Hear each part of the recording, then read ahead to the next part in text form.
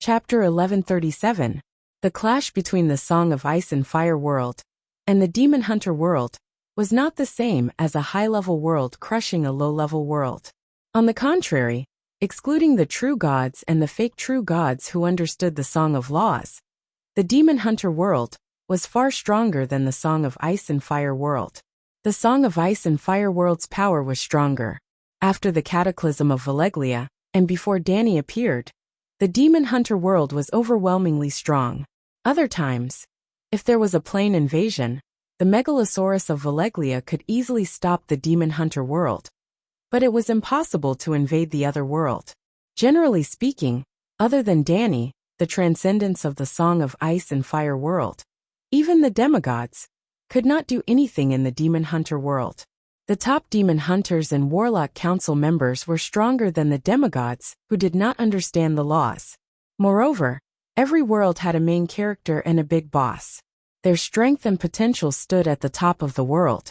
Unfortunately, Aunt May met the big boss of another world.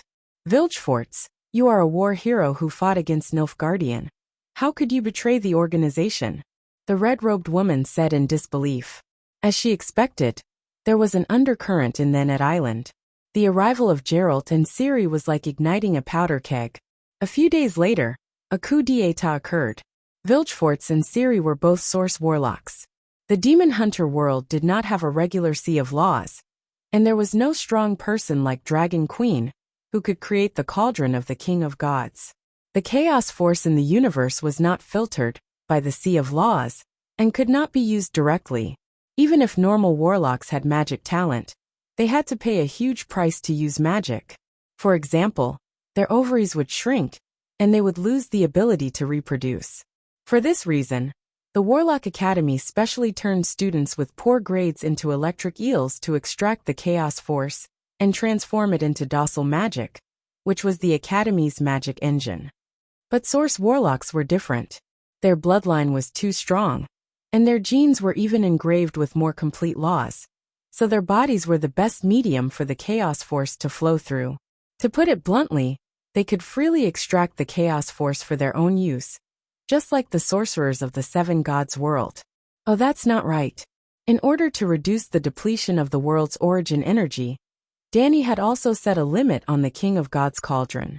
Extraordinaires would often encounter situations where their water and electricity were cut off. After the celestial convergence, many mages from the Song of Ice and Fire world went to the Demon Hunter world, where their strength was often greatly reduced. Due to the frequent use of magic, their bodies were severely damaged. For example, like the warlocks in the world of Demon Hunters, they lost their ability to reproduce. The priests were even worse off. As powerful as Danny was, of course, she could forcibly spread the power of the Seven Gods to another world. But she would not do so. Not only would it be a waste of power, but it would also violate her own taboo, not invading or plundering other worlds. Even Aunt May was seriously affected. Her talent was not bad, but she was not an origin warlock. The Targaryens who were weaker than her were completely fine. They were like fish in water, because they were also origin warlocks. Warlocks relied too much on bloodlines. However, origin warlocks also had a weakness. Before their bloodline awakened, their bodies would have a severe rejection of magic. Other warlocks, such as Yennev, could join the Warlock College from an early age and learn the basics step by step until graduation. Before origin warlocks awakened, they could not learn magic at all. But if you did not awaken, others would not know you were a muggle or a origin warlock. Therefore, Pavetta and Ciri only began to learn warlocks when they were old. That was a digression. The origin warlock Vilgefortz had lived for hundreds of years, but he had the appearance of a middle-aged man. He was handsome like an elf, but his body was not as slender and delicate as the elves. Instead, he was unusually tall and strong. During the First Northern War, he was the one who brought Aunt May to the council and persuaded them to unite the northern countries to fight against Nilfgaard. He was also the one who led a group of warlocks to the front line and won the tragic Battle of Sodden Mountain. The 14 martyrs of Sodden Mountain, who died in battle, were all his students and old friends. But now, he seemed to have joined Nilfgaard. I am not interested in the Northern War. An Emperor Imher of Nilfgaard cannot order me around. I am only doing this for her. The middle-aged gentleman with the cane pointed at the big lowly Ciri behind Geralt, his eyes greedy. Give her to me, and you can leave. Me. Ciri was a little confused. I don't even know you. But I know you. The ancient blood, the eternal fire of Targaryen. Do you know, I have been eyeing you for more than half a century. The handsome middle-aged man was almost drooling. Half a century? Melisandre's expression changed. How dare you plot against the Dragon Queen? You know nothing about true power. Vilgefort's face was full of disdain. While the red-robed woman was angry, she did not know whether to laugh or cry. Have you seen the long night? Have you seen the battle of the true gods? Or do you know what the true gods look like? I stand at the mouth of the bottle to see the world. The mouth of the bottle is small, but the view is wide. The bottom of the well is much wider than the mouth of the bottle. But you have always been at the bottom of the well. This is the difference between me, Dany Rise, and you. The Origin Warlock sneered. Melisandre was stunned. The ancient blood can fight against the Dragon Queen? Do you know how Laura and Dany Rise met? And why they agreed to deliver the goods in 100 years? Seems like you know a lot. Geralt's eyes narrowed, and his right hand slowly pulled out the sword on his back. I know far more than you. Laura and Dany Rise met because Laura went to the world of the seven gods. Do you know what this means? The World Gate. Melisandre frowned. Laura was only a person from 100 years ago, and the extraordinary in this world had a lifespan of more than 100 years. For example, Geralt and Laura were actually the same age. Therefore, the secret of Laura and the ancient blood was not considered a secret among the powerful warlocks. After being in the demon hunter world for more than 10 years, Aunt May naturally found out the truth about the ancient blood. Then have you ever wondered why Dany Rise knew that Laura could open the world gate at will, but still sent the fire sprite in advance? She was also sneering. This is a rare opportunity. She had no choice but to gamble. The Source Warlock said in a deep voice. Sigh, you're the real frog at the bottom of the well. Only ordinary people play with schemes. Existences like Dany Rise play with rules and fate. I won't waste my saliva on you. The Source Warlock quickly took a step forward, and his staff stabbed towards the demon hunter like a sharp sword. As they spoke, the red-robed woman kept retreating, and the demon hunter took the initiative to act as a meat shield. Bang boom! The sword and staff clashed, and the exploding sword chi left inch-deep marks on the walls on both sides of the corridor. Geralt's face was full of shock. You're also a sword god? How is that possible? You surprise me, Geralt. The Source Warlock didn't look happy, but a trace of surprise and annoyance flashed in his eyes. Where did you learn your swordsmanship from? Your sword intent is stronger than mine? You're a Source Warlock, but I'm a demon hunter. Geralt's face was full of ridicule. Demon hunter? I'm just playing with what's left. Before the stars converged, I was the strongest swordsman in this world. The Source Warlock loosened his bow tie, and his expression became even more solemn. This guy most likely made a deal with a sword saint who traveled to another world. Melisandre reminded. That's right. I used the cat sex green grass formula PS. In exchange for the Casterly Rock City's sword symbol rubbing from a level 8 sword saint, as well as a full set of techniques to develop power points. My swordsmanship was inherited from the first sword god, Jaime Lannister. The Source Warlock said proudly. Melisandre and the demon hunter heard this, and their expressions were strange. Your talent is stronger than mine. The demon hunter sighed. Your luck is a bit lacking. After saying this, he swung his sword and stabbed forward. The two people's swords were like dragons, exchanging blows back and forth. Their forces were like two high-horsepower propellers, splitting the walls, collapsing the beams, tearing the wooden door.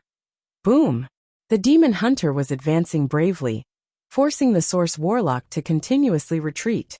The blue lightning ball suddenly appeared, and directly sent him flying 17 to 18 meters away.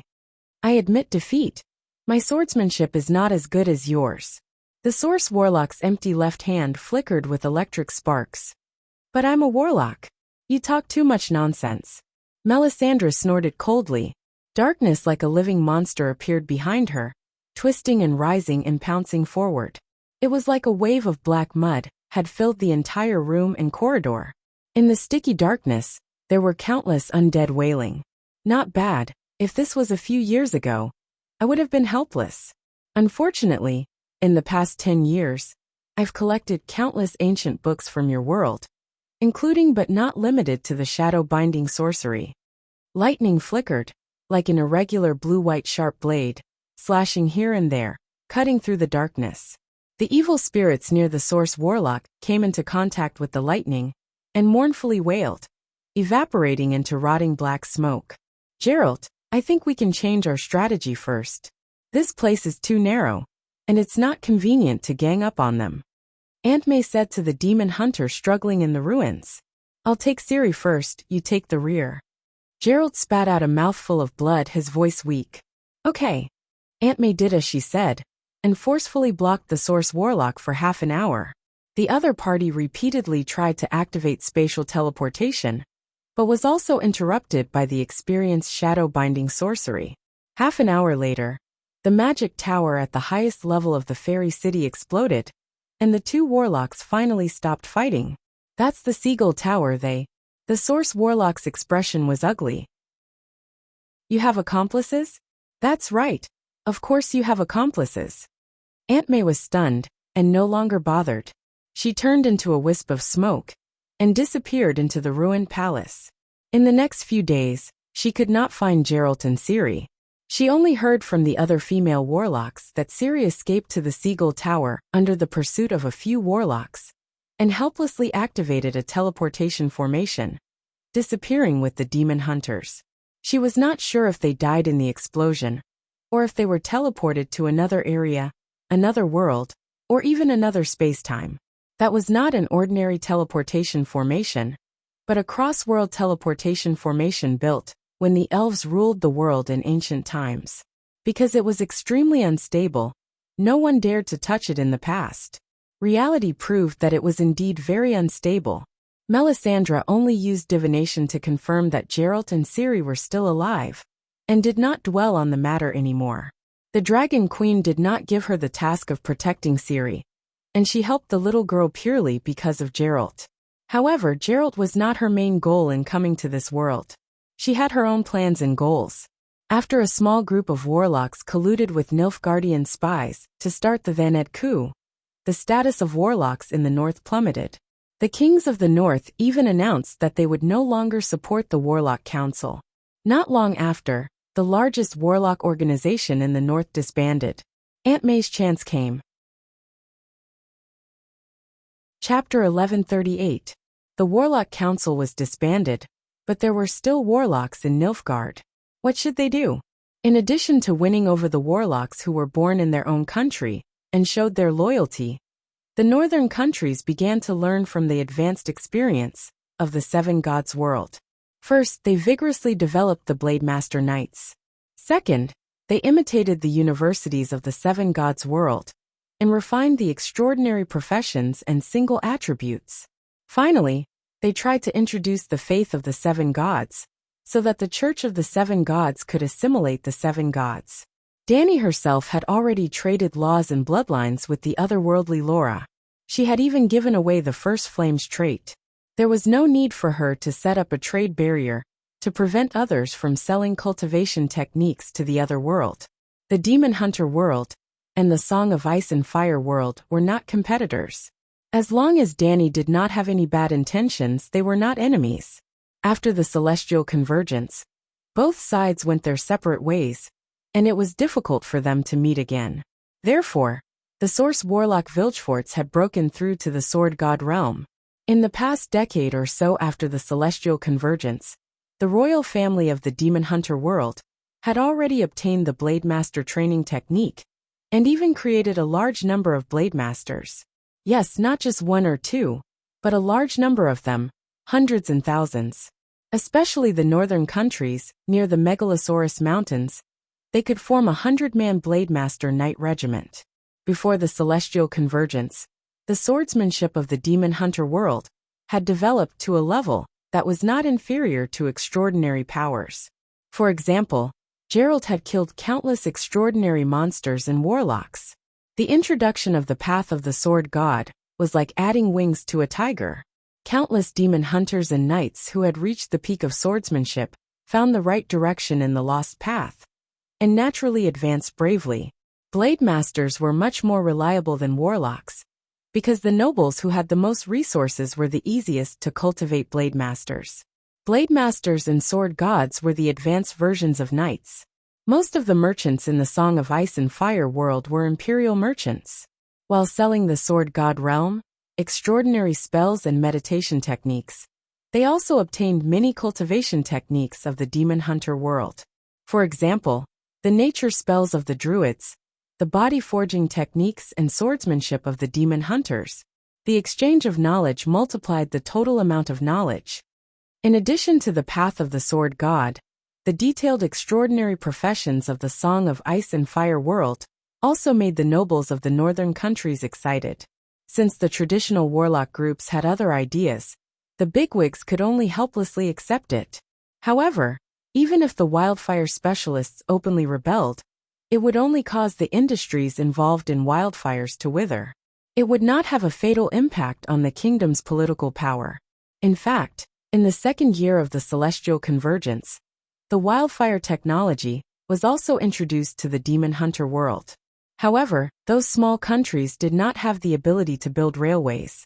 At most, they could buy a wildfire steam engine airship, or a car from the merchants of the other world. 3 years after Joffrey and Dany traveled through the other world, they got married and set up a small car production line in the Northern Ice Nation.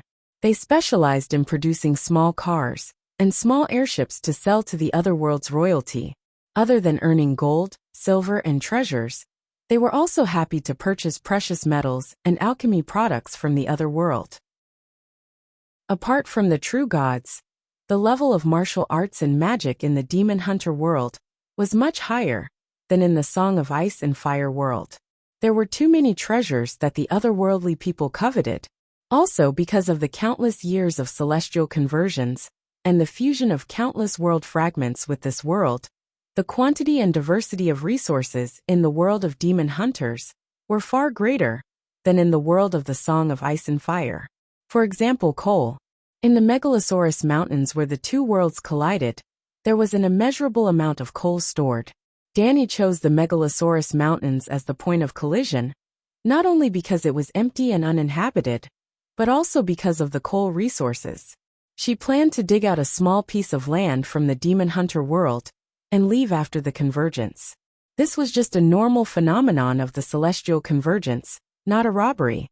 As for the priests of the seven gods, Dany had always been easy to talk to when it came to faith. As long as the priests of Meritlee's church believed in the seven gods, or continued to believe in Meritlee, but firmly believed that Meritlee and the seven gods were the same gods, she would give the devout and virtuous people divine spells. In just a dozen years, the native priests had gradually spread from the Megalosaurus Mountains in the north to the south in a fan shape. With priests, sword masters, and wildfire bullets, the countries in the north were much less dependent on warlocks.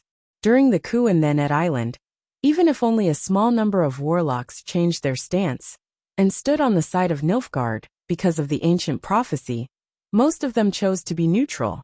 Being neutral without helping either side was also a betrayal. While the rulers in the north were bitterly disappointed, they also began to suppress the living space of the warlocks. Some radical kingdoms even prepared to purge the spellcasters. The coup in Thanet Island had hurt the warlocks too much. Not only did they lose the trust and support of the kingdom, but the split in the Warlock Council also made the secular authorities see the weakness of the spellcasters. Even if there was no betrayal, the warlocks' great power, their youthful looks, their constant interference in politics, and even their arrogant attitude as the uncrowned kings of the north made the nobles jealous. A united warlock organization was too powerful. No matter how much dissatisfaction they had, they could only keep it in their hearts. But once the warlocks split, just like Aunt May, she was not afraid of anyone in a one-on-one fight. But in the years since she came to this world, how many times had she been defeated? Warlocks who acted alone could not threaten the regime, but warlocks who banded together were terrifying. The discord between the countries in the north and the warlocks was exactly what the Southern Empire, Nilfgaard, wanted to see. To achieve this goal, they began to instigate the Second Northern War. Sintra had fallen, and the countries in the north had lost their strongest southern barrier. Sintra had the strongest cavalry in the north, so Nilfgaard could attack everywhere. Aden was the first unlucky one, almost a replica of Sintra in the First Northern War. No, their performance was far worse than Sintra's. Sintra was the last person to die in battle, and even if they lost with dignity and vigor, winning the respect of everyone. Even to this day, and even in the Third Northern War, when the armies of the northern countries fought, the most common battle cry was still "Remember Sintra." Well, they shouted "Remember Sintra" to boost morale, but Calanthe could not find a country willing to support her no matter how hard she tried. She did not even allow her grandson-in-law to lead the roaring warriors south or cross the border. Aden had the strongest agriculture and industry in the north, but because it had been ravaged by peasant revolutions for years, the regime of the kingdom was very unstable. When faced with Nilfgaard's invasion, it did not put up much resistance and fell.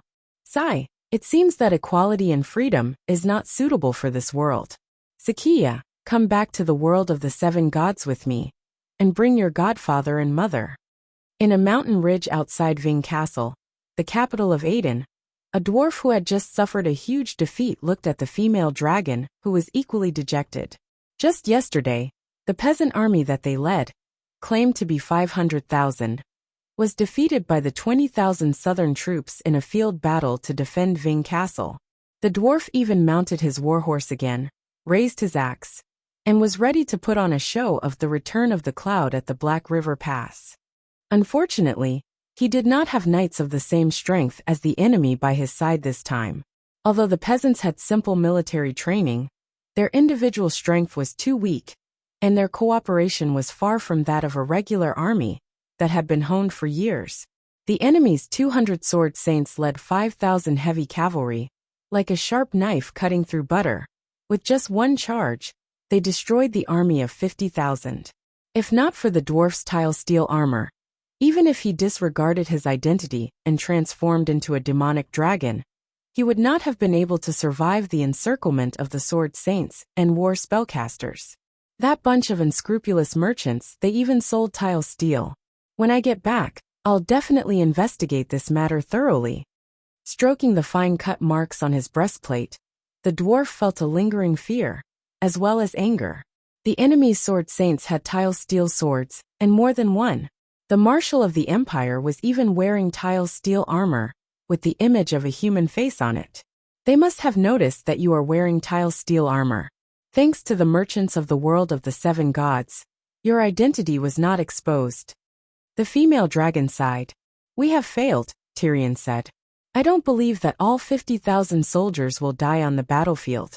When we return, we will regroup and engage in guerrilla warfare like in the early years. The female dragon clenched her teeth. Yes, earlier on, the rebel army was still engaging in guerrilla warfare. With the dwarf's advice, Sakia quickly seized a few earldoms and established a more stable base. The king of Aden, Demavi III, even secretly sent a messenger, intending to use the title of duke to recruit her. Sakia rejected him without hesitation. It was also because the rebel army and the army of the royal court each fought that Aden fell so quickly. When the southerners first attacked, the royal border guards were at the front, and the rebel army was prepared to take advantage of the situation. In the end, the border outpost with only a few thousand soldiers fell in 2 days. No matter what, the royal court had to leave a portion of their main forces to guard against the rebel army.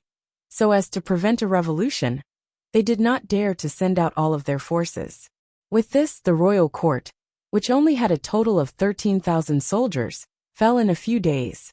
The dwarf was dumbfounded by the tragic state of the royal army. He could only hurriedly call over the peasants in the fields. A total of 50,000, claimed to be 500,000. In the end, they were taken away in one wave at Ving Castle. He did not defend the city. In this world with powerful warlocks, defending the city was equivalent to taking a beating, unless you had a group of warlocks equal in number to the enemy, and could defend against the enemy's spell attacks. But with warlocks equal in strength to the enemy, Why would they choose their own capital as the battlefield for war spells? You misunderstood me. Reorganizing the army is not difficult, and guerrilla warfare is even easier. I even have the confidence to drive away the invaders. The failure I'm talking about is not the failure of the war, but the idea of equality between races and classes, and freedom for all. It's beautiful, but it failed. The dwarf sighed. If we drive away the Nilfgaardians, won't we achieve our ideals? Sakia was puzzled. Only the idea of making the country richer and stronger, and making the people's lives better, is a successful idea. The victory or defeat of a war is only the strength of the means, and has nothing to do with the quality of the idea. Now the facts have proven that absolute equality does not exist in the world of power. You saw how the sword saints and the warlocks slaughtered our peasant army. How can both sides be equal? Forcing equality will only cause greater unfairness. The dwarf said bitterly. Sakia's expression changed a few times, and said in a low voice, then fine-tune the idea. Do not pursue absolute equality, but must make this world fairer. Isn't this the freedom of young girls? You want to follow in the footsteps of the Dragon Queen? Back then, you were very disgusted with this false freedom. Tyrion said in a strange tone. Freedom and equality was actually Dany's slogan when she started, and it was also the idea she persisted in until the end. Now, there were no more slaves in the world of the Song of Ice and Fire, and Hell and Heaven could also guarantee relative equality between the nobles and the commoners. Sakia had a very high opinion of the Dragon Queen's action of freeing the slaves, but after understanding the norms of freedom and equality in the Seven Stars Bible in detail, she showed great disapproval. She thought that the Dragon Queen's revolutionary stance was not firm enough, and even betrayed her early ideals in the later years of her life. I was still too young back then, and this failure made me understand that the Dragon Queen was right. Because I insisted that the sword saint knights and ordinary soldiers were completely equal, it led to the peasants and subhumans under my command. The powerful warlocks and sword saints of Aden would rather follow Demavi, king of Aden, who retreated without a fight, than surrender to me, who swore to protect the capital. Perhaps I have to introduce the doctrine of the seven goddesses in Aden? The mother dragon sighed. Chapter 1139. The confusion in my memory made me forget Thane's coup. I only saw Vilgefortz as the great hero of Sodden Mountain in the First War in the North. Geralt blamed himself and slapped himself a few times. He said with a pained expression, "It's all my fault." To save me, she broke into Vilgefortz's house. That bastard purposely used me to bait Ciri, and set up a formation to prevent space-time travel. It was when I saw Ciri being arrested that I suddenly woke up and recovered most of my memory. I was lucky enough to escape. You're thinking normally now. Tyrion was puzzled. You have no idea how many worlds Ciri brought me through. Just the Dragon Queen alone, we met 3 times. Which 3 times? The dwarf asked curiously. Ciri and I bade farewell to the unicorn, and opened the world gate to leave the elven world. We returned to this world, but found the wrong timeline, and traveled to a world 500 years in the future. At this point, the demon hunter became very excited. 500 years later, we started to build railways. Every big city has a steam engine, a train powered by a mixture of wildfire and coal. Coal? The dwarf was shocked. That black, brittle lump of earth that can burn for a long time? Yes, Ciri and I traveled to Ardian, while outside Ving Castle were factories with tall chimneys. Even the sky was gray, and the air was choking with smoke. I even saw the statues of Yu and Sakia in the central square of Ving Castle. I even read the history books about yesterday's battle. When he said the last sentence, Geralt's expression became very strange. The dwarf did not notice his tone, and only said excitedly, "Is this true? Now that you're telling me the future, will it change history? I remember there's an old grandmother paradox in space-time travel. Did you kill anyone?" Not only did I kill, but I went on a killing spree. Because Ciri's skills were rusty, space-time fluctuations alerted the warlocks around the world. Yes, not only were there steam engines and trains, even magic and martial arts were greatly developed. There were more than a dozen magic towers guarded by demigod warlocks in the capital. They were constantly monitoring the sea of laws.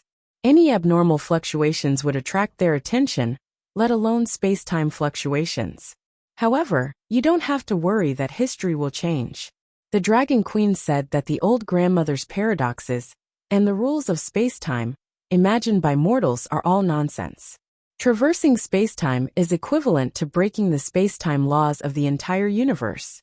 But if you break the space-time laws of the entire universe, what's the progress of a mere country's mortal society? Geralt said. That seems to make sense. The dwarf muttered. Hey, that's not right. Where did your world get the Sea of Law? It's said that Dragon Queen imparted her skills to Ciri and Yennefer to forge a replica of the King of God's cauldron. The demon hunter said uncertainly. Did you see the other Ciri and yourself? The dwarf asked. We didn't stay for long, 500 years in the future. Ciri didn't appear. And when we did see the other me, that guy only gave me a puzzled look before running away in fear. With a whoosh, he disappeared without a trace, as if he had seen a ghost. With just that one glance, many things appeared in my mind. My original memories were also being modified. I knew that my memories from the future would definitely change history when they returned to the present. Then my memories from the future would change as well. Because of that, my thoughts became chaotic, and I couldn't tell if my memories were real or fake. Until now. I don't even know if my knowledge was transmitted to me by the other Geralt, or if it was told to me by the Dragon Queen, or if it was something I heard from someone else. Most importantly, a lot of the other Geralt's knowledge also happened to come from the Dragon Queen. He knew that his knowledge came from the Dragon Queen. I have a part of his memories, and know that he knows. Geralt waved his hands around unconsciously, not even knowing what he was saying. Sigh. So you should know how chaotic my thoughts are, he sighed. I'm just listening to you, and it's all messed up, the dwarf complained. Geralt nodded and sighed. It's indeed very messed up. You should have noticed that I've emphasized the Dragon Queen many times. It's because everything is changing, and only she is eternal. I was drifting in the boundless space-time sea, and she was the only lighthouse in the sea. My chaotic thoughts gradually converged on a line with her as a coordinate. When I returned to this world, at this point in time, the converging process sped up, and I returned from an idiot to my original state, which is the current me. It seems that space-time travel is not something that ordinary people can play with, the dwarf exclaimed. If I could master the Song of Laws, it would be much better, Geralt said. That's what my sister said too. You said that you traveled to Ving Castle 500 years in the future, and saw a history book about me? The dwarf asked again. We just happened to land in the library of the Holy Golden Dragon University. It's because I've read the history books that I know you fought with Colin's army at the foot of Ving Castle yesterday, Geralt said with a strange expression.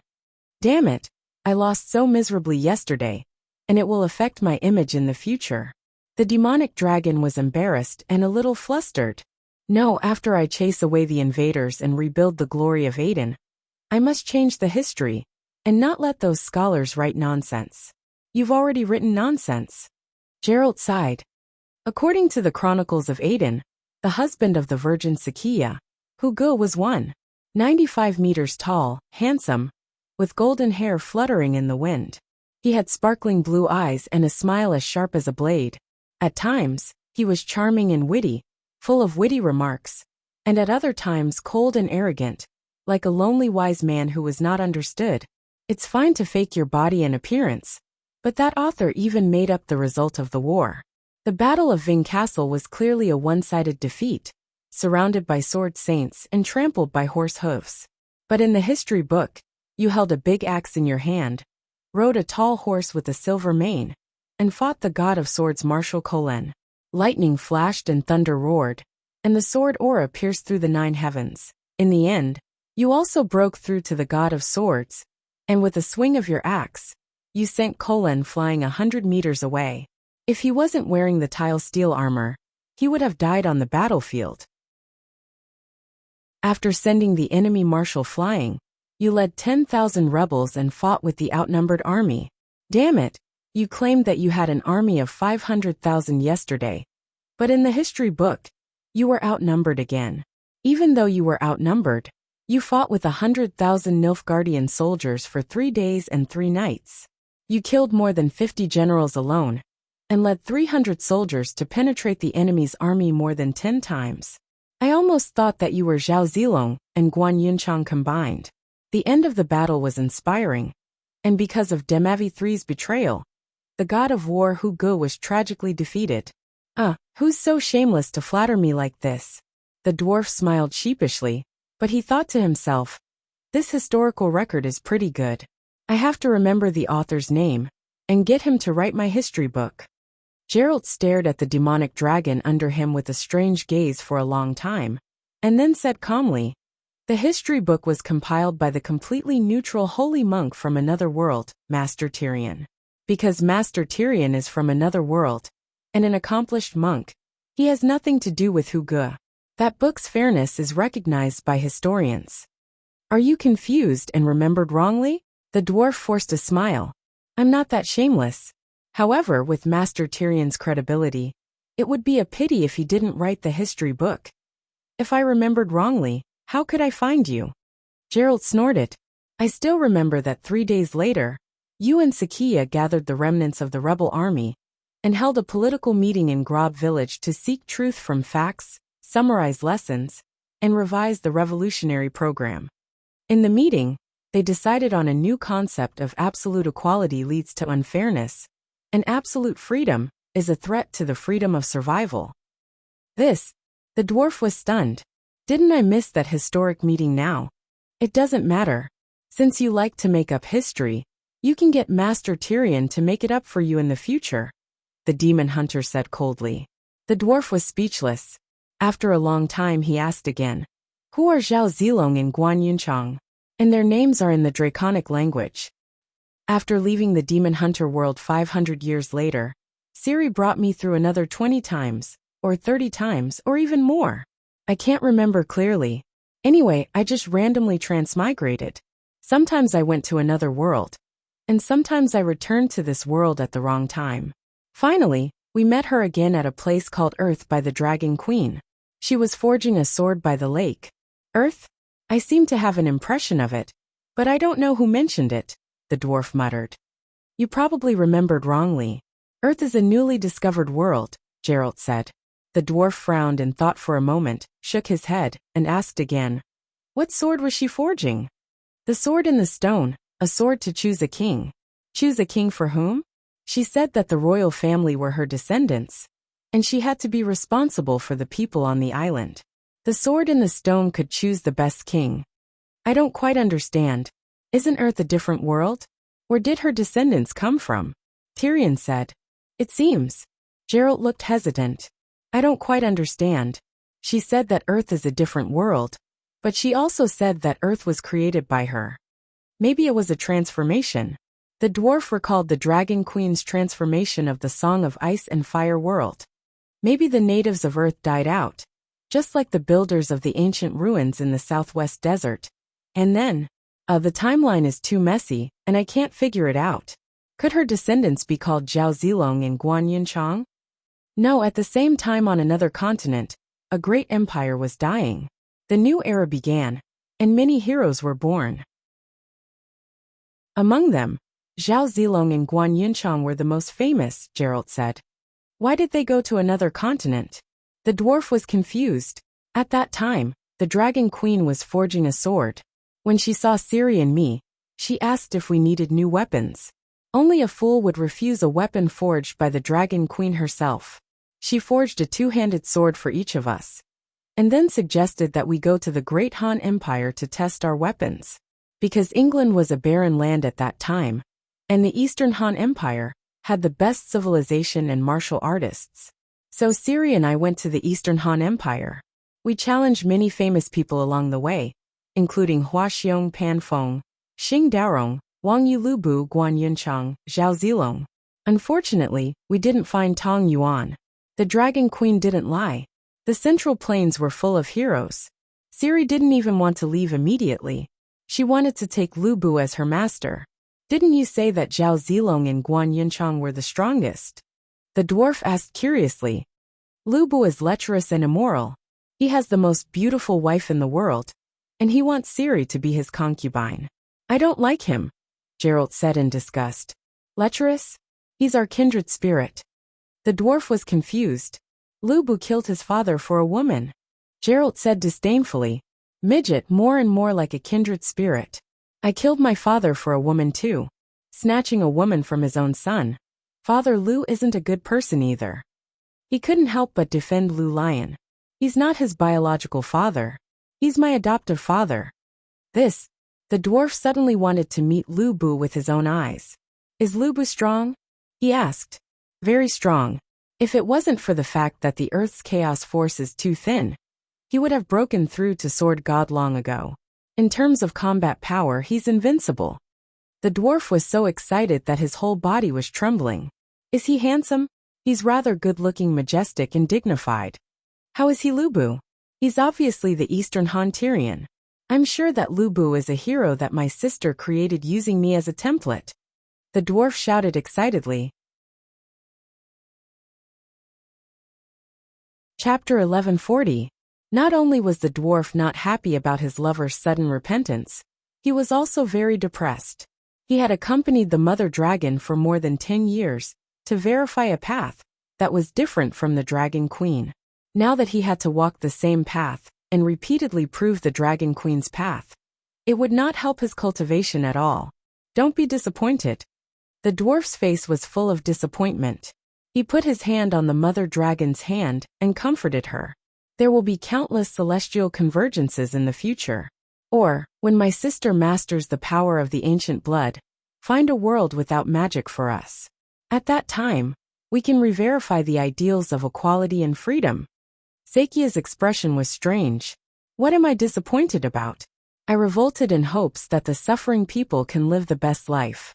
The ideals of freedom are just a means to make them happy, not an end. Just as the dwarf was feeling awkward, he suddenly heard the faint sound of twigs snapping from the trees to his left. Who's there? He gave the mother dragon a look. The two of them got into their stances, preparing to transform into Megalosaurus at the same time. Tyrion, I finally found you. A familiar white-haired man emerged from the hawthorn bushes. The newcomer was not an enemy, nor was he a remnant of the rebel army fleeing. It was Geralt with an anxious expression. The Seven Hells. How did you find this place? The dwarf was stunned. When you were being trampled by the Nilfgaardian army, I was on the hill. I even saw with my own eyes that you were knocked off the saddle by Marshal Cochrane's hammer and trampled by dozens of cavalry. Tyrion's expression was twisted. Geralt sized him up carefully. You seem to be fine. You didn't lose an arm or a leg. Since you were nearby, why didn't you come to help when I was surrounded by dozens of sword saints? The dwarf asked with a wooden face. I'm a demon hunter from the School of the Wolf, who strictly maintains neutrality. Directly participating in the kingdom's war would bring trouble to the organization. Also, the enemy had tens of thousands of people and a warlock group. What could I do if I went? Even the sword god is not invincible. The dwarf glared at him and asked again. Why are you looking for me? To save Ciri. Ciri? After Thane's coup, where did you go? Tyrion asked curiously. Let's talk while we walk. The demon hunter quickly pulled the dwarf's arm. I'm busy here. Tyrion struggled to break free. As you can see, the Revolutionary Army has suffered a great defeat. I can't leave. It's an emergency. A warlock wants to steal Ciri's bloodline, Geralt said anxiously. Haha, there's no need to worry. The dwarf waved his hand with a smile, his expression relaxed. I've actually been wondering why no warlock has seized Ciri's bloodline despite knowing that she has the ancient blood and the fire spirit. Now, I'm just proving that my guess is correct, but you don't have to worry. If even I can think of it, how can my sister not think of it? That guy is destined to meet a miserable end. That's easy for you to say, but you, me, and Ciri haven't escaped fate. Leaving it up to fate will only lead to a tragic fate, Geralt said. Tyrion, just let him be. I'll be able to gather the remaining soldiers and organize the guerrilla army, the mother dragon said. Are you sure? If I can't even do such a small thing, how can I be the leader of the Revolutionary Army? Sakia rolled her eyes. The dwarf held her large hand and reminded her for a while before transforming into a Megalosaurus. and carrying the demon hunter away from the mountains. You might not believe it, but we've gone to another world. Thane's teleportation portal is connected to another world. The dwarf was shocked. No, at that time, we landed in the Great Eastern Desert. After a few twists and turns, we entered an ancient ruin. We accidentally activated the world transmission array and went to another world, the world where the Elven heir was from. It was the world where Laura and the Dragon Queen had first agreed upon. The demon hunter was excited. The demon hunter world was very large. Mortals didn't know how large it was. The west coast where humans live today was about half the size of the Seven Kingdoms, which was the area south of the next swamp. On the surface, human civilization began 700 years ago, and the elves only had a history of about 2,000 years. However, this world had existed for countless years. Historians believe that the halflings and dwarves that appeared 10,000 years ago were natives, but many ancient ruins proved that there had been civilizations tens of thousands of years ago, or even millions of years ago. Human civilizations of different eras. Some historians speculated that the white frost destroyed the world and killed all living things. When the ice and snow melted, new races migrated in from the intersection of the stars, and civilization restarted. This cycle continued for tens of thousands of years, and under the great southeastern desert, there were countless ancient tombs and ruins buried. Other than the absence of a true god, the demon hunter world was much deeper and murkier than the world of the Song of Ice and Fire.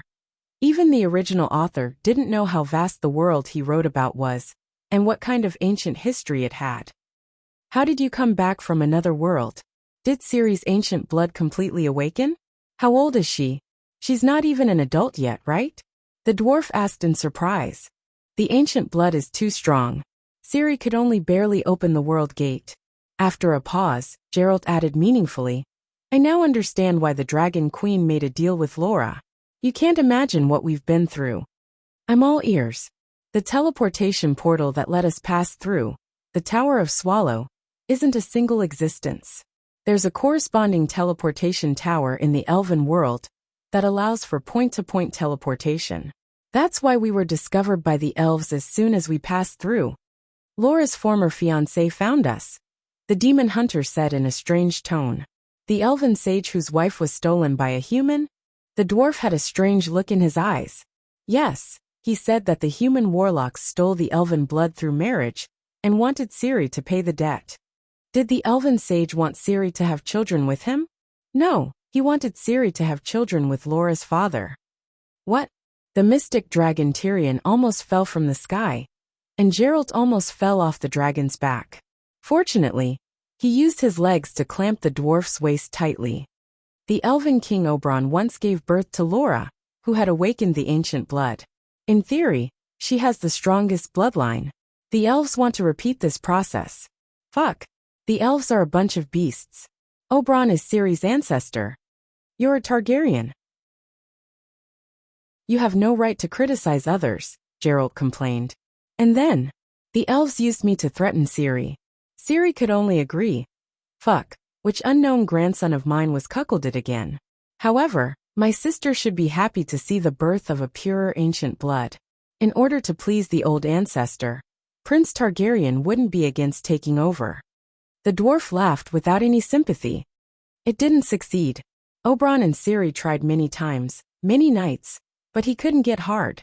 In desperation, the elves could only drug their own king, and in the end, Geralt rubbed his nose and said awkwardly, maybe it was fate's joke.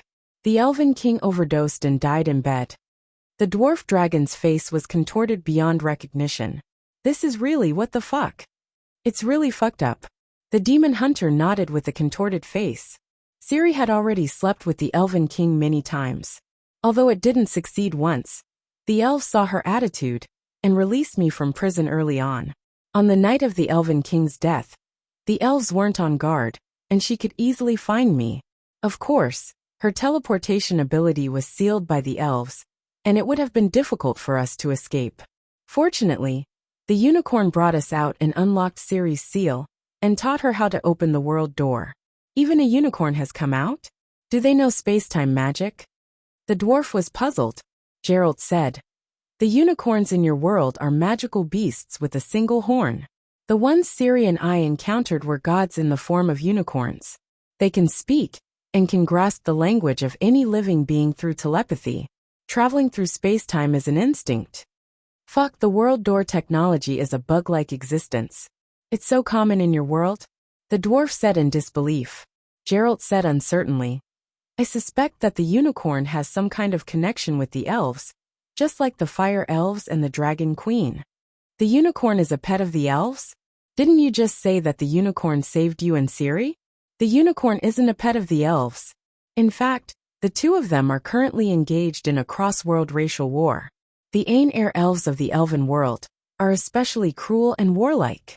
They once controlled the unicorn to open countless world doors, plundering resources, occupying land, exterminating the native races and committing countless murders. I've been to the ruins of a human city in the elven world. There were mountains of bones there. The previous masters of the elven world were all slaughtered by the elves. Gerald's voice was trembling. This is how a racial war should be fought. The dwarf sighed. I thought that the elves were naturally cowardly. I didn't think that the cowardly ones were the Ain-Air elves of the demon hunter world. In the early years, Ain-Air still kept some human slaves. It was only after the Ain-Air's experience in our world spread to the elven world that the humans were exterminated. The demon hunter said in a depressed tone. Decisive, ruthless, and capable. This Ain-Air elf is not bad. He has a bright future. The dwarf praised. You're a human, can't you empathize? Gerald said unhappily. Pretentious. The humans of this world slaughtered the huge elven empire. Why can't I empathize? We're all humans. The mystic dragon rolled his eyes. Gerald sighed and skipped the topic. Unicorns are naturally kind and hate evil. They hate the Ain-Air elves who coerced them into exterminating their race. The fire elves treat my sister as their mother goddess, Tyrion said. Yes, the fire elves call the dragon queen mother and lord goddess. But what about Targaryen? Tyrion was deep in thought. The fire elf's personality was largely set by the dragon queen. In a way, it was a part of her personality that was selectively strengthened. She was not pure and kind, but she liked kind creatures. Hence, the little elves were pure and kind. But what about Targaryen? Brandon was not the first Targaryen who deserved to go to hell. If the dragon queen was no longer around in the future, what was the relationship between Targaryen and the fire elves? Your guess is very reasonable, he said. It may not be my guess. The demon hunter looked hesitant. Perhaps, this secret was told to me by the dragon queen. Perhaps. The unicorn only taught Ciri the basics of opening the world gate. But it was Ciri's first time, and she was not familiar with it. She sent us 500 years into the future. What the fuck? The dwarf shouted again. Are you sure you did not fall into the elf's illusion?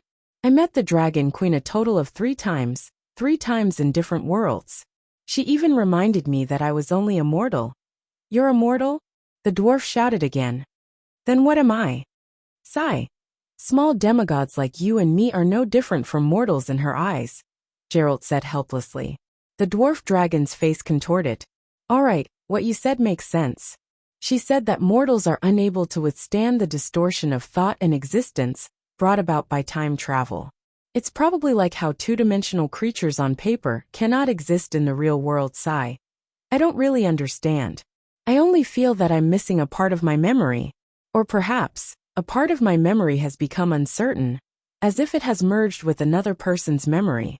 This messed up my thoughts, and I even forgot my own identity for a period of time.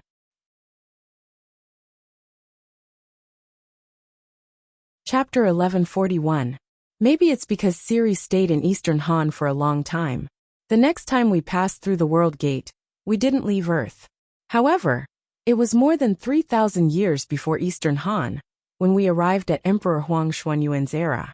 When Ciri and I met the Dragon Queen for the 3rd time, she was forging the Xianyuan sword for Emperor Huang Xianyuan at the foot of Mount Shou. Only 3 people could see her. Ciri, I, and a warlock called Guangchengzi. She told us to take things as they come, and help Emperor Huang Xianyuan conquer the south of the river before leaving. Hence, Ciri and I became the Yellow Emperor's generals. Gerald spoke excitedly, but the dwarf listened with a blank expression. Emperor Huang Guangchengzi, who are they? Legendary figures. If I hadn't transmigrated to Eastern Han, I wouldn't know how lucky I am, Gerald said excitedly. What's lucky? Tyrion couldn't understand. Sigh, you don't understand. That was the beginning of the legendary era. The dwarf didn't understand the demon hunter's feelings, and only said perfunctorily, after transmigrating through so many worlds and timelines, it's no wonder your mind is in a mess. 2 days later, they entered Ibeen, one of the 4 major countries of the Nilfgaardian Empire in the south.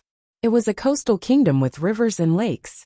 At the edge of a large lake called Stone Lake, Tyrion saw Melisandre and Gerald's 3 teammates. Unexpectedly, he saw his obedient grandson Brandon again. You're Brandon. Why are you here? The dwarf asked curiously. I was just passing by. Brandon had matured a lot. He looked like a handsome middle-aged man in his 30s. He was dressed like a demon hunter, and carried a demon slayer sword on his back.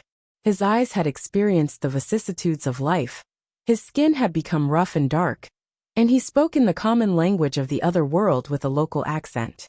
He was definitely a native demon hunter. Well, demon hunters would mutate after consuming the green grass potion. Silver hair was not uncommon. In fact, Gerald and Ciri both had white hair. One was milky white, while the other was grayish white. Brandon's silver hair didn't stand out. You've become a demon hunter? I thought you went back to the Westeros. The dwarf looked at him with a puzzled expression. Demon hunters did not need to be castrated, but they would also lose their fertility. Sigh, I did go back, but my little brother King was too stingy. He didn't even want to give me an earldom. I didn't want to be bullied, so I came to the demon hunter world again, Brandon said angrily. It's been more than 100 years since the founding of the 7 kingdoms. The territories of the 7 kingdoms have long been scattered all over the place. How can there still be a count for you? The dwarf rolled his eyes at him. The throne should have been mine. Back then, I was the Grand Duke of the Windrest Fort. At least return the Windrest Fort to me, Bran said. Windstop Castle is similar to Dragonstone Island during Aegon's time.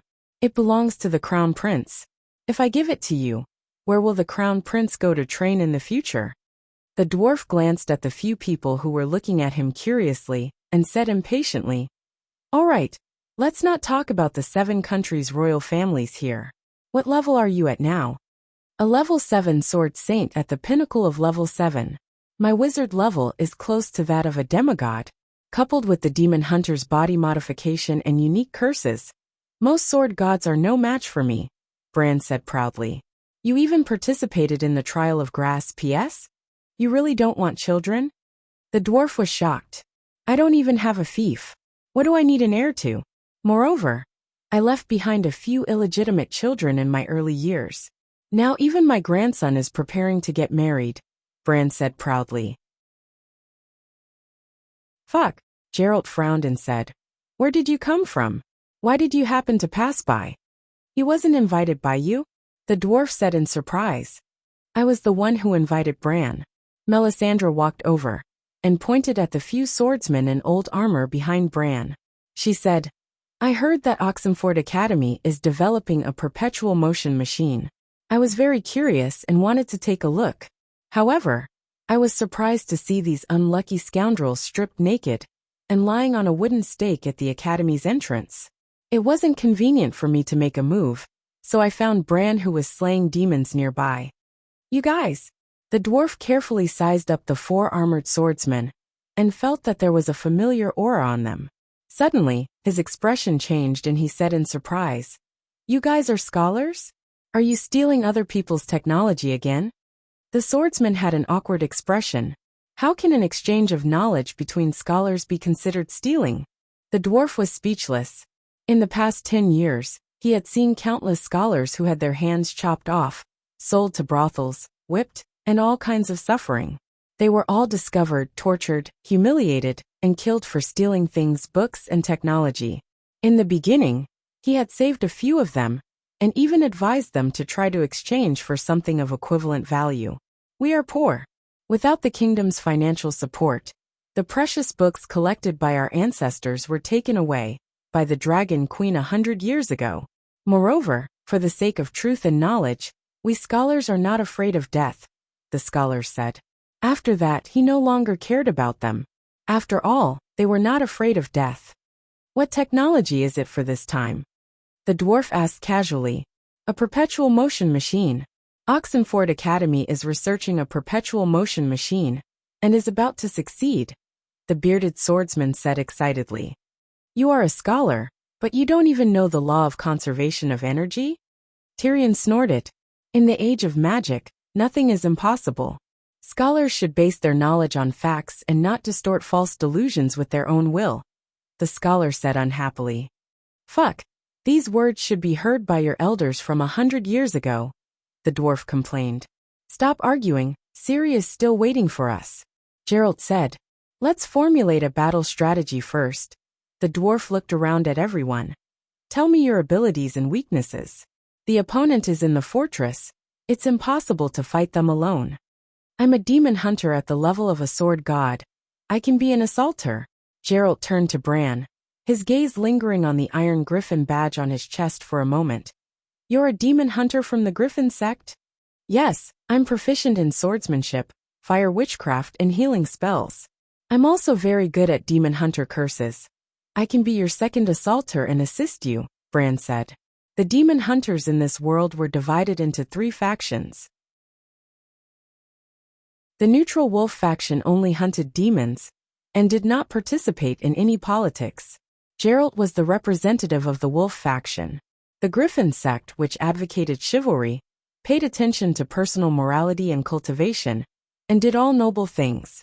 Not only did they slay demons, but they also fought for justice and justice. The Griffin sect had a reserve of magical knowledge that even mages would drool over, and their magic seal techniques were far superior to the other 2 factions. It was also for this reason that Bran chose to join the Griffin sect. Not only him, but many knights and sons of warriors who traveled to the other world chose to join the Griffin sect, which had the strongest educational resources, and was in line with the teachings of the 7 gods. To the demon hunters of this world, the biggest weakness of the Griffin sect was that they charged little for missions, and even worked for free. But to the knights of the other world, they did not care about gold. Finally, there was the radical cat faction. They were notorious for accepting any job as long as they were paid. Also because of the unique grass potion, when their bodies mutated, it was easy for them to develop extreme mental illnesses. Ciri was imprisoned in the boulder fortress on the cliff beside the stone lake. The source warlock Vilgefortz had set up a perfect defense system in the castle, and outside, there were archers and iron shield soldiers led by the sword saint. Once they entered the castle, they encountered a large number of assassins and magic traps. The battle was extremely tragic. 2 of the 4 swordsmen were burned to ashes, and could not be saved. The other one was accidentally sent to an unknown place by a teleportation spell. The helpers that Geralt brought were even more miserable. If not for the dwarf's healing spell, they would have been completely wiped out. But in the end they won. Because of Aunt May's prophecy. In her habitual prophecy at 5 o'clock in the morning, she predicted the Source Warlock's killer move, a fatal magic formation that was enough to threaten everyone. Then, she arranged for the dwarf, who had completed his dragonworm transformation, to block the fatal blow, creating the conditions for Geralt's counterattack. It was basically a replica of the Battle of Winterfell, when she and Stannis helped Dany create a chance to kill the deviant Ghost King. Unlike Thane's coup, it was not the Source Warlock's home ground, and he could not pose a fatal threat to the red-robed woman. Because of this, the red-robed woman did not discover the coup in advance in her prophecy every morning. This time, it was different. In his own nest, the Source Warlock had the ability to wipe out Geralt's rescue team. You called me here just to be a meat shield. After the battle, the dwarf lay paralyzed on the floor of the underground hall, panting weakly. For the holy healing spell, although Prince Brandon is the direct descendant of the Dragon Queen, he is not a priest. He can only heal himself with the Targaryen's unique dragontongue magic, Aunt May said with a pale face. She was not in a good condition either. Source Warlocks were too strong. In the world of the Song of Ice and Fire, They were not inferior to powerful gods who had comprehended many songs of laws. Other than the songs of laws, many warlocks were stronger than demigods. But Aunt May and Tyrion had not sung their own songs of laws. Thank you everyone for coming to save me. For me so many people died. Ciri was grateful and guilty. For you it's worth it no matter how many people die. Suddenly, a faint voice came from above. Who is it? Bran turned around, his pupils constricting as he said in shock. Am I seeing things? The underground hall was a huge circular laboratory built in the mountain, about 200 square meters. The highest point of the dome was 12 meters, and there was a circular platform between the floor and the ceiling. One could stand on the platform and observe the progress of the experiment below. When the rescue team arrived, Ciri was tied to a chair that looked like it came from a magical science fiction. The chair was connected to strange tubes and glass bottles, the surface of the bottles and tubes flashing with runes.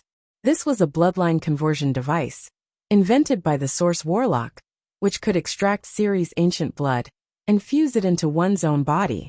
Ciri had her blood drawn many times over the past few days, but there was no strange magic in her blood that could change one's constitution.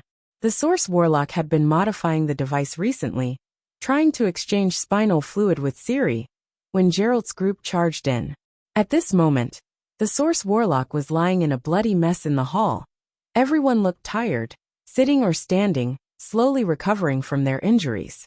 The experiment table, instruments, and fragments of bottles were scattered all over the floor.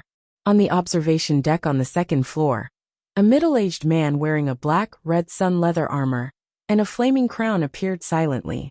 The man looked dignified, and he had a dignified aura about him, but his expression was slightly gloomy. Bran stammered as he looked at the man, his face full of disbelief.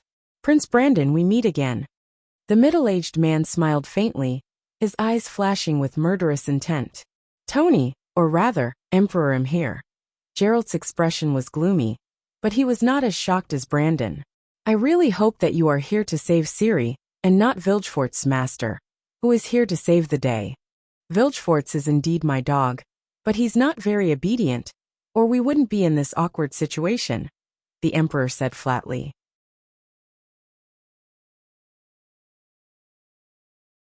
Chapter 1142. 7 Layers of Hell. Tony, how did you become the Emperor of Nilfgaardian? Brandon shouted. He had been a demon hunter for the past decade or so and knew very little about the details of Pavetta's death. However, he recognized the imperial robe with a red face on a black background and the flaming crown. Fuck, I knew you weren't a good person, but I didn't expect the truth to be so cruel. The dwarf cursed. Imhir waved his hand expressionlessly, and dense footsteps came from the passage behind him. In a few breaths, more than 50 sacred swordsmen led 200 archers to surround the hall. In addition, there were 15 great warlocks with strength no lower than demigods standing behind the Emperor, and they began to cast a magic barrier that covered the entire hall. Just outside the castle, there was an even stronger magic reaction. Obviously, the Emperor intended to kill everyone in one fell swoop. Melisandre's face was pale, and she said in a low voice, I didn't predict this situation. Is it the interference of the astrologers, or the influence of different laws in different worlds? Tony, what are you trying to do? Geralt said loudly. Except for Ciri, all of you have to die. Especially you, Geralt, you know too many of my secrets. From the moment you came to Metchet to investigate my identity, you were destined to end up like this. Imhir's tone and expression were very calm, as if this decision would not cause him any trouble. Do you want to die? You even want to kill me and Brandon? It seems that my sister is still too low-key. The stars have converged for more than a decade, but no one knows about her deeds of slaughtering gods like chickens and chasing demon gods beyond the universe. The dwarf sneered, wishing that he could bring Tony to his face and tell him the terrifying story of Dragon Queen seeking revenge for the smallest grievance for 3 days and 3 nights. I'm about to seize her flame of creation. Why should I care about offending her? Imhir's face was expressionless. Are you really not afraid of death? The dwarf was a little scared. I believe that fate won't let me die easily, Because I'm the one who saved the world in the ancient prophecy. Of course, if death really comes unexpectedly, I can accept it calmly. The emperor was very calm and unperturbed. Fuck, he seems to be serious. I hate lunatics who aren't afraid of death the most, the dwarf said to Geralt. If it's possible, I also hope not to become enemies with Danny Rise. The great emperor, who loved to dance on his enemies' graves, pointed at the old warlock in a blue starry robe beside him and said, "This is Master Shashius. He's my court warlock, and also the Empire's chief astrologer. He was the one who suggested that I go to Sintra to find a way to break the curse. As it turned out, his prophetic abilities were trustworthy. I believe that I can trust him one more time. I believe that he can help me cover up what happened in Stega Fortress. Your Majesty, we only need a big explosion that can pierce through time and space." The old warlock spoke vaguely, but he was obviously excited. He opened his arms wildly and imitated the sound of a big explosion. "Blow up this mountain into a big lake and connect it with the stone lake on the side. I guarantee that no one can detect what happens here through prophecy." Then we announced to the world that the explosion was caused by Vilgefort's crazy experiments. Even the King of Gods from another world won't have much doubt. Seeing your self-satisfied clown face, I really want to laugh. But now, Tony, seeing that I saved your life, let's talk in private. Geralt sighed. "You saved me, but I've repaid you with the law of surprise." Imhir said lightly, "I want to save you again." The demon hunter said, "No need. No matter what you say, you won't change my mind." The great emperor's face was as cold as steel. "Tony, you're a beast. Pavetta loved the wrong person. She should have chosen me." Bran shouted. The great emperor's face slowly turned gloomy. "Take them down." "Yes, your majesty." The Blade Master and the warlock attacked at the same time. With their delicate coordination, they took down the exhausted and injured demon hunters in just a few moves. The dwarves turned into a swarm of dragon worms and escaped through the cracks in the ground. Well, the other half of the dragon worms were destroyed by the warlock's spell. Aunt May's performance was the most outstanding. The moment Imhir appeared, she left behind the shadow doppelganger with the ruby as the magic source and disappeared from the lab. The Blade Master swung his sword, leaving behind 2 pieces of ruby. "Don't worry, your majesty. The entire Stega castle is surrounded by a barrier. Even teleportation can't be used. They can escape this room, but they can't leave the castle. Anyway, we're going to trigger the explosion here. It doesn't matter if we can find them or not. Even time and space will be blown apart. Even the gods won't survive." The warlock comforted the emperor. The great emperor was also a blade master. He nodded and suddenly pulled out his sword. 2 meters away, the blade master had pinned Brandon to the ground and slashed him in the crotch. It almost cut his hip bone in half. "Ow!" Bran screamed in pain. Blood poured out. "Tony, you're too evil. I really regret that I should have let him kill you back then." Geralt's eyes were spitting fire. Imhir's face was expressionless, but when he saw the fear and hatred in Ciri's eyes, he couldn't help but feel pain in his heart. This was his daughter. Although he didn't show any love for Pavetta, the scene of Ciri throwing herself into his arms and calling him daddy when she was young really touched him. Imhir turned his head and waved his hand to signal the Blade Master, the warriors, and the warlocks to back away. Then he explained to Geralt, "I didn't kill Pavetta. At that time, Vilgefortz found me and told me that the time was ripe to restore the kingdom. I planned to take Pavetta and Ciri back to Nilfgaard. In order to fake my death, I deliberately chose to go out to sea during a storm. I also let Vilgefortz summon a storm to attack our ship. In fact, he was opening a portal to send us back to the mainland." "Then why did Pavetta die?" Geralt asked. Bran, and the other warriors were tied up. Ciri was also handcuffed with Daimo Gold. Well, Daimo Gold was an anti-magic metal. It could suppress magic power. The magic materials in the world of demon hunters were so plentiful that the extraordinary in the world of 7 gods went crazy. With a powerful kick, Imhir broke the Source Warlock's spine into a U shape. "This son of a bitch betrayed me," he said resentfully. "On the surface, he submitted to me because of the ancient prophecy, But in fact, he wanted the ancient blood and the fire of creation. Before arriving in Nilfgaard, I didn't intend to tell Pavetta my true identity and purpose of this trip. But Vilgefortz helped me on the surface, but secretly told Pavetta. At this point, the Emperor paused for a moment and glanced at Ciri from the corner of his eye. A trace of pity was immediately replaced by coldness. He said in a stiff tone, as if he was telling someone else's story, "It wasn't an accident that I went to Sintra. When I was 13, Nilfgaard had a habit of usurping the throne. In order to make my father submit, they used all kinds of methods you can imagine and can't imagine to torment me. My father still refused to submit to the usurpers. The warlocks turned me, who was traumatized, into a hedgehog-like monster. My father had a heart made of steel and ice. Perhaps I inherited this. Seeing that my father still refused to acknowledge his identity as emperor, the usurpers tortured and killed him in front of my eyes. They laughed and threw me into the wilderness to be hunted down like a monster. After many hardships, I was lucky enough to survive. While hiding, I met the astrologer Shesius. At the cost of my future great rewards, he helped me to divine once. In Sintra, I would meet someone who could lift the curse for me. I wanted revenge. I wanted to take back the throne that was rightfully mine. Tony the Hedgehog would never be recognized by the nobles and people of Nilfgaard. I needed to lift the curse. So I went to Sintra. In Sintra, I couldn't meet anyone. I could only hide in the wilderness until I met him. The Emperor pointed to the remains of Vilgefortz's body and said indifferently, "He had his eyes on the Calanthe family for a long time. On a rainy night, he guided me to save the king of Sintra, who was in trouble, in exchange for the law of serendipity. And one night, 14 years later, he let me see Pavetta, who was supposed to be my child." He glanced at Ciri again and hardened his heart to tell the truth. My heart was filled with the flames of revenge.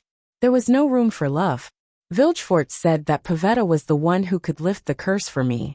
I was the crown prince for 13 years and received the best education. I honed myself in the wilderness for 17 years. My swordsmanship was extraordinary. With sweet lies and some arrangements of fate, I succeeded in making Pavetta fall in love with me. I admit that even when I hugged her, my heart was still as calm as a stone lake in winter.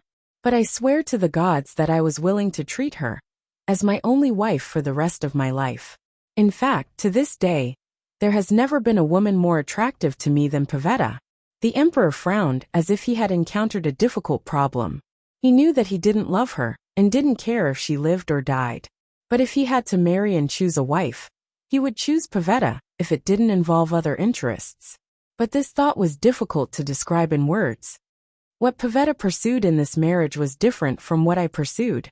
When Vilgefortz told her the truth, she collapsed. She quietly took Ciri off the boat and confronted me with a resolute attitude, whether I loved her or not, and how much of the sweet talk in the past was true. She asked me that on the boat. Pavetta had power close to that of a god, but she didn't have the state of mind to control it. She lost her mind and lost control of her magic. The storm was actually caused by the leakage of her magic. When he said this, there was a faint disdain in the Emperor's tone. "You don't understand love. The deeper the love, the more despair she felt," Brandon murmured. "Don't think that I don't know your background." The Emperor didn't hide his disdain. "You used drugs to bewitch your female swordsman classmate. You have no right to talk about love." Bran's face was pale, and his breath was weak. He forced himself to say, "I was crazy in love with her, but I couldn't ask for it. It's my fault for having a bad reputation back then. It's only right that she didn't like me. I was wrong. When I saw her flirting with another man, jealousy burned my brain. I only wanted to force her to be my queen, and use the rest of my life to make it up to her. Idiot. You deserve to lose the throne." The Emperor didn't feel anything, and only despised him more. Geralt saw a faint holy light flickering under Bran's crotch and relaxed. He asked in confusion, "Since it was for the ancient blood, why did Vilgefortz want to kill Pavetta?" "Kill. No fake death. I told Pavetta the truth. Under normal circumstances, I don't like to lie. Her magic was completely out of control. The storm, rain, lightning, and fire shattered the boat. She disappeared into the sea, and I was teleported ashore by Vilgefortz. He told me that Pavetta died in the sea. In fact, he used the same trick as me to help Pavetta escape by faking her death. But Pavetta didn't want to fake her death. Just like with Ciri, he wanted to extract her ancient blood. Helping me fake my death was also a pretense. His real goal was to take Pavetta away without attracting attention. It was for the ancient blood. Sigh. I should have found Melisandre earlier, Geralt said with regret. When Aunt May used Calanthe's blood to prophesy, it had been almost 5 years since the shipwreck. At that time, Pavetta must have been tortured to death by the Source Warlock.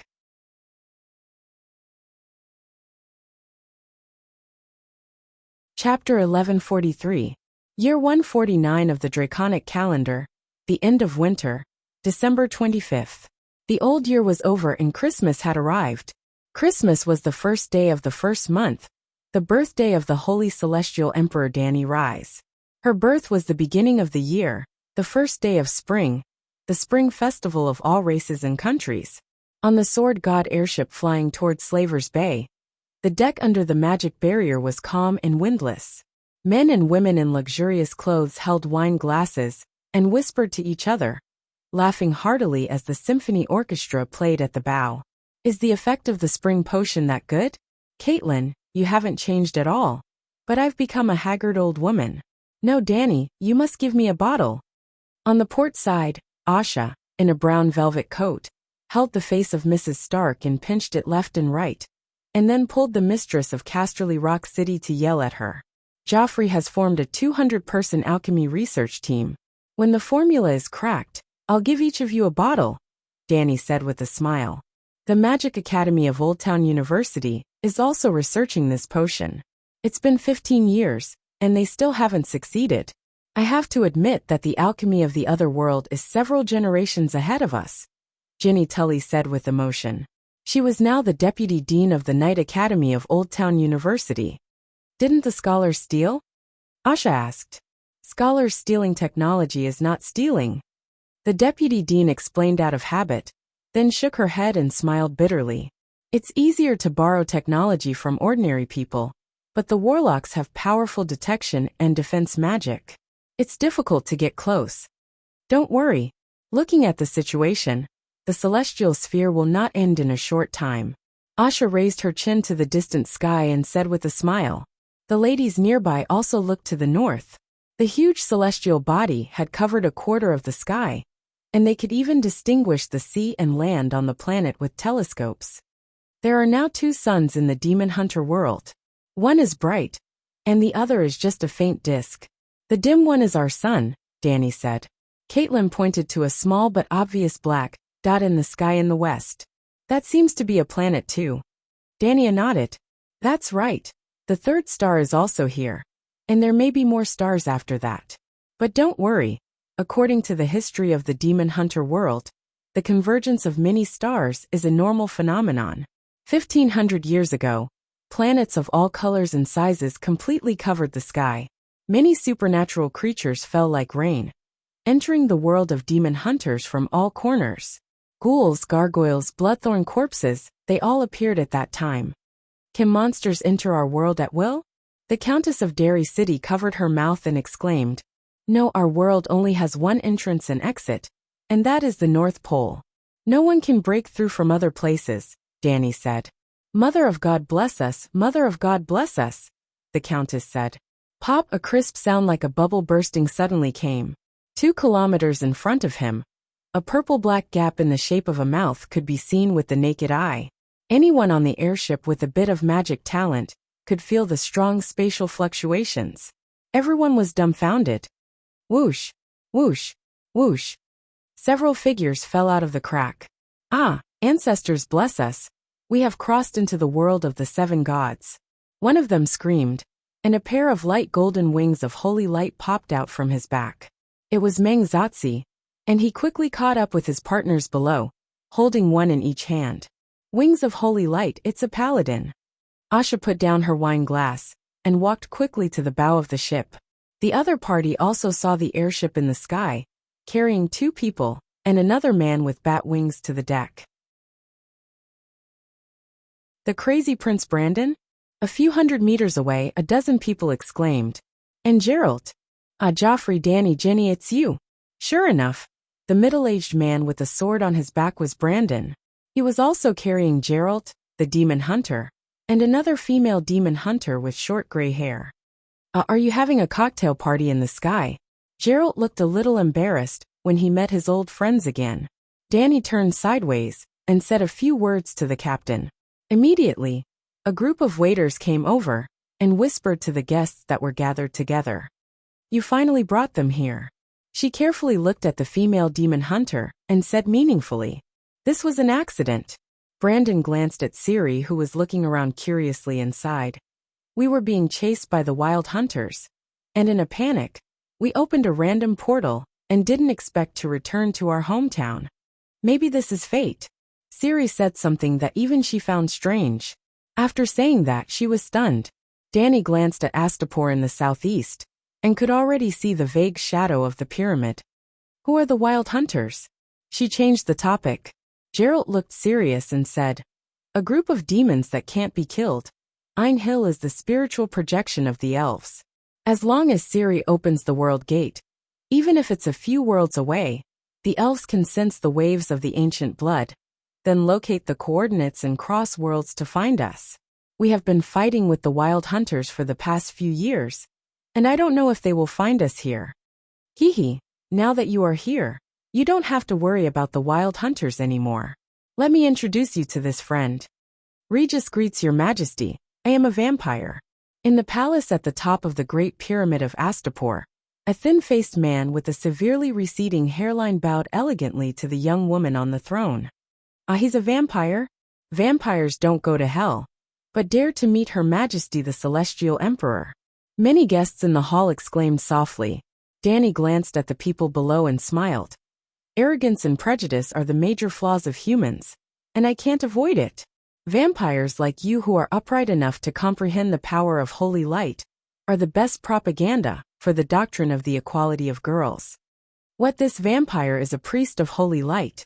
The guests in the hall almost dropped their jaws. Greetings, Your Majesty, Demon Hunter Geralt of Livia. Hello, Geralt. Danny smiled and nodded. Greetings, Your Majesty. Ciri's etiquette was also very standard. Ciri, we finally meet. Danny was smiling, but her eyes were very complicated. In front of her was not a female demon hunter. Through time and space, there seemed to be several shadows talking to her, including Laura. Haven't we met before? Ciri asked, puzzled. Is that so? Danny frowned and thought. Maybe you have seen me before, but this is the first time I've seen you. All the guests were at a loss when they heard this. Ciri, I think you should introduce all your titles to everyone. Let them know that you are not an ordinary person. Danny continued. Ciri did not understand, but she bowed again and said with her head held high, I am Nilfgaardian and Sintra, Princess Brugg and Countess Sodden, the successor of Skellig Island, Lord of Atri and Aberyara. Greetings, Your Majesty the Celestial Emperor. Ha ha ha ha. Danny could not help but laugh. She turned to the white-bearded silver-armored knight and said, How is it, Sir Barristan? What do you think? The white-bearded old knight also could not help but laugh. He said to the confused demon hunter, Don't mind, the Empress is just joking with you. Your experience is actually very similar to hers. She also carried a long list of titles, but seemed to have nothing. Ciri could only laugh awkwardly. As for the other guests, those who understood smiled and clapped, while those who did not clapped awkwardly. Ciri stepped back, and the last demon hunter took a step forward. Ancestor, I am the eldest grandson of Scar Yimont Brandon. Do you still remember me? Brandon was so excited that his cheeks were red as he looked at her eagerly. Danny frowned slightly and sighed. Bran, you have to work hard. Do more good deeds while you are alive, and accumulate more merit. Only then will you not go to hell after you die. Bran was stunned and said awkwardly, I am now a level 8 sword saint at the peak, about to break through to sword god, and my fire witchcraft is half a step away from demigod. I didn't expect the Mad Prince to have such achievements, a dual demigod in swordsmanship and witchcraft. If that's the case, among Yimont's grandchildren, he is the most promising. His younger brother, King David, passed away last year, when he was only 62 years old. I heard that he is not married yet. Excluding the 20 years he was in a coma, he is only in his 40s now, a young talent. Sigh. He impregnated my aunt and gave birth to an illegitimate child. Should we? The crowd whispered. And the way they looked at Bran gradually changed. After the convergence of the heavenly spheres, a large number of swordsmanship, witchcraft, and alchemy manuals from other worlds entered our world. In just over 20 years, the number of demigods has increased by dozens, and the growth is getting faster and faster, far from reaching its peak. The burden of the world is a little heavy. So, I have decided to set a threshold for the cultivators, a test. Ancestor Danny said with a smile. Brandon had an inexplicable feeling that this test seemed to be very disadvantageous for him. What test? He asked carefully. Heavenly tribulation. Upon hearing the name, Bran shuddered. I am not afraid to tell you the truth. Danny glanced at the cultivators who were looking at her attentively. Our world has entered the lower universe. And there are not many resources to be wasted on people who do not contribute to the world. She raised 2 fingers. There are only 2 kinds of people who are useful to the world. First, you have great merit, and merit itself represents your contribution to human society and the world. Merit can greatly reduce the power of the heavenly tribulation, and even reduce it. Second, you are a heavenly God who has comprehended the Song of Laws, and become the pillar of the Sea of Laws. Naturally, it is beneficial to the world. Your Majesty, what is the heavenly tribulation? Someone asked loudly. Lightning strikes, fire burns the body, astral winds corrode the bones, lust demons bewitch the heart. It mainly tests your heart towards the path, and your protective means. When you become a demigod, there is a heavenly tribulation. After you become a demigod, Danny said hesitantly. After you become a demigod, there will be a heavenly tribulation after a while. How long is a while? Someone asked again. I have to calculate how many years it takes to comprehend a rule on average, Danny said. Heavenly Emperor is merciful. Under the dumbfounded gazes of the people from the other world, a large group of demigods knelt down and looked up at the Empress on the throne. Heavenly Emperor is merciful. Please don't use yourself as a reference. It comes once every 10 years. We can't survive at all. There were quite a lot of demigods here for the 150th birthday celebration this time. There were about 100 of them, and the scene was spectacular. Don't be agitated. I said it has to be evenly distributed. Danny comforted them. It's useless to be evenly distributed. A demigod from the 7 kingdoms howled. The houses in the King's Landing are so expensive. But once the commoners are evenly distributed with the nobles and rich merchants, they can get 2 houses per person. Your Majesty, why don't we use the former first true god as a reference? Danny looked up and saw that it was her old subject, the god of Whip Hattar. Hattar's physical body was sanctified, and he was the punishment officer of the underworld. Not only him, even the impermanence Arya was here today. You mean Lalo? Danny had a strange expression. Yes. The god of Whip looked at her eagerly. Lalo is the first flame in the world. He didn't take long to comprehend the Song of Fire back then, Danny reminded him. Use the time he took to comprehend the Song of Shadow as a reference. The god of Whip smiled sheepishly. Why don't we use the time he took to comprehend the Song of Water as a reference? Danny was stupefied. Lalo comprehended the Song of Water? The god of Whip was confused. He won't be able to sing the Song of Water in his lifetime. The duration of your heavenly tribulation is naturally infinitely long. Danny smiled coldly.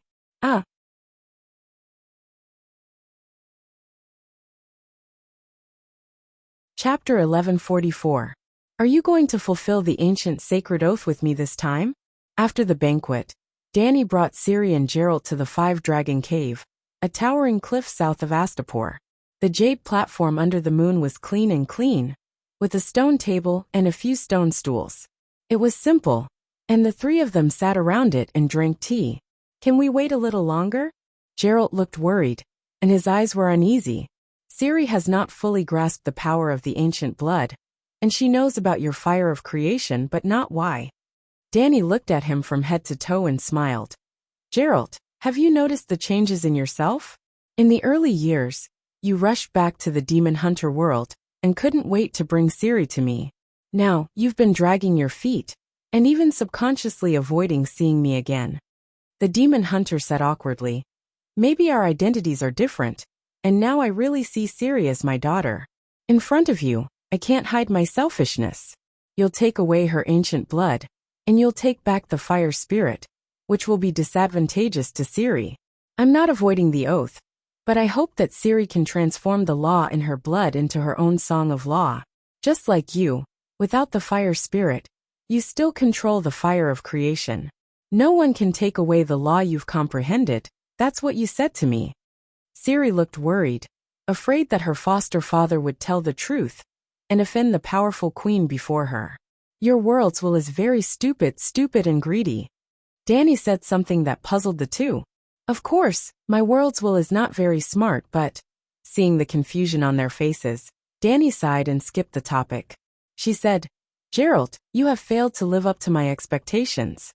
Even now, you still haven't broken free from the world's will's distortion of your mind. What expectations, what distortion of thinking? Gerald was puzzled. Back then, you received a sword will from Jamie, and were the first sword god in the demon hunter world. But later, as the sword god technique spread, more swordsmen broke through, and more than 10 sword gods were born. But you're not the strongest one. She stared into his eyes and said word by word. You should have been the strongest one. Not only were you strong, but you were also able to break free from the shackles of fate. Because the sword intent that still exists in your mind isn't Jamie's. It's mine, the sword of destiny that I gave you. Siri was dumbfounded. Gerald's pupils contracted as he muttered.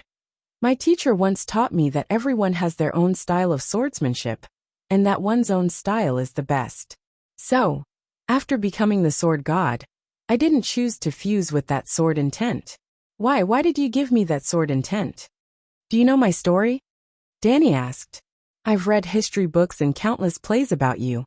About my relationship with Lalo, can you tell from the storybook? Danny asked again. The demon hunter's heart skipped a beat. You seem to have broken free from the fate he has arranged for you. Danny nodded. Only by breaking free from fate can one control fate.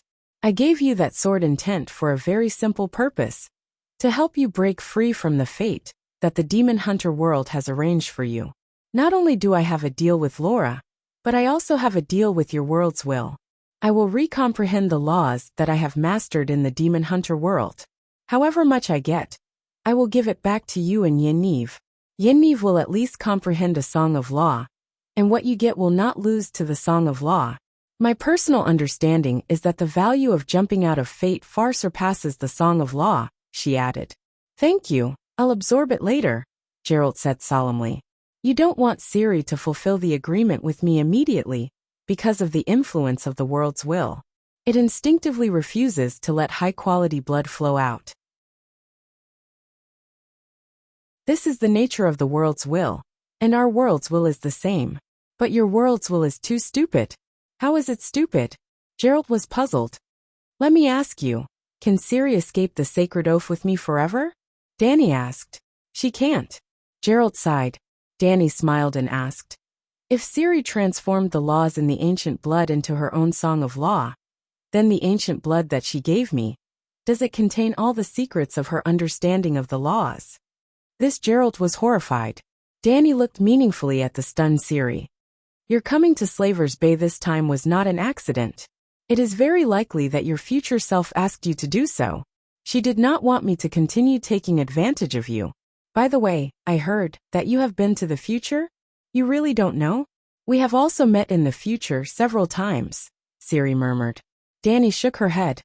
My future self will not interfere with my past and present self. I can't even physically pass through the timeline at this time. So confusing, Gerald groaned as he held his head. Danny smiled faintly. In order to not be confused, my timeline has been compressed into a line that does not interfere with each other. Then, she turned to Siri and advised, try to travel through time less in the future. Today's cause will be the result of another day's cause. I don't quite understand, Siri said. If you understand, then there is no need for me to advise you. Just remember what I said. What should I do now? Siri asked blankly. Danny stopped smiling and said solemnly, let me ask you, are you willing to fulfill the sacred oath between me and Laura at this time? Siri thought for a moment and said doubtfully, I thought you wanted to fulfill the agreement as soon as possible. But now, I think you would rather I refuse. Danny smiled again. Do you think I am kind? The two demon hunters mumbled. You are kind as the Virgin Mary. Danny smiled. You are wrong. I am not kind nor am I evil. The Virgin Mary is the kindness that I wish for the world to have. But that does not mean that I am kind. Do you understand the difference? The two nodded silently, their faces pale. I am not the Virgin Mary. I am not lacking in cunning and ruthlessness. Otherwise, why would I be the God King? When I made the sacred oath with Laura, I had already guessed that the elves would break their oath. But I am looking forward to it more. Why? Is there a trap in the oath? Siri asked in a trembling voice. That's because Laura's ancient blood isn't complete at all. Danny let out a shocking revelation. Siri and Gerald were dumbfounded. Isn't Laura the source of all this? She is far from it. Danny sighed. Have you seen Yamant of Neverwinter? The son-in-law of the Arctic King John, your grandson Scar Yamant? Gerald asked. That's him. He is my eldest direct grandson. His blood is purer than Danny's children. Laura is Yamant, but I want the pure blood of the elves, Danny Lissa. Danny stared at Siri and said in a faint voice. Me. Siri was like a little lamb, her body curled into a ball. You're stronger than Laura, but you're still lacking by a bit. However, if I gather you, your mother, your great-grandmother, your great-grandmother's mother, all the way to Laura, all of you awakened bloodlines, the ancient blood I obtain will definitely be more complete. My greed has been praying that you will never come to me, your children, your children's children. It would be best if I waited until the destruction of the demon hunter world. Then I would complete the transaction with the last descendant of Laura. Countless generations of awakened ones would almost be able to restore the ancient blood. You are so ruthless, so greedy. Siri was so shocked that she blurted out her inner thoughts. After that, she lowered her head and covered her mouth like a child who had been caught doing something wrong. She looked apprehensive. Greed is one of the original sins of mankind. My greed is enough to turn me into a peerless demon. How can the word ruthless describe it? But I also have kindness. Kindness has made me keep hinting to your family, hinting that you should complete the oath as soon as possible. That is why Brandon proposed, and why Tyrion and Calanthe were engaged. To be honest, I have seen the results on the timeline. But doing it or not, the meaning is completely different. Danny smiled. Looking at the smiling celestial emperor, Siri felt a chill run down her spine. Why, do you think I'm crazy and scary? Danny smiled even more gently and charmingly. This is the free will of the Divine King. There is no longer an existence in the world that binds me. Everything I do is born of my heart. Now that you have opened the window and spoken frankly, you are also free will. Siri asked. Danny shook her head and smiled bitterly. I am about to meet an old friend. For her sake, today's words will teach you the way of thinking of a truly powerful person. Old friend. Laura? Gerald was shocked. Siri, are you willing to complete the sacred oath between Laura and me? Danny asked again. Siri looked solemn. I am willing to end the sacred oath here and now. Danny nodded and gestured with her hand. Specks of red flames floated out from Siri's forehead and condensed into a fire spirit, little mist, above the stone table. Siri felt a sense of loss, as if something precious had completely left her. She also felt inexplicably relaxed, as if the chains that had been tied to her body had been released. Mother Goddess. Little Mist opened her eyes, the blankness in them disappearing little by little. She was unusually excited, jumping and jumping around Danny as she chattered about the pain of missing her. But in the past 130 years, she did not have many memories. She could only keep repeating, Mother Goddess, I miss you so much. Siri looked at her with envy. She liked Little Mist so much, as if she was a part of her. But the oath had been completed. Danny patted Little Mist's head and smiled. I'll let you meet an old friend later. Now open your mouth. A little mist looked up and opened her mouth wide. Danny hooked her finger, and with a whoosh, golden balls of light were spat out from Little Mist's mouth.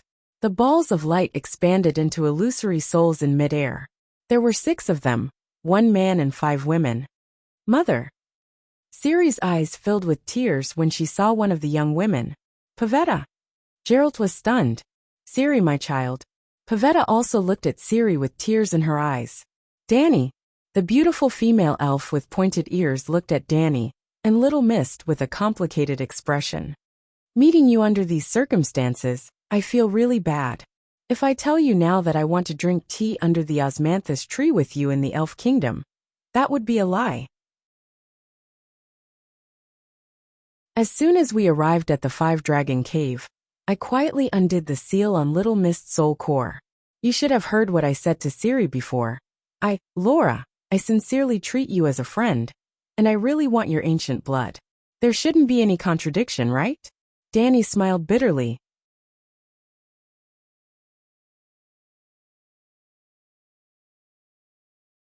Chapter 1145. I thought we were the same back then, but now it seems I was too naive. However, Danny, I don't hate you at all, and I can't hate you. You didn't lie to me. You just hid some things from me, Laura said. Just don't hate me? Danny was a bit insatiable. Now that I and my descendants appear in front of you in this state, do you expect me to be grateful? Laura's expression dimmed. In front of all these juniors, I have to defend myself. Danny looked around at the undead who were staring blankly at her, as well as Ciri and Geralt who were staring blankly at her. At first, I advised you not to be too naive, not to think of using love to resolve the hatred between humans and elves. Laura, do you remember the racial competition theory I told you? Laura was stunned. Now that you mention it, I remember. So, why did you betray your fiancé and marry a human warlock? You and the elven sage had a sacred marriage contract, and the elves had placed all their hopes on you. At that time, humans and elves were doing everything possible to exterminate each other's race. What were you thinking, to do such an outrageous thing? Even without our sacred oath, do you think you will have a good ending after doing something like that? Danny sighed. I don't have any feelings for Avarak. Our marriage was forced on me by my father and the elders. Originally, I didn't think of running away. Love came too quickly, too suddenly. Craignan was destined to be my other half, and I couldn't control my feelings at all, Laura said sadly. I can understand, the only male undead murmured. He was Laura's grandson, and he couldn't control his feelings with the Countess, even giving birth to an illegitimate child, who was killed by the Countess in anger. I can understand, Pavetta murmured. The other undead nodded in agreement. Able-bodied criminals can't control their desires. Murderers can't control their murderous hearts. But uncontrollable feelings don't mean their actions are legitimate, Danny said. Glancing at Laura and her family's ugly expression, she said, I'm just saying, I don't want to, and I don't have the right to judge you. But I hope you can understand that the world has its own rules, and you can't do as you please. No matter what choice you made in the past, don't blame others when you face the consequences in the future. As a friend, I advised you and explained to you the meaning of the sacred oath and the consequences of breaking it. I didn't want to go back on my oath. It was Father and the sages who thought that our realms were different. If we were to comprehend each other's laws at the same time, I would suffer. Therefore they sealed Little Mist in my soul. Laura argued. Danny smiled faintly and reminded, Laura, do you remember why I gave Little Mist to you in advance? Because you said that you couldn't represent the elves, and wanted to go back and ask the Elven King and the other sages. Understood. You're not the only one who has made a holy pact with me, but also the entire elf race. What the elves have done is a breach of their oath. Sigh. Laura sighed helplessly. Do you have a backup plan? Why are our souls sealed in Xiaowu's body? According to the vow, Little Fog is only a pet companion. You can use her power to control the holy light, while comprehending the flame of creation that I gave her during your daily cultivation. In return, she will analyze your ancient blood at all times. 100 years later, when the heavenly spheres converge, you will return Little Fog to me. How much each of us can learn will depend on our abilities. At this point the oath is complete. Laura nodded gently. Danny sighed. You elves didn't want the ancient blood to leak out. But you couldn't give up on my creation flame. Therefore, they decided to seal Little Mist's consciousness and let her fall into a deep sleep. This way, she won't be able to analyze your ancient blood. Next, the elven sages began to study how to perfectly utilize Little Mist's power, under the premise of ensuring her deep sleep. She looked deeply at Laura, who was frowning. I can give you a ball of creation flame, or give you a part of the Song of Fire law with the polarity of creation. But I gave the creation flame to Little Mist. Of course, if I directly gave the creation flame away, then I would be a fool. The elves would even be suspicious, and suspect that I have a conspiracy that they can't discover. What's so special about Little Mist? Laura was surprised. Little Mist isn't a life at all. She's the fusion of the child of the forest and the raven, the fusion of two life imprints. At that time, I hadn't grasped the technique of artificially modifying life imprints, but I was very lucky. Before I met you, I just happened to have the real first flame. Danny's expression changed. You've seen Asha, haven't you? She died in the first flame, and her life imprint was burned away. In theory, she can't be resurrected, but now Asha's son is about to get married. I don't understand, and I don't know Asha. Laura was at a loss. I'll introduce you later. You're very similar. Danny looked at the undead with a smile, as if she was admiring a peerless work of art. After the Battle of the Smoke Sea, I was still infinitely far away from creating the first flame. In fact, at that time, even the Song of Fire wasn't complete. But after comprehending the first flame for more than a month, I understood the characteristics of the first flame very well. At that time, I knew that in the future, I would be able to resurrect Asha and the souls of the Taimen who died in the first flame. Danny gestured with her little finger. I left a small remnant of the first flame. It didn't have any life imprint, but it completely recorded all of Asha's information. Everything. She emphasized meaningfully. Laura's pupils shrank. We weren't sealed in Little Mist's body, but turned into information and recorded in the first flame? Danny nodded first, then shook her head and sighed. When I first met you, I still hadn't grasped the first flame. I just asked the world, well, for a very small remnant of the first flame. Obviously, the first flame was given to it by me. But when I asked it for the remnant, it was very unwilling, which made me a bit annoyed. Later, when I became the Divine King, I simply let the world will go and used my will to control the Jade Book of Fortune. Well, the Jade Book of Fortune was created by the world will. Everyone was stupefied. After a while Laura asked, what's the use of the remnant of the first flame? I wasn't burned into nothingness. If I directly gave you the remnant of the first flame, you wouldn't be able to pick it up. People who could pick it up would just run away. I fused it with Little Mist's soul core, and Little Mist underwent a strange evolution. Little Mist is the fusion of two life imprints, but the fusion can only happen once. Although the remnant of the first flame didn't have the omnipotence of the first flame, it still allowed her to evolve two innate abilities. Danny stretched out two fingers. First, when the elven sage studied how to extract Little Mist's power, he was surprised to find that she could perfectly integrate with the souls of other creatures. This is the simplified version of the second life of a shapeshifter. To be honest, I was afraid that the elves would seal Little Mist in a container and use it as a weapon. That way, I wouldn't be able to obtain anything valuable. However, with the strength and knowledge of the elves, it's impossible for them to waste such a treasure. Seeing your insignificant spiritual projection being able to cross the world, and even cross half of the universe, I was 80 to 90% sure that the elves were very proficient in the way of the soul. They would certainly be able to discover the uniqueness of Little Mist's soul. Sigh. Gerald covered his face and sighed. Not only were they proficient in it, the wild hunt was the pinnacle of soul witchcraft. Laura's face was pale. We did discover it, and then sealed Little Mist into my soul. We did what you wanted us to do. Danny nodded lightly. She wanted to laugh out loud, but the female elf was still her friend. She held it in. Other than the passive fusion of the soul, the remnant of the first flame also allowed Little Mist's soul core to have the perfect record ability of the first flame. The first flame can even record the entire world. No matter how powerful the ancient blood is, it can't surpass the world in terms of energy level. Therefore, Little Mist can perfectly record the bloodline and soul information of the person who fused with her soul. When the person fused with her dies, even their life imprint will be recorded. At this point, Danny's nose wrinkled, and her face revealed a look of disdain. The source warlock of your world, Vilgefortz, actually intended to steal Ciri's ancient blood through blood exchange. It's too crude, too unskilled, and too whimsical.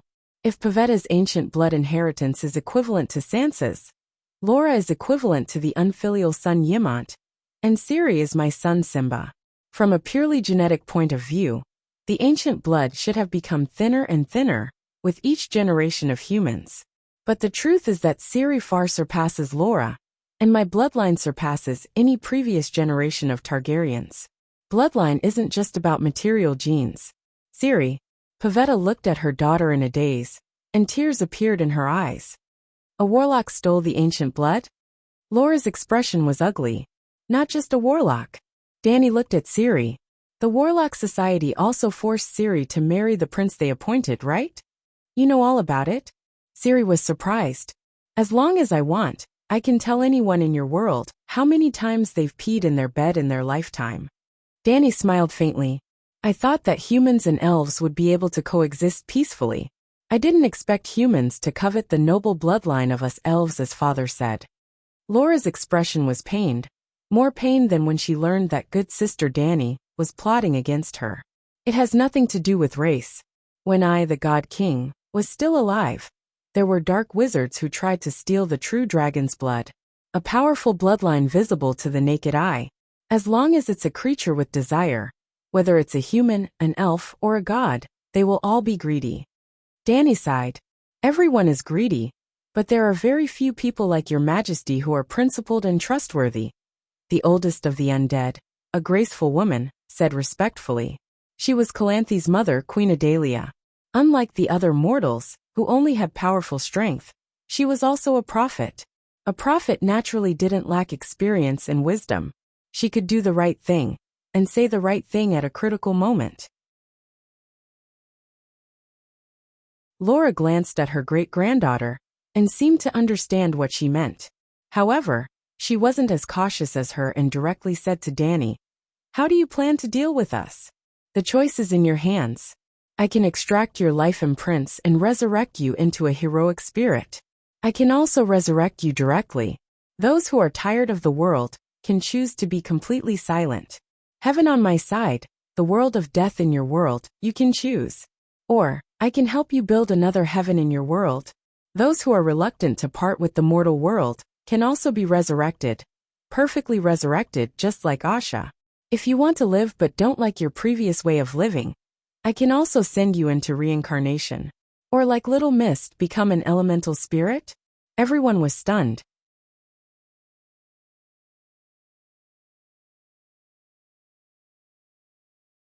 Chapter 1146. Can we really be resurrected? Laura asked blankly. That's great, Mom. I missed you so much. Ciri looked at Pavetta with tears in her eyes. Geralt hesitated. Asha was indeed resurrected without any aftereffects, but what's the problem? Pavetta quickly asked. I heard from Brandon that the priests of the 7 gods had resurrection, but it was cancelled due to a flaw. Geralt frowned. When was Asha resurrected? Danny asked with a smile. 20 years ago. When I met Laura, even the Song of Fire wasn't complete. Times have changed, and my realm has been rising. Of course, if you don't feel at ease, you can choose to remain silent, Danny said. Mom, you must resurrect, Ciri said anxiously. Pavetta looked at her ancestors and nodded gently. Your Majesty, please resurrect me. Let me say this first. After resurrection, you will no longer have the ancient blood, but the blood of the true dragon will still exist, Danny reminded. Didn't you say perfect resurrection? Laura frowned. Laws have their own uniqueness. The complete ancient blood is the main law, and you are the chorus of the main law. Seeing their blank faces, Danny sighed and explained. Using the Song of Fire as an example, I sang the Song of Fire with the characteristics of fire creation. Before me, there were Beleriand and Lalo with their own unique songs of fire. A world only has one song of fire. Beleriand's song of fire was stronger than Lalo's, so he replaced it. However, the position of fire god changed, but that didn't mean that the previous fire god's songs of fire disappeared. They were always recorded in the Sea of Laws. The more types of songs of fire there are, the more prosperous the world will be. The sum of all the songs of fire is the first flame. In other words, me, Lalo, and Beleriand's songs of fire are only a part of the first flame. The above statement isn't accurate. I'm just making it easier for you to understand. In fact, the songs of fire are only the best medium to control the first flame. The first flame isn't the sum of all the songs of fire. The first flame is the sum of everything. If the complete ancient blood is the first flame, each of you is equivalent to a song of fire. Laura was slightly stronger, her ancient blood equivalent to Beleriand. Ciri was the strongest, equivalent to my early creation fire. So do you understand? Our song of fire was taken by you? Laura said bitterly. Dani nodded lightly, but she was still defending herself. It's a waste not to take it. Anyway, if you die, they'll disappear into the world. But Ciri isn't dead yet, Pavetta said excitedly. Mother, don't worry, I'm just... Ciri said uncertainly. I haven't lost my ancient blood, I'm just a little weak. Dani said. Ciri is not dead, but she has to fulfill her sacred oath. I only made a copy of her ancient blood. Her weakness wasn't because her body was weak, but because the transmigration laws contained in her bloodline were unstable, causing her to become illusory. However, there was no need to panic. It was difficult for the same tree to bear two identical fruits. In the future, Ciri and I will definitely walk different space-time paths. When that time comes, her bloodline will slowly stabilize. There were only so many paths, and there might only be one that led to the elven race's original transmigration laws. With her as a competitor, Ciri's achievements would definitely be severely affected. But she wouldn't say this. There were some secrets that wouldn't affect her if they were made public, so she didn't mind saying them in public. If it involved the struggle of the Great Path, even if it was her closest kin, or the slightest disadvantage, she would keep it a secret.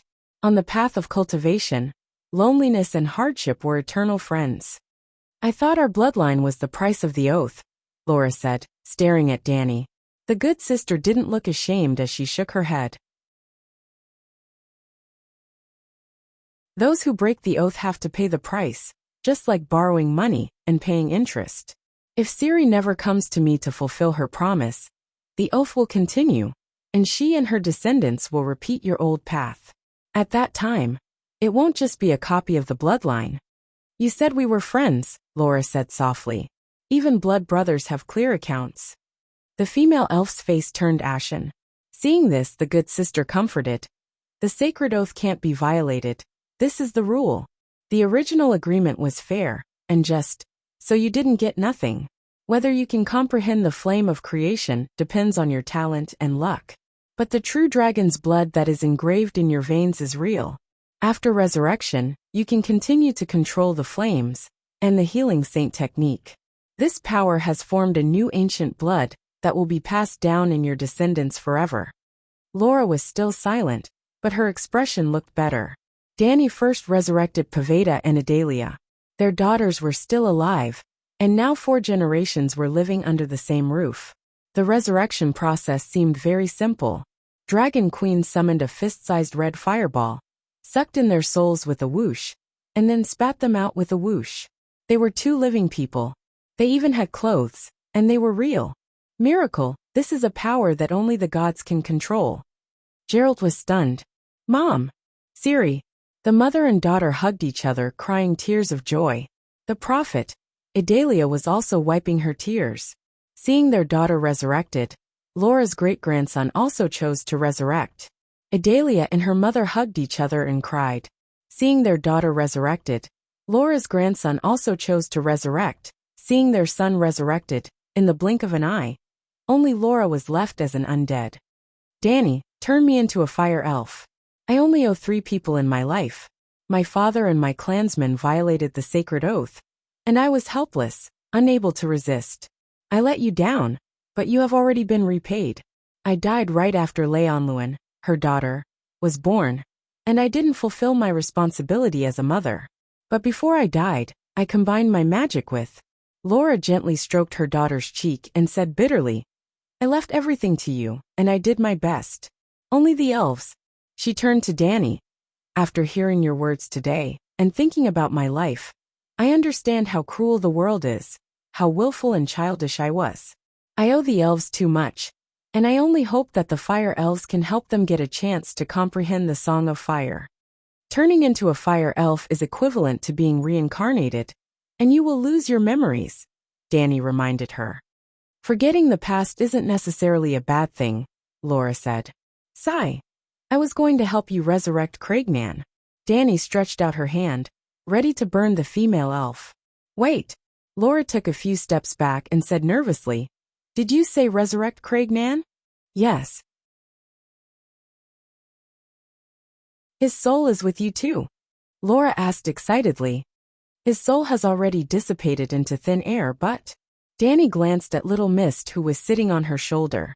Once I absorb the ancient blood, it shouldn't be difficult to travel through time and space to retrieve his soul. Laura fell into deep thought. I can travel through time too. Can I go back to the past and bring him back alive? Ciri frowned. Danny laughed. Have you ever tried to go back to the past and save your mother? I haven't thought about it. Can I? Ciri was stunned. You can go back to the past, but it's difficult to go back to your own. Laura said in a deep voice. Ciri, the biggest taboo of our race is to travel through time. And the biggest taboo is to bring back living things from other points in time. Why? Ciri was puzzled. Laura shook her head. The sage taught me this since I was young. I'm not as good as you, so I can't travel through time. Think about it. If time travel is really possible, why would the Aenir elves leave their mother world? Why didn't they open the world door before White Frost arrived, and bring their race to 100,000 years ago? Why look for a new world? Geralt pulled out the two-handed sword on his back. We've brought this sword to different points in time on Earth. Danny carefully looked at the iron sword, and said in surprise, This sword is a bit interesting. It looks like iron, but it's actually made from time and space fragments. What ability does it have? This sword was forged by you, Geralt said strangely. Is that so? Danny smiled casually.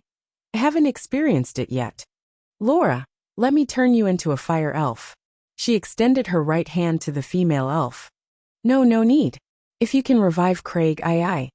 Laura blushed, her expression awkward. Danny's mouth twitched a few times, and she slowly put down her right hand. It's almost Christmas, and Slaves Bay is lively. You all go around first. Give me a few days to familiarize myself with the ancient blood. Then she called her second apprentice, and sent the group back to the Great Pyramid. Well, the second apprentice was the female warlock Yennefer with big breasts, and the first apprentice was the black girl Larissa with no breasts.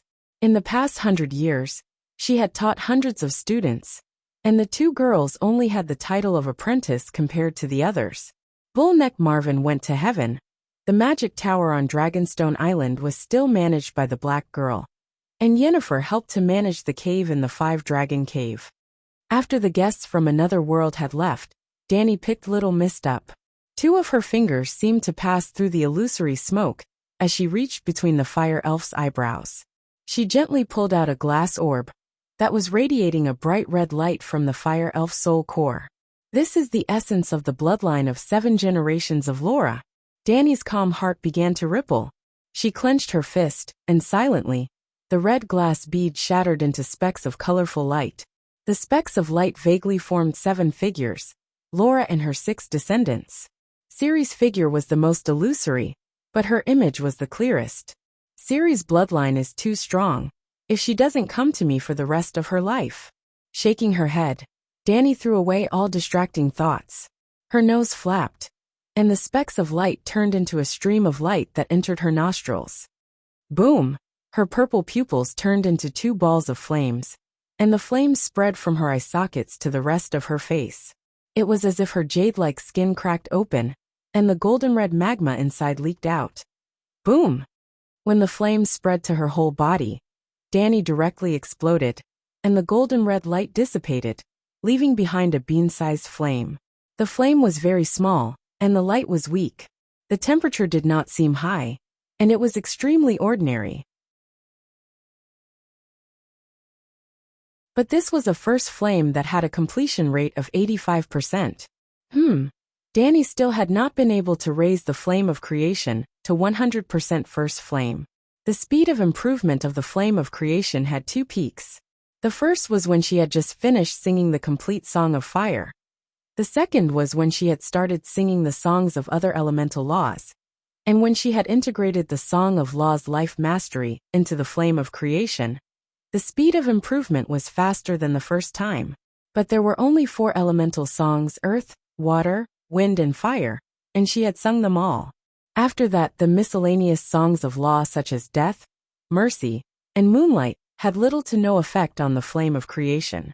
Even if the first flame was only at 85% completion, it was enough to perfectly integrate the information of the ancient blood into Danny's bloodline. At this moment, the first flame was herself.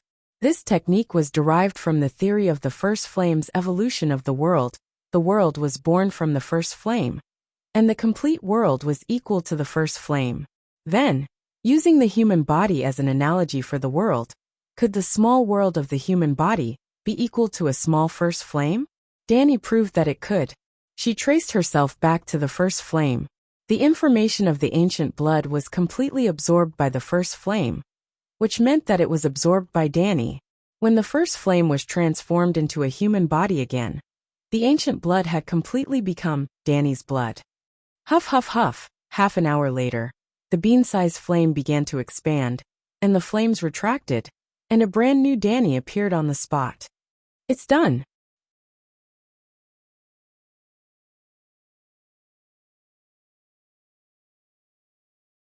Chapter 1147. Ugh, Danny clutched her forehead and groaned. The first flame traced back to its origin and recreated itself. Before she could celebrate, an infinitely large invisible spider web fell from the void. The web of time and space was also a web of information. The sudden massive flow of information made her feel as if she had been hit by a soul attack. Endless images flashed through her mind. Many times, she would even take the perspective of the elves or unicorns in the images. It was as if she had become an elf and had completed an elf's life. It was as if she had become a unicorn, born from the chaos of the universe and finally turned into energy to feed the universe. This is bloodline tracing? Danny was not a mortal. She was only caught off guard at the beginning. Gradually, she calmed her mind and was even able to distinguish the details of the images in her mind. She also understood why such a phenomenon would occur. The ancient blood was too powerful. Her ability was also powerful enough to instinctively trace the origin of her bloodline. The law of transmigration was contained in her bloodline. It was not something she had just comprehended. And as long as it was a bloodline, there would definitely be a source, just like the source of the Targaryen flame of creation was her. 1,000 years, 2,000 years, 5,000 years, 10,000 years, 20,000 years, 50,000 years. She was like a skilled boatman, going against the strong winds and waves, steering the boat towards the final source. Along the way, she even encountered countless tributaries. She even accidentally fell into a great whirlpool. After passing through the whirlpool, she instantly returned to the original river channel. If it had been Ciri, or any other elf who had awakened the ancient blood, they would have been lost in the massive flow of information and the extremely complicated river of time and space. 100 years ago, Danny would not have been able to hold on for long. But now, she had mastered the first flame. Even if it was only 85%, the first flame's energy level was higher than time and space. The first flame could contain the entire world's information, not to mention the story of a race's origin and decline. Until Christmas morning, the Targaryens had yet to see the 150-year-old grandmother Danny. But the birthday celebration was still held on time. When the fireworks in the Great Pyramid's garden shot into the sky and exploded into a lifelike image of the Megalosaurus, Astapor was immediately shaken by the cheers and drums.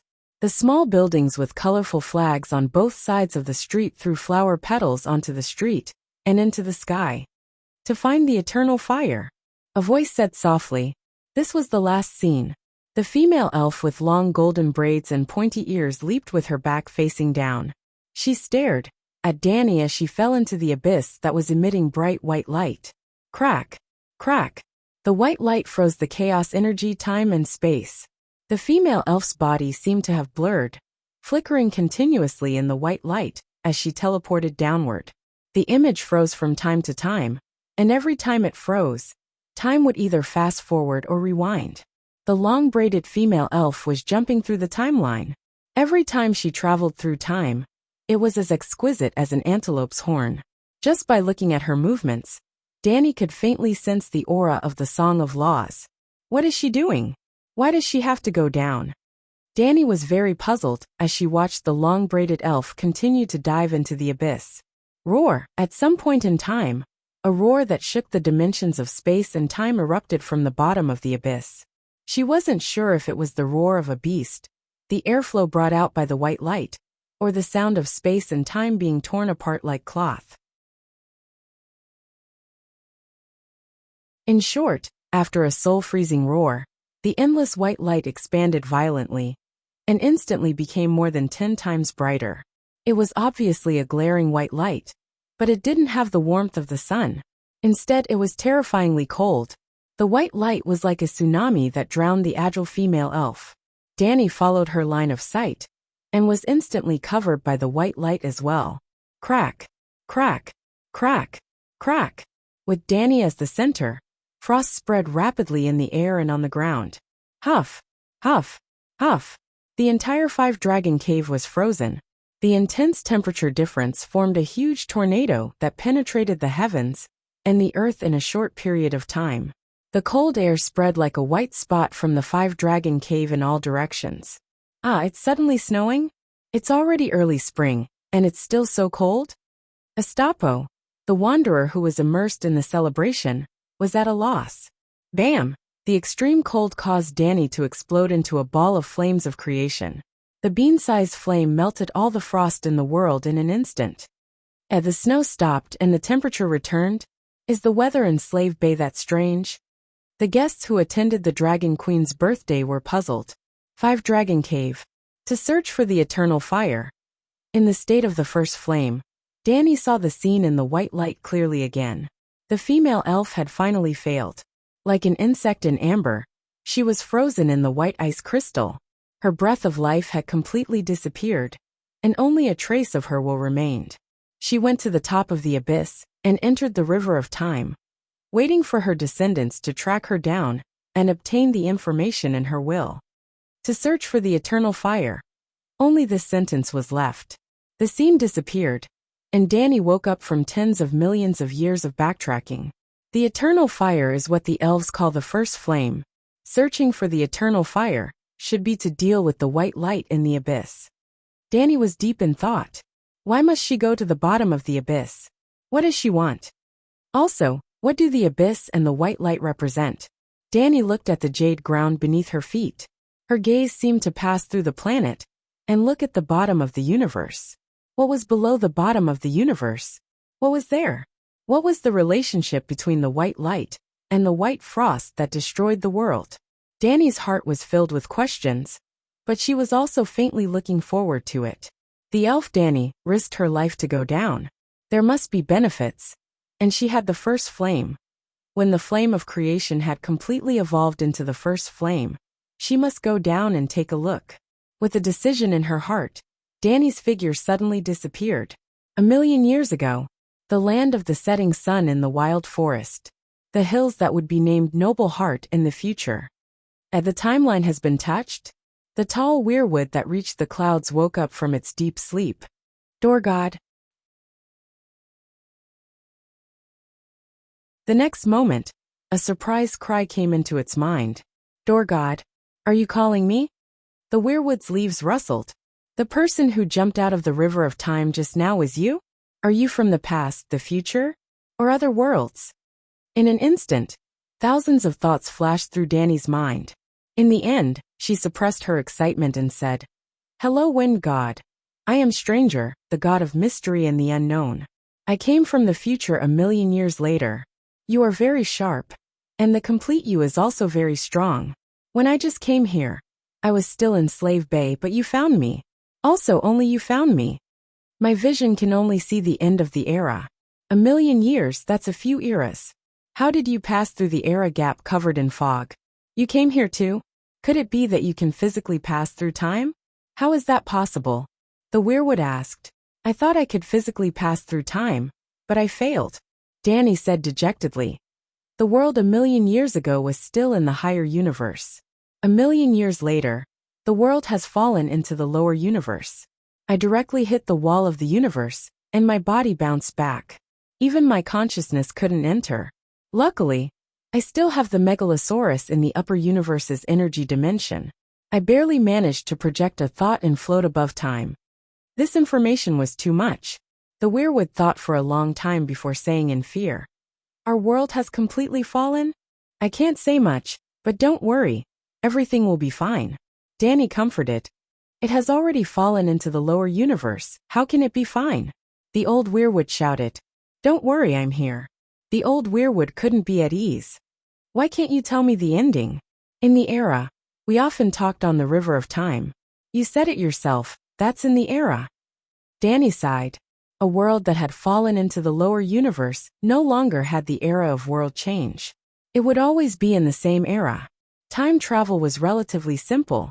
However, the Song of Ice and Fire world had just fallen into the lower universe not long ago. It was easy to cross eras by traveling to the past. Without crossing eras, traveling through time would change individuals and society. It would have little impact on the world itself. To the world, human society wasn't worth mentioning. It might be able to spontaneously correct time and space. Crossing eras could change the outcome of an era. If the change was too great, the world wouldn't be able to repair time and space, or the price would be too great. You're called Red Leaf? I heard Wind God call you that. Danny asked the child of the forest beside her in origin language. The green-eyed squirrel person knelt beside Danny and placed the horn cup on the tree stump in front of her. It said in origin language, Your Majesty stranger, I'm Red Leaf. This is the blue flower water I've prepared for you. Danny was currently wearing a huge hooded cloak. The shadow completely covered her face and figure. She had been invited by the old weirwood to exchange cultivation experiences with it. The squirrel person sleeping on the weirwood's branch brought her fruits and tea. Danny glanced into the horn cup. A flower that looked like a golden chrysanthemum floated on the surface of the water. It was a bright blue color. The water in the cup was blue and emitted a refreshing fragrance. Thank you. Your tea smells good, but I'm not a physical body. She smiled. Tea. The squirrel person's red eyes were somewhat puzzled, but it still retreated obediently. I'm not too sure about the theory of crossing eras. I've just comprehended the ability to travel through time and space. I need to slowly explore it. Maybe it's just because our world is special? Sometimes I really want to tell you something, but the next moment, Danny said uncertainly, it seems like someone is warning me not to say anything. Also, I seem to have forgotten something. Since you can travel through time, then I'm guessing that there should be a higher-level existence guarding our world's timeline. If it allows it, you'll come. If it doesn't, you won't be able to come, the weirwood said faintly. Hee, that's impossible. No one is higher than me. Danny shook her head and smiled. After a moment of silence, the old weirwood said, Since you can travel through time, your realm must be higher than mine. Can you answer some of my cultivation problems? For me, the future is still uncertain. I want to work hard to change the world's tragic fate. No matter the price. His tone was very heavy. I don't think the world's fate is tragic. Forget it. If you have any questions, feel free to ask. Danny only wished she could be more generous to the old weirwood. Time passed, and Danny sat under the weirwood for a whole 2,000 years. I have to leave. The longer I stay in a time point, the greater the world's rejection of me. I've reached my limit. Danny stood up from the tree stump. Her expression under the hood was very complicated. If my efforts can change the future, I swear to you that I will use my life to make the future you're in better, the old weirwood said solemnly. Good luck. Danny did not agree, but she did not want to dampen the old weirwood's enthusiasm. Your Majesty, stranger, are you leaving? The green-eyed chestnut-skinned squirrel man brought her another cup of flower tea. Ever since she said she could not drink, but could smell the tea, the squirrel man brought her a cup of flower tea almost every day.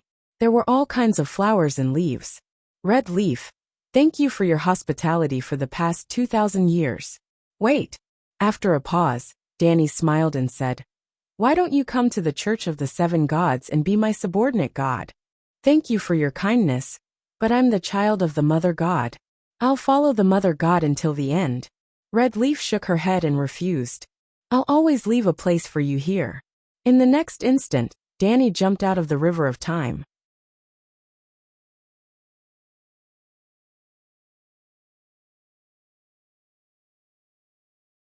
Chapter 1148. Damn it, there's something wrong with my memory. After spending 2,000 years, a million years in the past, it only took a moment to return to the original time and space. Then, Danny suddenly realized that what she had boasted about back then seemed to have become a reality. But in the time and space a million years ago, she had forgotten about it. Why is this happening? Slavery Bay, Christmas Day. When the parade team came to the front of the pyramid, the square was already crowded. The dwarf pulled Gerald, who was squeezing forward, and said, you're an adult, and you're still watching the circus like a child? Let's find a place to drink. I've been running around for the past few years, and I haven't had many peaceful days. Now that it's so peaceful, what's wrong with me having some fun? Besides, I was originally with Yaniv, but when you found me, we were separated, Gerald complained. He had taken off his demon hunter leather armor and put on a purple woolen coat and a colorful canvas hat with the words, Long live the Celestial Emperor on it. He was submerged in the crowd and could not be distinguished from the guests and people of Slavery Bay. I haven't seen you for a few years and I miss you. Yaniv, you can see me anytime. I have to go back to Aden in 2 days. The dwarf pulled the demon hunter in the direction of the Divine Grace Temple. Gerald said helplessly, it's Christmas Day, and it's her 150th birthday. Everyone is out celebrating. The Red Saintess will definitely not receive guests. I'm not looking for a woman. I just want the peace. Forget it, let's go back to the Great Pyramid. I don't want to waste my time explaining to Yaniv. The demon hunter struggled to walk to the pyramid. How have you been these years? The dwarf did not insist and asked as he walked. Last time in Stega, you didn't even say goodbye to Melisandre and ran away. After that, you didn't contact us. Now you still have the face to ask. Gerald said disdainfully, I lost half of my body and my vitality was greatly damaged. It took me 2 years just to recuperate. What else do you want me to do? The dwarf sighed. You didn't have to run away. Ciri's crying had moved him here. He understood that forcing it would only lead to a repeat of Pavetta's tragedy. Then he let us go, Gerald said. That's a crazy monster, the Mad King. Tyrion shouted. I know the Mad King better than you do. They often have the same thought one moment, but in the next moment, they give up on the decision they've made for a long time and do the opposite. Imhir's repeated actions proved that he was the Mad King. If Melisandre and I don't run away immediately, but instead reveal our tracks and gather together with you, his killing intent may be aroused, and he may think that he can kill us to silence us. What should we do? The red-robed woman and I immediately fled, which made him not dare to harm you again. Even if you're right, why didn't you look for us afterward? Gerald asked. After all, it's not nice to run away. I'm embarrassed to see you guys again. Secondly, you guys are the source of trouble and disaster. I don't want to provoke you, Tyrion said righteously. Hey Brandon, you guys are. At the entrance of the pyramid, they saw Brandon and Pavetta pulling each other. Brandon's face was full of enthusiasm, while Pavetta's reaction was cold. I invited Pavetta to the square to watch the play. Bran pulled back his right hand from Pavetta's sleeve with an awkward expression. Master, I'm going to find Ciri. Pavetta bowed to the old monk and turned to disappear into the crowd. Hey, Brandon reached out to pull her back, his expression dim. Kid, don't tell me you've really fallen in love with her? The dwarf asked in surprise. I'm not sure, but she's definitely obsessed. But she still can't let go of Tony. Bran sighed. What? The dwarf was shocked.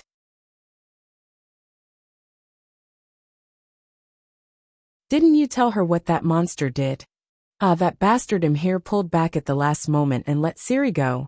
Later, he even announced that Ciri was his only successor. Brandon sighed. As they talked, they came to the big stone steps on the 3rd floor. The servants brought out tables and chairs, as well as wine and food. They sat under the sunlight on the 3rd floor and looked at the bustling scene below. This is a good spot. We can even hear the music on the stage. Geralt smiled. Even if Tony didn't marry Ciri, how many bad things did he do before? For example, the Sintra massacre. What about that? Also, Tony said himself that he didn't love her. Even the law of accidents could be a conspiracy, Tyrion said in confusion. No matter how many bad things Tony did, he's been single for more than 10 years. Geralt sighed. What's wrong with being single? The dwarf didn't understand. It's true that Tony doesn't have much love for Pavetta, but Pavetta is the only one he's ever loved. Most importantly, he's the great emperor who conquered the world. I don't understand. What's the connection? The dwarf asked in confusion. I didn't understand at first. Geralt sighed. Then Yennev showed me a romance novel called The Overlord Fell in Love with Me. The demon hunter's expression began to twist. Reading that book was more painful than fighting Wild Hunt. But I've more or less figured out Pavetta's situation. She's like the female lead in romance novels. She cares about love the most. She married Hedgehog Man because of love. She fell out with Tony because she realized that he didn't love her as much as she thought. Now that she saw that he only had her in his heart, she couldn't let go of him. I don't understand, the dwarf muttered. Bran glanced at him with a sense of superiority. Uncle, although you're famous and experienced, your level is still too low. What, you want to challenge me? Tyrion glanced at him from the corner of his eyes. You're not as good as me when it comes to women. Bran looked up at the sky and sighed. Tell me about it. Bran said emotionally. I like women like Pavetta who are full of love. After living with you for a while, the only thing on a normal woman's mind is life and career. Household chores, daily necessities, children's education. They'll gradually turn from lovers to family. But I already have a mother and father, grandparents, son and daughter, brothers and sisters, a whole family. I don't lack family at all. What I need is a soulmate who can keep my mind and body in an excited state. Everyone says I'm fickle in love, but I'm only chasing after the person who fills me with excitement. I don't want to live like a brick of society. I don't want to be a pillar of family. I'm a person with rich emotions, not a brick. It's a waste if I don't live well after coming to this world. Uncle patted him on the shoulder and said earnestly, We weren't wrong about you. You do have the potential of our ancestor, the Mad King. I just have different thoughts from you. Why are you slandering me? Bran said unhappily. Mad King Dad isn't stupid. He just has a different way of thinking. But a different person is a crazy person. Your thoughts seem beautiful, but you forget that you're a member of society, a member of family. You can't escape your family's responsibility and social morality, Tyrion said. If reality is the same as ideals, then what's the use of ideals? Bran retorted. Bran, I think you can pursue other people. Geralt looked at his little brother with concern. Laura's family, well, they all advocate love above all. Maybe you can choose Calanthe's mother or grandmother. After all, they'll be 16 years old, after being resurrected by the Dragon Queen. Bran's eyes lit up, as if he had discovered a new world. Tyrion, come here quickly. I have something to talk to you about. Dany's voice suddenly appeared in the dwarf's ears. The dwarf looked around. Today is your birthday. Everyone is waiting to present their gifts to you. Let Sir Barristan handle this, Dany said. The dwarf was puzzled. Where are you? Where do you want me to go? Stand up and take 3 steps forward. Tyrion did as he was told, but after taking 2 steps, he stopped at the edge of the big stone steps. You can't take 3 steps. If you take another step, you'll miss, he said. You won't die from the fall. Hearing the impatience in her voice, the dwarf braced himself and took another step. Sure enough, with 1 step in the air, Tyrion fell involuntarily. He screamed in panic and kept screaming.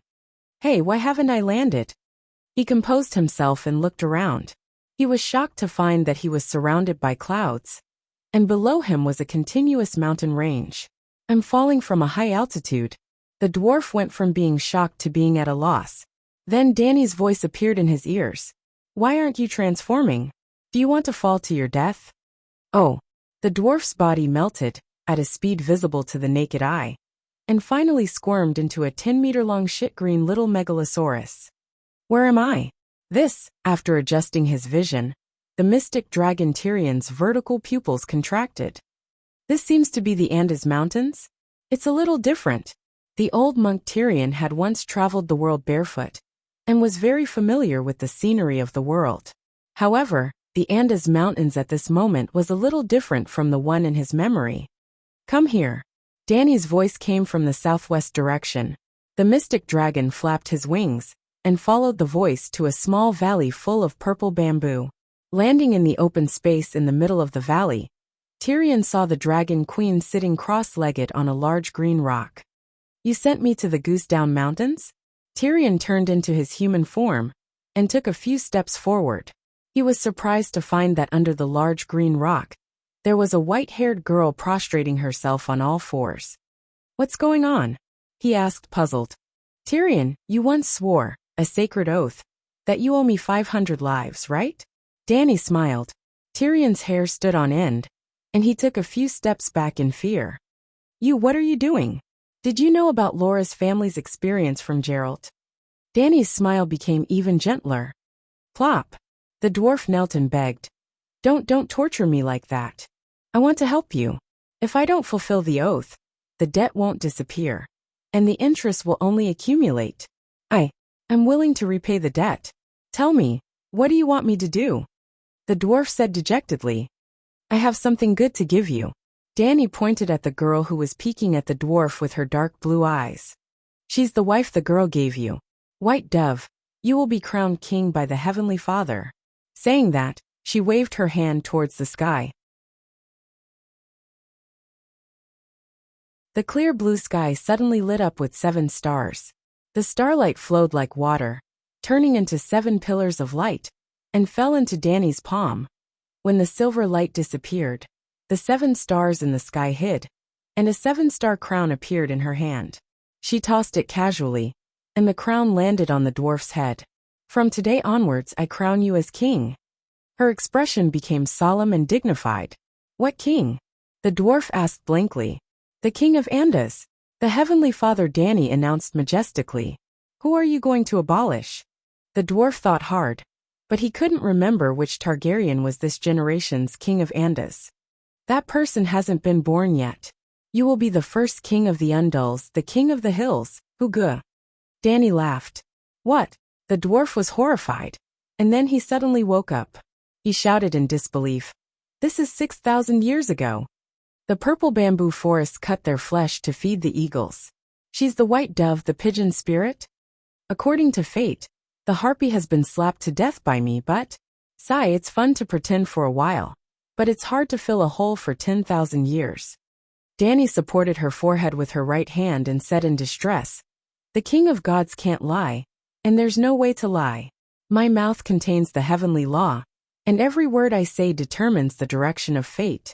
The fate of the past, the fate of the present, and the fate of the future are all distorted by my words, no matter when I say them."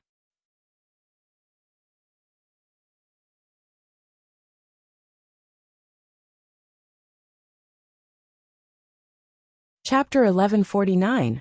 No matter what I say, it will become reality. This is the first law of the world. Even I can't go against it, Danny said helplessly. The old monk Tyrion could recite the 7 saints' scripture backwards now. He quickly understood what she was trying to do. "Can't you find the real king of the hills, Huga?" "Why me?" he asked in confusion. "You are the real Huga." Danny smiled. "That can't be right. Huga isn't a rare name. If you shout Huga, your mother is calling you home for dinner in Lannister Harbor. 2 or 3 Hugis will appear at the same time," the dwarf said. "Before me, how many girls in the Westeros were called Dany Rise?" Danny sighed. "Not a single one. It was only 100 years ago that Targaryen had a princess called Dany Rise, who married into Dorn. Am I the historical Hugu? The dwarf asked in surprise. I don't know. You can try. But I can't have children. Where did Huji's 44 sons come from? The dwarf smiled bitterly. It's all right. The 7 stars scripture only says that the white dove brought you 44 sons. They might not be your own. Aren't you Tywin's son? Tyrion's expression twisted. Go. Your people are waiting for you. Only you can lead the Undulls to survive on this land. Dany waved her hand. The dwarf and the white dove disappeared. Soon, Hugo, the king of the hills, understood why Mother of Saints had sought him out. It was because the living conditions in Ursos 6,000 years ago were too harsh. King, this is bad. The Loyner Rangers have massacred our Lannister town at the Upper Lone River. All the men have been killed. The women and children have all been enslaved. A soldier in bronze armor reported. Bastard, bring me my axe. Prepare the army for revenge. King Hugo gritted his teeth. King, this is bad. An evil god has come from the north. He has already sacrificed 18 villages in the Andros Plains. What? It's the evil god again? Do those bastards not learn their lesson? Quick, go and bring my axe over. I want to use their skulls to pave the floor of the ballroom. King Hugo roared. Your Majesty, it's not good. The fact that we sent scholars to secretly learn Loyna's iron-smelting techniques has been discovered. Prince Godot is leading 5,000 knights here. A soldier hurriedly rushed into the palace and reported. On the low couch, King Hugo was entangled with a few blonde and blue-eyed Undul beauties. Hearing this, he suddenly stood up, the muscles on his right arm bulging. Call the 7 princes over and fight with me. I want to defeat Godot. Soon, a handsome young man with blonde hair and blue eyes arrived at the palace. Father, don't be so agitated. The Duke of Loy knows of your bravery. This time, he specially invited the old man in the river to hold the line. You have to be careful. The old tortoise in the river? Bastard, I have spared its life many times. Doesn't it know? King Hugo smashed the stone lion at the gate of the palace with his axe. The soldiers were in awe and admiration. The old man in the river has a true god behind him. The first prince advised. Sigh. In this fucked up world, the true gods are still alive. King Hugo slumped down his axe and waved his hand. Prepare gold and silver to bribe the prince's court officials. Also go to the prison and behead those slave traders. Send their heads to Godot and say that they are scholars. The scholars secretly learning iron-smelting techniques has nothing to do with our royal family. Father, William and the others are all lords with military merits. Just because of a few foreign slaves, isn't it too much to kill them? Which country in Ursos doesn't sell slaves? The purple-haired and blue-eyed second prince said. King Hugo went up and kicked the second prince right in the chest. With a bang, the second prince flew back more than 10 meters. The soldiers were shocked. The princes were shocked. King Hugo was still angry. He walked over and scolded. Second prince, I'll say it again.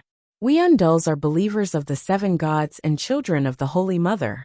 We don't sell slaves or worship evil gods. We can't do anything that goes against the teachings of the 7 gods. Do you understand? Yes, yes.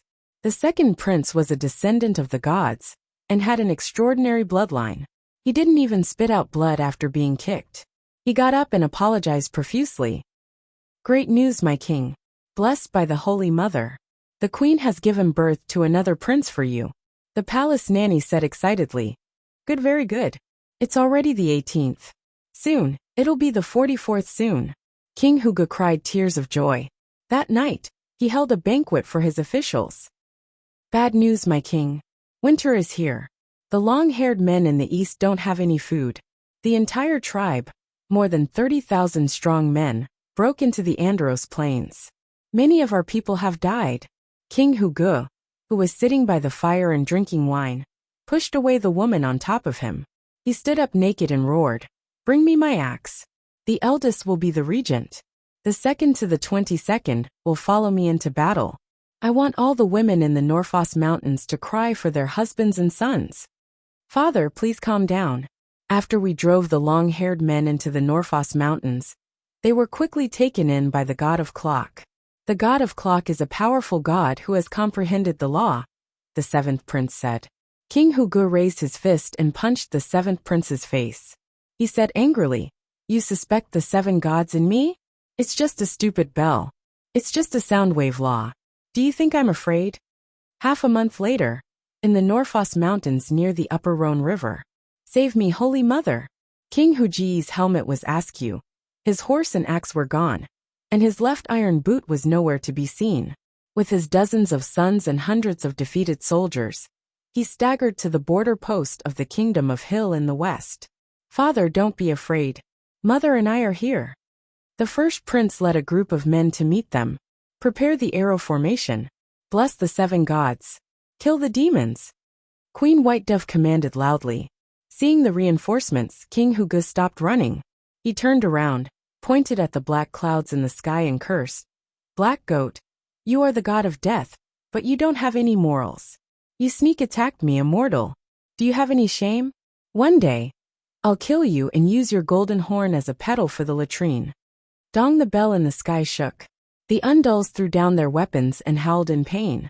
"Stupid bell, fight me one-on-one if you dare." King Hugu found another axe and stood firm in the sound wave attack. "King, we're no match for the evil gods. Let's retreat first," the queen said. King Hugu turned to his sons and scolded, "It's all your fault. I've taught you the way of the knights, but now you don't even have a sword saint. Father, you've always said that you can control the sword with your heart, but you've only killed with brute force." The first prince couldn't help but retort. Yes, we have 8,000 cavalrymen, but none of them have reached the sword saint level." The other princes agreed. The dwarf was speechless. "King, this is bad. Megalosaurus, there are so many Megalosaurus in the sky." A guard ran in and yelled. King Hugu hurried out of the palace and saw more than 30 Megalosaurus of different colors circling the city. Valeglia's Dragon King battle team? King Hugu didn't panic. Instead, he felt a sense of familiarity and excitement. But soon he became even more excited. "What? You want me to give you the Velvet Plains in the south?" King Huji's face turned red.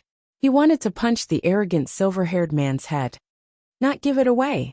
Sell it to us to build a trading city," the messenger of Valeglia said. "What if I don't sell it?" King Hugu said in a low voice. "If you don't sell it, then give it away," the messenger said casually. "Give it away? If we lose the battle, of course we have to give it away as compensation," the messenger said matter-of-factly. King Hugu was about to fly into a rage. The eldest prince beside the throne quickly pulled him back and whispered, "Father, there are 30 Megalosaurus in the sky. We can't defeat them." Fuck. The messenger smiled and said, "Your Majesty, we Valeglia are not unreasonable. Sell the land to us, but the Undulls don't have to leave. We can even choose a few princes to marry the noble descendants of the 14 Fire Peaks and rule the new Pentos together." "Pentos?" King Hugu was stunned. "You want to build a sea city beside King Huji's bathtub?" The messenger frowned and thought for a while. "I think that after the new city is built, King Huji's bathtub can be renamed to the Sea of Pentos." King Huji's eyes turned. His voice slowed down and he asked, "Messenger, are you also from the 14 Fire Peak families? I heard that there is a family called Targaryen in Valeglia. I wonder if they are here today." The silver-haired messenger was stunned. He asked doubtfully, "Your Majesty, you know about Targaryen? I am the current patriarch of the Targaryen family, Igor Targaryen." "What a coincidence." The dwarf looked at the other party carefully, but did not see any familiar features. "You are the patriarch. Why are you here as a messenger?" "To be honest, if there are not 30 dragons in the sky, I am prepared to chop off your head and form an alliance with the Loiner people to kill you Valeglia people," he said strangely. Igor's handsome face darkened. He said, "The reputation of the Mad King Hugu has already spread to the Summer Sea. We will not give you the chance to go crazy." "I am the Mad King?" Hugu pointed at his own nose, his face filled with disbelief. "Father, you have gone against the heavens, the earth, the gods and demons. Other than the 7 gods, you have not submitted to anyone. You have scolded the true gods, slashed the gods, slaughtered the long-haired barbarians, massacred the Loiner villages and towns, and even repeatedly attacked the powerful Loiner city. You have used the heads of the gods to pave the floor of the ballroom. Everyone has some misunderstandings about you, the first prince said carefully. Slap. King Huge slapped the first prince in front of all the ministers, making him dizzy. Also, you like to hit your sons. We are so brave, smart, and obedient, the first prince said, feeling wronged. You still dare to talk back? Seeing the messenger's dumbfounded expression, as if he was looking at a monster, King Hugo awkwardly retracted his hand and forced a smile. Mortals think I am crazy, but they do not know that I am fighting for survival for the Undulls. The living environment in Ursos is too difficult. When I pass away, these bastards may still be able to protect their family business, but after a few generations, I am afraid. With such a deep conversation, the messenger could not hide the awkwardness on his face.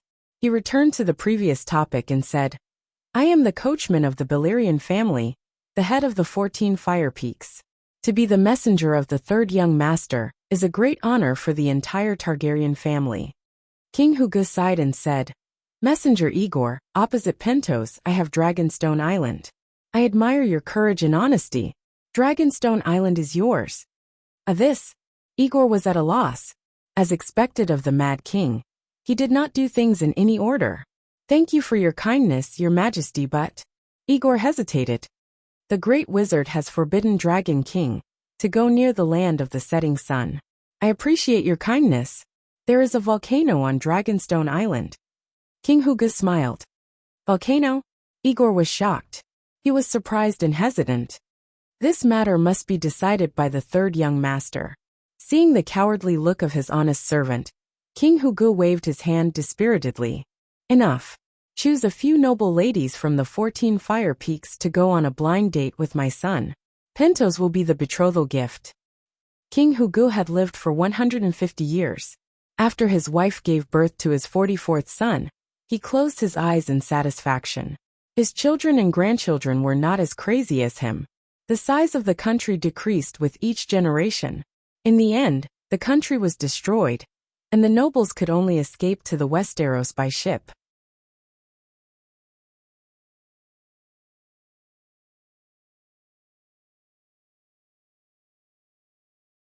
Chapter 1150. Above the river of time and space, a transparent bubble floated. Tyrion was in it, looking down at the changes in the mortal world. After a long while he asked in doubt, Transmigrating to the past really won't affect the present? Dany said, Of course there will be an effect. There are no two leaves that are exactly the same in the world, but there are similar leaves on the same tree and the same branch. In the time and space when I became a god king, the world was a plump willow leaf. In the time and space when I didn't become a god king, the world was a withered willow leaf. Our world is always a willow leaf, different leaves on the same willow tree. When I choose one of them, it will replace the real world. The changes in the world are negligible, just like in the eyes of ordinary people. All willow leaves are the same. They can't notice the fine details. Only I, who chose the willow leaf, and those who cultivate time and space arts, can feel the difference. Are there many parallel worlds in the universe? Tyrion frowned. Dany shook her head and said, The nature of the world is different from what mortals feel and think of as the world. What do you mean? Do you think the world is a stable entity? Dany asked. Isn't it? The flame is a solid entity. The flame is stable in one form without changing? The dwarf was stunned.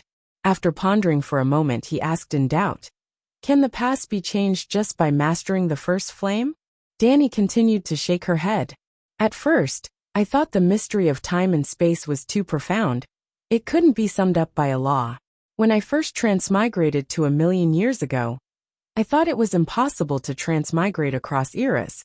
But now I can even bring you to 6,000 years ago. I guess that we were born in the previous era, lived to the next era, and the era just passed not long ago. That's a little far-fetched, Tyrion said. Dany smiled. The more complicated a theory is, the less likely it is to be the truth. All the laws of physics are very simple. A sentence, a formula, can represent a law of physics. So I suddenly realized that I might be wrong. the laws of time and space transmigration might be complicated, but the laws of time and space transmigration should be simple. See if it allows you to transmigrate. Who is it? Tyrion was shocked. Dany replied, it could be a space-time manager or a unique law of the world. At this moment, I was 100% sure that transmigration would bring about changes, and changes would come at a price. If it doesn't want you to transmigrate, it must be because the price is too high and it can't afford it, or it doesn't want to pay for you.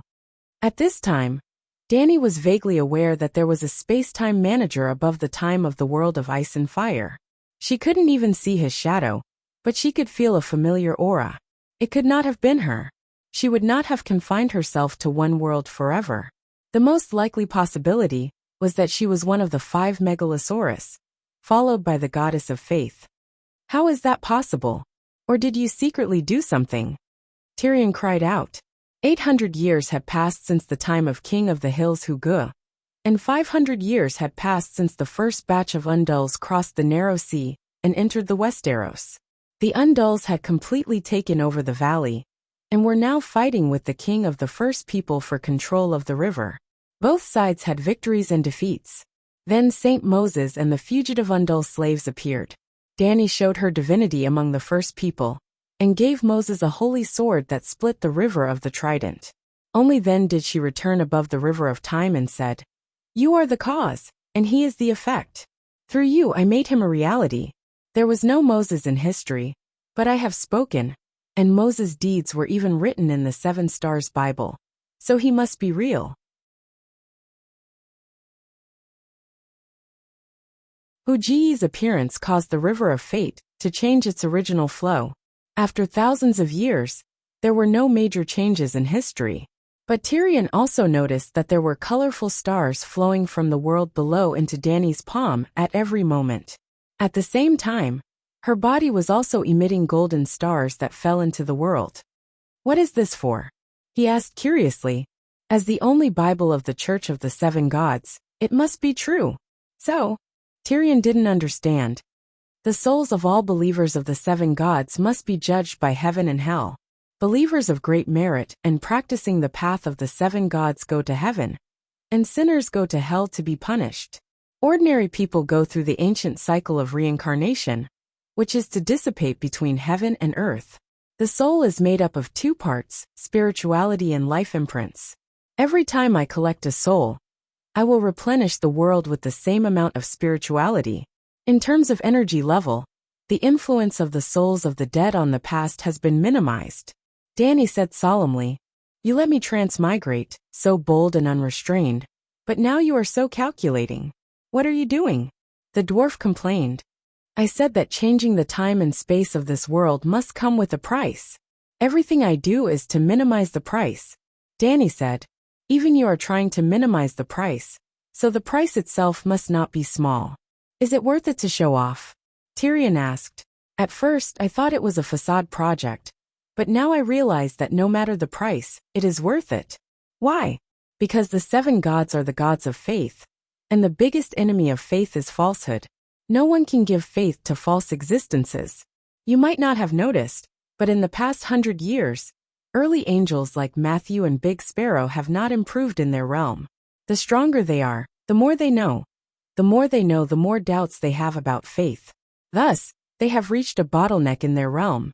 If I don't change, a level 9 seraph will never be born among the believers of the 7 gods. It involves the future of the 7 gods church and the 7 gods.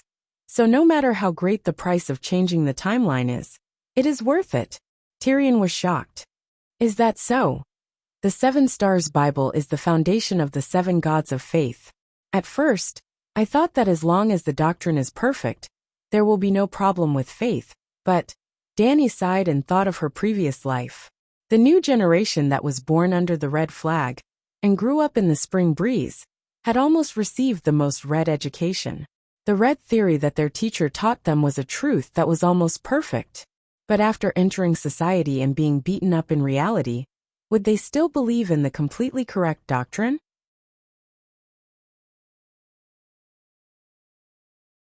The doctrine of the 7 gods was very humane and beautiful. But if the 7 gods themselves went against their doctrine, how would the believers make themselves believe in them? So, Danny had to make the 7 gods real. Now, do you think that I am a fake 7 god? Danny looked at Tyrion and asked. You are the most genuine fake. The dwarf smiled bitterly. Before me, did the Undulls have the concept of the 7 gods? The doctrine of the 7 gods was not passed down by me? The 7 gods church was not established by me? Yes, but you changed the past. In the timeline, there is only one past. Alright, you are the 7 gods, the real 7 gods. Tyrion sighed. Danny was satisfied. Alright, be careful. As the ancient king of the hills, Hugu, returning to the present is equivalent to crossing the timeline, and there may be strong side effects. She reminded. What? I am a modern person. The dwarf shouted. Are you the king of the hills? Danny asked. Yes. Is the king of the hills an ancient from 6,000 years ago? Yes, but no buts, you are an ancient person. I don't want to argue with you. There is no harm in being straightforward. The dwarf said. Danny looked away. Your cultivation realm can no longer be improved. Just like the wood cut down in ancient times, it can only slowly decay, but can no longer grow. As an ancient person, you have already sealed the coffin. The dwarf's face was pale, and his eyes were dazed. Isn't that too cruel? There is a price to pay for changing the past. You owe me 500 lives, and this time, you have paid one back. The dwarf muttered. Can you take me to 130 years ago and shut my mouth, so that I won't make such a stupid oath? Sorry, I don't want to be stupid. Don't worry, you can go to other worlds to cultivate. I have the ancient blood of the elves, and will definitely choose the most suitable cultivation world for you. The space-time curse of this world cannot affect other worlds. Danny comforted him again. 150 years ago, when Danny and Rise Stormborn, on Dragonstone Island, Danny encountered an accident. The space-time in front of her was incomparably solid, countless times more solid than 1,000,000 years ago. That was to say, from this point in time, she could not change any history. Although she could only watch movies, she was still collecting the life imprints of the dead. In fact, not only did the soul dissipate, even the life imprints dissipated. However, she controlled the fire of creation, and could read the information of life memories. Once she read it, it would exist. Slavery Bay Christmas Day. The Great Pyramid, the 3rd step of the big stone steps. Bran and Geralt saw Tyrion walk to the edge of the steps as if he had drunk fake wine. Then he missed a step and smashed the big stone steps of the 2nd step. The pyramid had been recast by Dragon Queen, and the 1st step was about 7 to 8 meters high. The dwarf's bones were not broken, but he still cried out in pain. Are you drunk? Bran poked his head out to look. The dwarf touched the broken bridge of his nose, and leaped onto the 3rd step platform. He sat back in his seat, picked up the bottle of wine and gulped it down. What's wrong? After a fall, you've suddenly become much older, Geralt said, puzzled. The dwarf did not speak. He put down the bottle of wine, and closed his eyes to meditate. A moment later, he wailed with a sad face. It's not an illusion. My cultivation base is even more stable than this great pyramid. It's not moving at all. You're really drunk. What nonsense are you talking about? Bran asked strangely. At this moment, Danny's voice rang in the dwarf's ears again. Tyrion, your father Tywin and Aerys have returned as vengeful ghosts. Remember to save up more merit and redeem them. Forget about Father Tywin. But Aerys is your father too. The dwarf wailed indignantly. Nonsense. We separated long ago. I'm the daughter of Queen Layla, the Pentashade Dragon Targaryen. You're the direct descendant of the 3-headed red dragon Targaryen, Aerys's super illegitimate son. That's right, Brother Way is also yours. He's your brother. Although Riga is also in hell, he has Jon. Brother Way is alone, and can only enter your temple, Danny said with a faint smile. The dwarf hugged his head and wailed. 7 levels of hell. I'm just a monk. I don't even have a kingdom. How can I be considered a direct descendant of the 3-headed red dragon? Nonsense. How many countries have I given you? First it was Jean Island, then it was Dear Cauldron Kingdom. Now there's still Eris's memorial tablet in Dear Cauldron Kingdom's temple. In my slave base temple, there's only Layla's memorial tablet, Danny said. Did you plan this long ago? The dwarf said angrily. When I announced that you were Eris's super illegitimate son, weren't you smiling so widely? Danny said lightly. The dwarf recalled that when the Dragon Queen announced that he was Eris's only successor, he was indeed very proud. Sansa was also very afraid of him because of this, until she lured him into her bed and swore that he would not fight for the Iron Throne with her.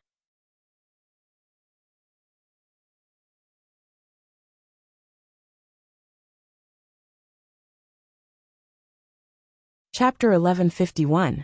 After practicing in the Song of Ice and Fire world, Danny immediately went to the Demon Hunter world and used the same method to collect the life imprint of Laura's human husband. She also studied the timeline of the Demon Hunter world. A previous conjecture was verified. The space-time rules of each world were different.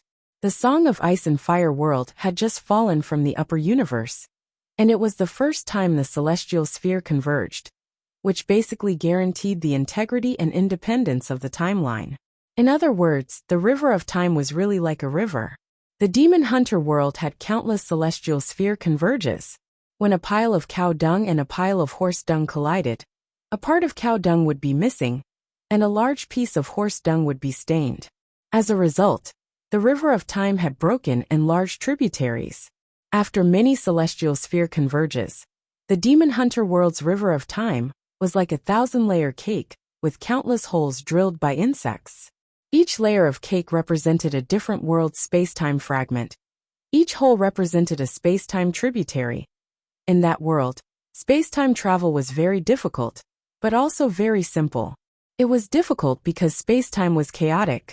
It was almost impossible to comprehend the law of space-time travel through cultivation with an ordinary bloodline.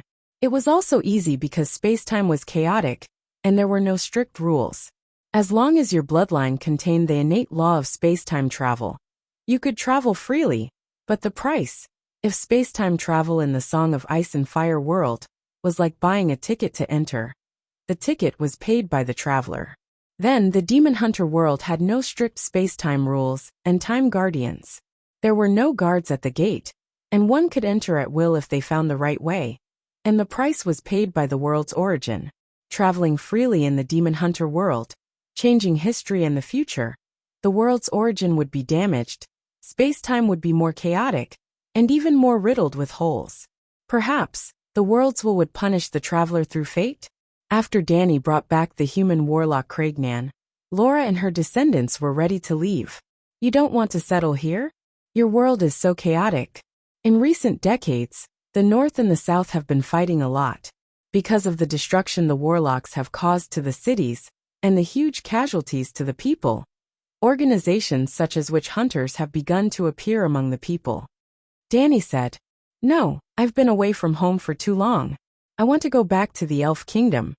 Laura shook her head. If you go back, what about me?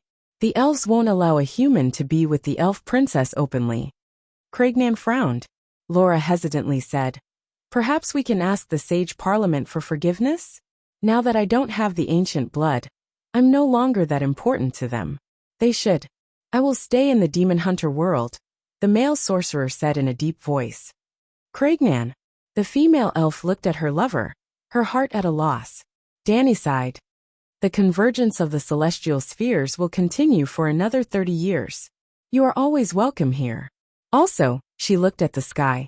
The spring sun was shining brightly, and the blue sky was filled with white clouds. Everything was peaceful. I'll help you deal with the elves. As soon as he finished speaking, a crack sounded as if a hole had been torn open in the sky. Large chunks of black smoke spread out in all directions from a single point. In a few breaths of time, the sunlight and the blue sky disappeared. Through the dark clouds, one could vaguely see the dim halo of the sun. The atmosphere of fear spread from the sky to the ground. The inexplicable uneasiness triggered the most primitive fear in the citizens of the city. The livestock in the animal pens were restless, stomping their hooves, raising their heads and neighing. The wind is blowing. Everyone felt as if they had fallen into a nightmare. They could faintly hear the screams of the undead in the wind. This is the wild hunt. Laura's pupils contracted, and her whole body trembled. They chased us to this world. Gerald was shocked. Danny laughed. When you guys first arrived, they chased us to the outside of the world. They should have returned in defeat at the gate of the world.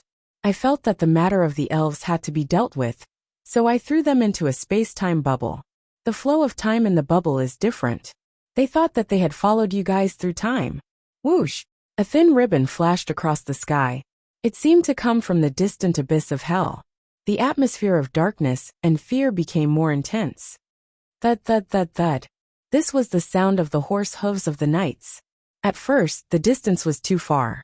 It was almost impossible to distinguish the figures of the knights.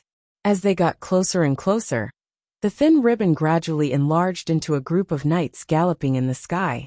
This appearance is too flashy, Danny murmured. Thud, thud, thud. The knights were getting closer. With the naked eye of mortals, they could see the horns on their helmets. They could see the protrusions in the middle of the horned helmets. They could see the hollow visors. They could even see the terrifying skeleton-like faces of the knights through the gaps in the visors. Even the war horses of the knights were skeleton horses. The sides of their bodies were bare like rotting wounds. Danny's interest grew. I'm really a frog at the bottom of a well. I actually thought that I had reached the peak.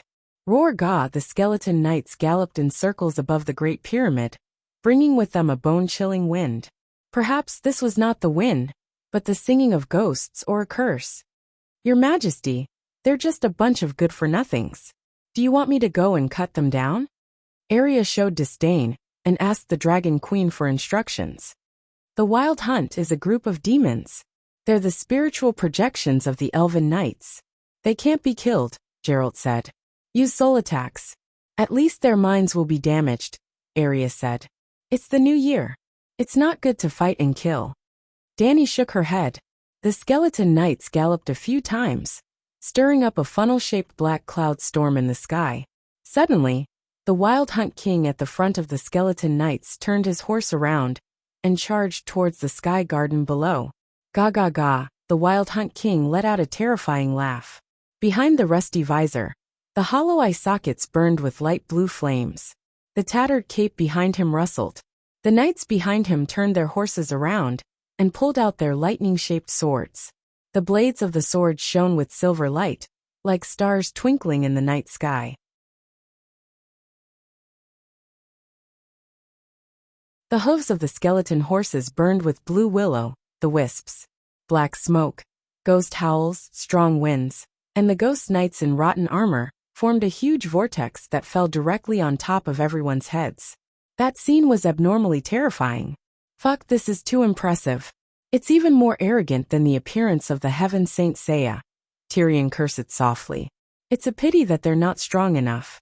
Danny extended her right hand and spread her fingers, making a grabbing motion. Bang!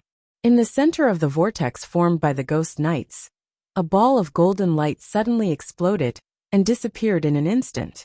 The blue sky reappeared, and golden sunlight shone on the ground. The terrifying atmosphere and the annoying ghost howls all disappeared. There were only about 1,200 knights left above. They were like insects that fell into amber. Their expressions and movements froze. Faint seven-colored smoke spread out from between the knights' eyebrows.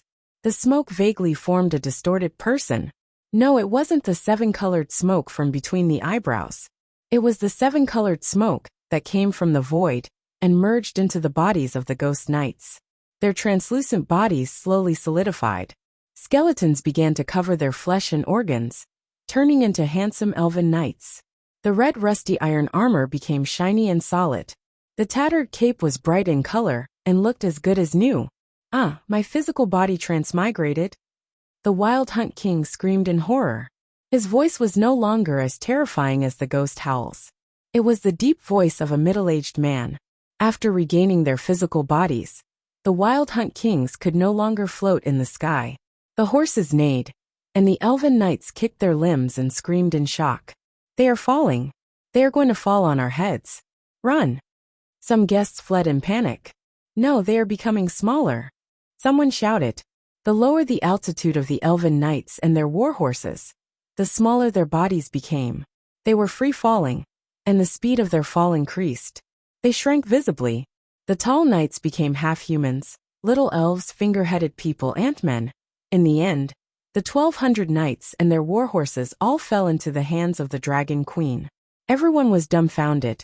Such a flashy entrance and such a tragic ending. Tyrion smiled bitterly and shook his head. Bran looked at the palms of Grandmaster Dany. He was shocked to see the little people getting up dizzily, looking for their war horses and swords. They even regrouped under the yelling of the Wild Hunt King. Ha ha ha. He couldn't help but laugh. Then he saw a gust of wind in the palms, blowing the little people around. Hey, this is fun. He purposely blew at the Grandmaster's palms. The elven knights floated up like goose feathers in the wind. Because he was too close and too excited, he spat out some saliva. The world of the palms started to rain heavily. Go away. Disgusting. Grandmaster Dany looked disgusted. She pushed her unfilial grandson to the side. Then, she raised the hand with the little people and made a grabbing motion towards the sky. Boom rip. 100-meter-long crack appeared in the sky. Then an exquisite city built by the lake in the forest rose from the ground. Like a sesame cake, it spun and fell from above. Ah, the Elven Royal City? Laura exclaimed. The Sesame Cake City expanded to its original size in the sky. It covered the whole of Astapor with a radius of 100 miles. The residents and guests of Slave Bay could even see the rippling lake beside the Elven Royal City. The elves running in panic in the streets of the city, and the elven sages casting forbidden spells with their staffs. It was like colorful fireworks exploding in the sky above the Elven Royal City. The effect was just fireworks.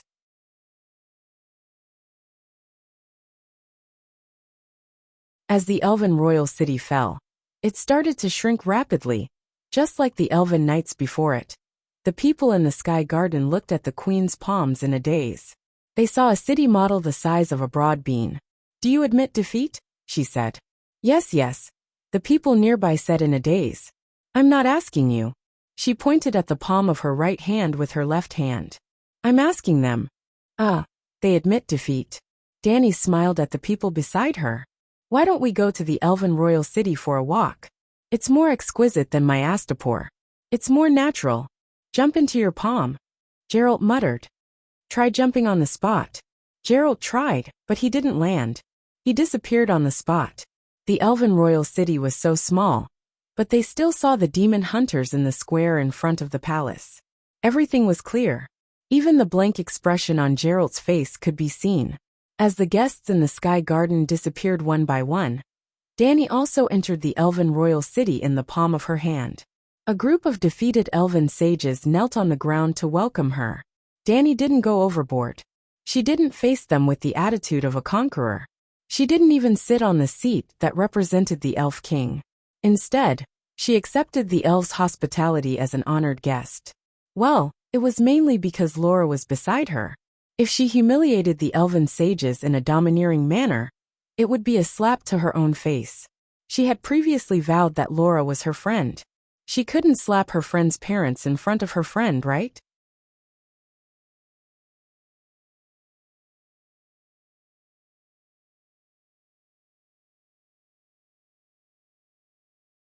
Chapter 1152. In the back garden of the Elven Palace. Elf Sage Avarak said bitterly, "What kind of witchcraft is this? Why can't we break it even with our combined efforts?" He was Laura's fiancé. Dany smiled faintly. Forbidden spells are just child's tricks. I stopped playing after I turned 25.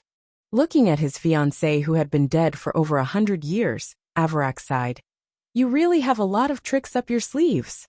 We failed, we couldn't fight back, Dragon Queen. How do you plan to deal with the elves? The Wild Hunt King in the blood-red armor said bitterly. The Wild Hunt King, that was the nightmare of many worlds, was just the leader of an elven cavalry team. Before the ancient blood was lost, the elves used their physical bodies to travel through worlds, enslaving and robbing the natives. They weren't afraid of the white frost. Even if they couldn't stop the ice aeon, they could open the gate of worlds and migrate to a comfortable and safe new world. With the loss of the ancient blood, The elves couldn't travel through time and space with their physical bodies. They could only use the form of demon spirits to project their minds to various worlds. They could kill people, rob people and rare resources, but they couldn't directly colonize for long periods of time.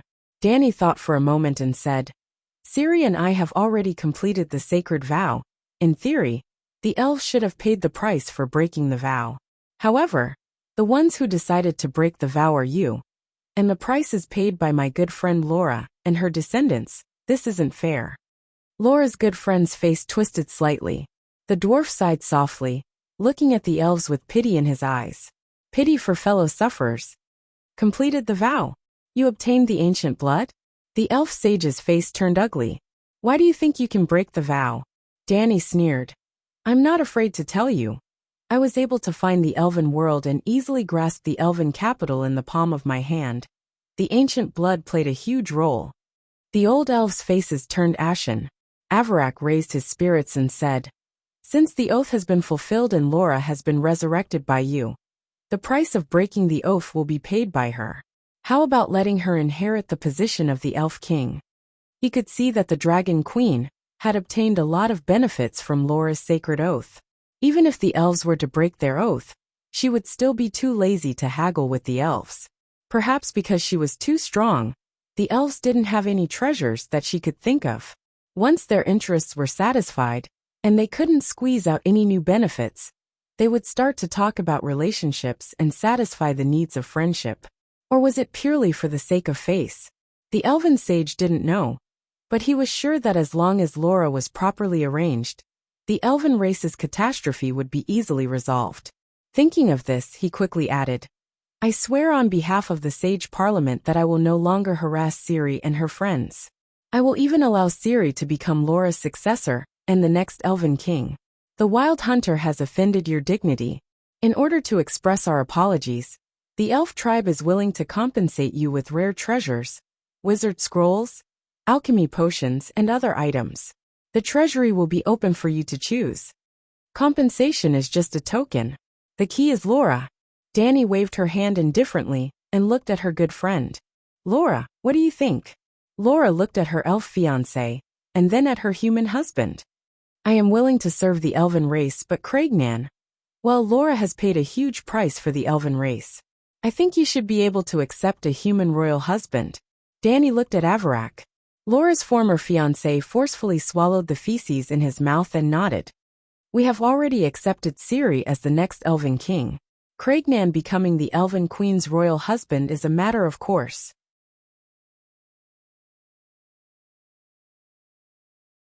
Well, happy ending. Today is Christmas. Everyone come to Astapor to participate in the Christmas banquet. Danny clapped her hands and said excitedly, I have something to say. The Wild Hunter King stood up with a worried expression and complained to Danny. Your Majesty, the reason I hunted Ciri wasn't for a personal grudge. As you can see, the Wild Hunter can travel between worlds, so I know a lot of terrible news that you don't know. What news? Danny asked curiously. The white frost is coming. His eyes were filled with fear, and his voice was trembling. It's not the usual white frost. It's like the universe has entered winter, and a cold wave has arrived. I have seen with my own eyes that one world after another has fallen into complete silence in the white frost. Not only the elven world, but the demon hunter world, your seven gods world, and all the nearby worlds have been invaded by the white frost. If the white frost is coming, what's the point of hunting Ciri? As the inheritor of the ancient blood, she has her own destiny. She won't escape the responsibility of saving the world. Danny's expression was indifferent and didn't show much emotion. The Wild Hunter King's cold face behind his helmet turned red. He felt that Ciri wasn't qualified and didn't have the ability to be the savior. He felt that he was the one destined. Therefore, he wanted to see Ciri's bloodline and control the future for himself. If my ability can stop the white frost, even if I have to pay the price of my life, I will do it. The gray-haired demon hunter woman said in a deep voice. If you ask me, you guys are worrying for nothing. If the sky falls, the tall ones will hold it up. It goes without saying who's the tallest, the dwarf complained. The elven sages glanced at the dragon queen, and looked at each other. Their expressions were much more relaxed. The dwarf was right. The white frost would come when the celestial spheres converged.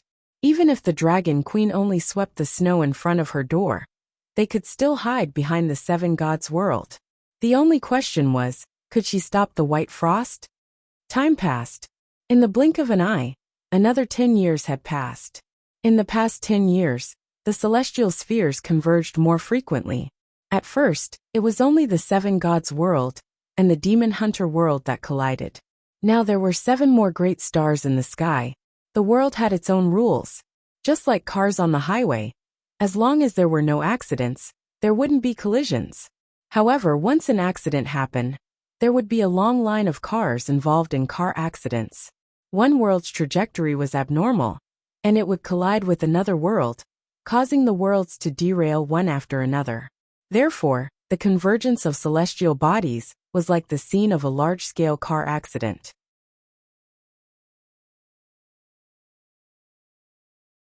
Multi-star collisions were common, but the 8th great star that appeared in the sky above the Song of Ice and Fire world terrified the living people of every world. It was an ice-blue dead star, a world that was withering in the white frost. Everyone knew that the white frost had come. The demon hunter world and the nearby worlds had longer winters. Only the Song of Ice and Fire world was unaffected. Where's the dragon queen? In recent years, more and more people from other worlds have applied to relocate our world. What's she thinking? John found Bran, who was cultivating in seclusion at the North Pole. Yes, Dany's white knight Bran. After his wife Mara passed away, he came to the North Pole to guard the World Gate for the Dragon Queen.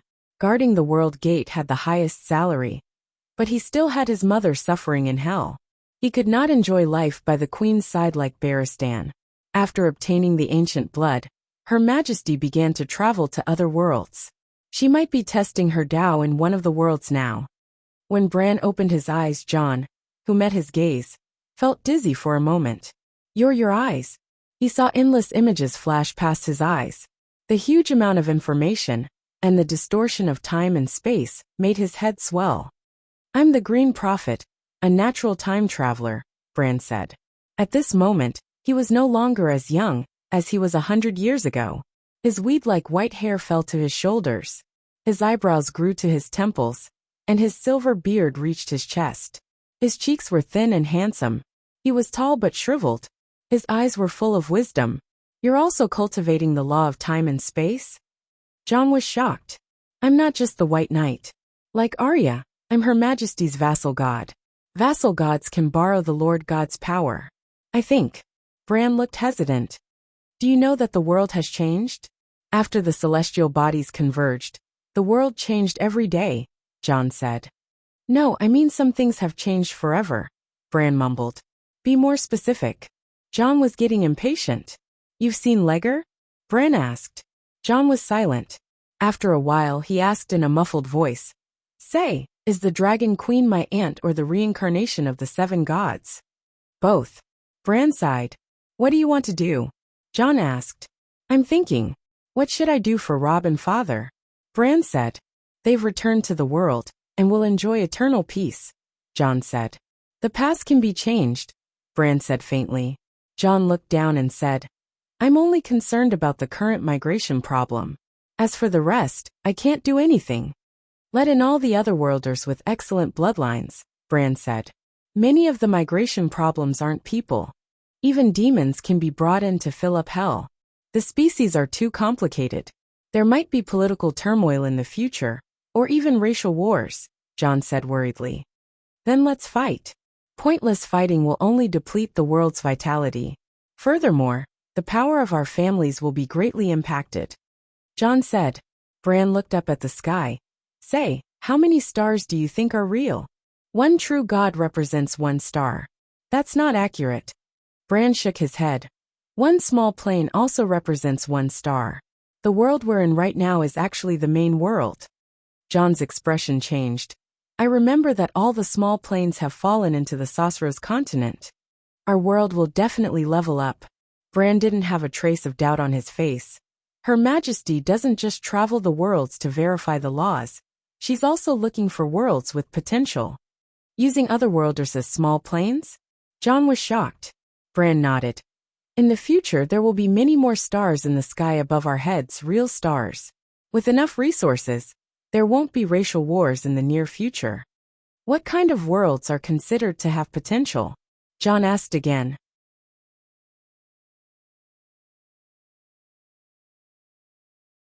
For example, the ancient blood in the elf world can provide us, especially Her Majesty, with new high-level laws. For example, the demon hunter world has a strong origin and has survived countless world-destroying white frost. It can provide us with a large amount of chaos force. So the demon hunter world and the elf world will become our stars, and we can open our doors to immigrants? No, the queen will look for the empty shell world that has been destroyed by white frost. Bran's expression was complicated. The human mind is unpredictable. If we move the demon hunter world to the astral world, the people in that world will think that we're colonizing them. There's no way to explain. We're indeed extracting the force of their world. Nothing forcibly done is sweet. John nodded, then asked doubtfully, where will the ancient blood come from in the empty shell world? Past and present, it makes no difference to Her Majesty. The ancient blood of the elf race and Her Majesty's fire of creation are a perfect match. Bran sighed. I wonder how many stars she's found in the past 10 years, John said leisurely. I don't know how many, but I'm sure that there'll be a world called Earth among them, Bran said with certainty. Why? John was puzzled. Big Sparrow has been to the Paradise Island of the Earthlings.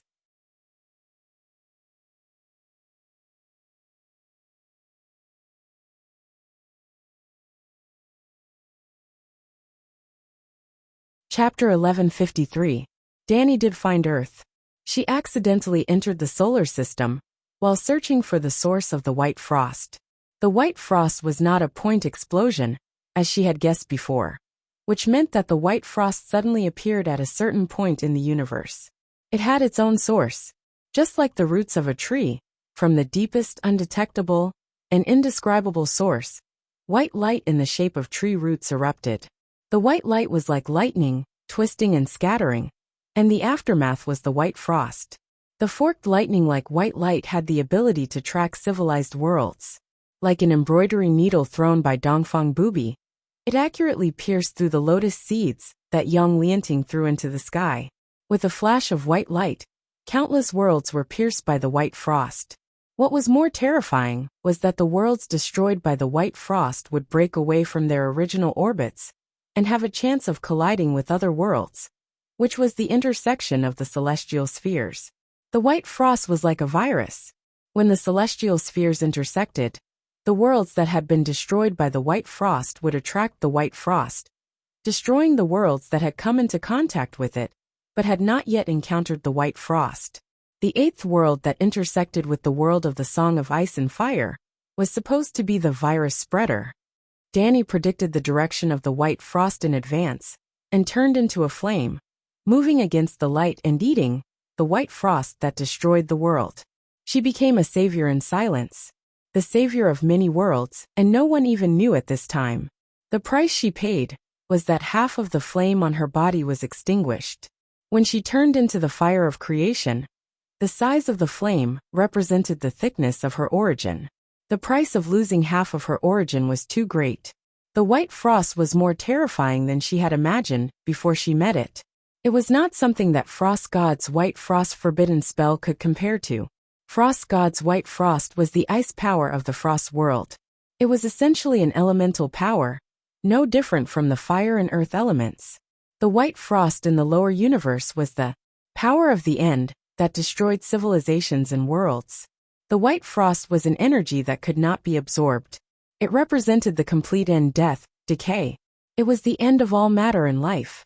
Although she had lost a part of her origin power, Dany was very excited. Even if her fire of creation was still 15% away from the real first flame, its energy level was not comparable to any other energy. In terms of fire energy levels, ordinary flames were level 1, wildfire level 2, ordinary dragon flames level 3, earth flames level 4, sun flames level 5, first flames level 6, and first flames level 7. True gods fluctuated between level 4 and level 5 according to the laws they grasped. Inferior songs of laws were only at level 4, while the extremely powerful songs of the elements could reach, or even surpass level 5. Dani was not a true god, but she had far surpassed it. Her energy rank was around 6. 5. Frost God's Song of Ice was higher than LV4, but lower than LV4. 5. It was not worthy of Dani's Song of Ice and Fire. That was why Dani had given the Song of Ice to John. She hoped that he could sing an even stronger Song of Ice, and then use him as a cauldron to cultivate a Song of Ice that could match the first flame. John's talent was not bad. In just 100 years, he had almost completed 10% of the Song of Ice. Even if he took into account that it would get slower and slower in the later stages, he would be able to complete the Song of Ice in about 30 to 50,000 years. Not to mention Lalo, even geniuses like Night Lion and Neodymium God of Lust would not be able to do so.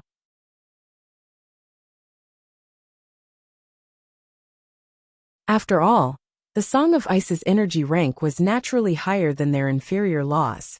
Dani had originally planned to wait 30 to 50,000 years, but now, power below LV6.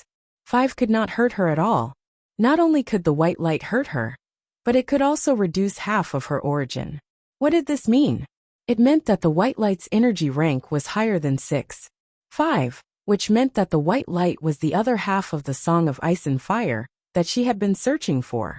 Perhaps, she had found her purpose in coming to the lower universe. One day in the future, when she completely grasped the first flame and could sing the ancient blood space-time law, she would definitely walk the same path as the long-braided female elf ancestor, and explore the secret of the white light in the lower universe. Now she was on Earth, the Death Star of the civilization that had been frozen by the white frost. If it were not for the fact that she was very familiar with the solar system's planets and the moon, Dani would not have recognized that this was Earth. Not only was the land and sea frozen, but the strange ruins of the superior civilization on the land were also unfamiliar to her. Even the continental plates were not what she remembered. Bran was right. While she was practicing her transmigration skill, she was studying the white frost and also looking for the high-level world that had been destroyed by the white frost. When she arrived on Earth, the white frost had just destroyed the world not long ago, and the people of the previous civilization had not died out yet. Before the white frost descended, the prophets among the people of Earth had predicted the arrival of the disaster. They had thought of 2 ways to preserve their civilization. The first was to build a deep-sea city in the trenches and use the huge amount of seawater to offset the extreme cold of the white frost.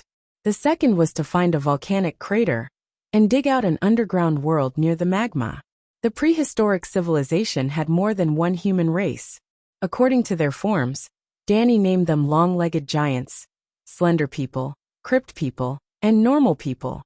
The long-legged giants were also called TikTok beauty-legged giants. They were giants with long legs and beautiful faces. They were about 5 meters tall, and their legs were 3 meters long. They were disproportionate to their bodies. Dani even wondered how their legs could be so deformed under the gravitational environment of Earth. The slender people's limbs, waists, and cheeks were very slender, but they were very tall.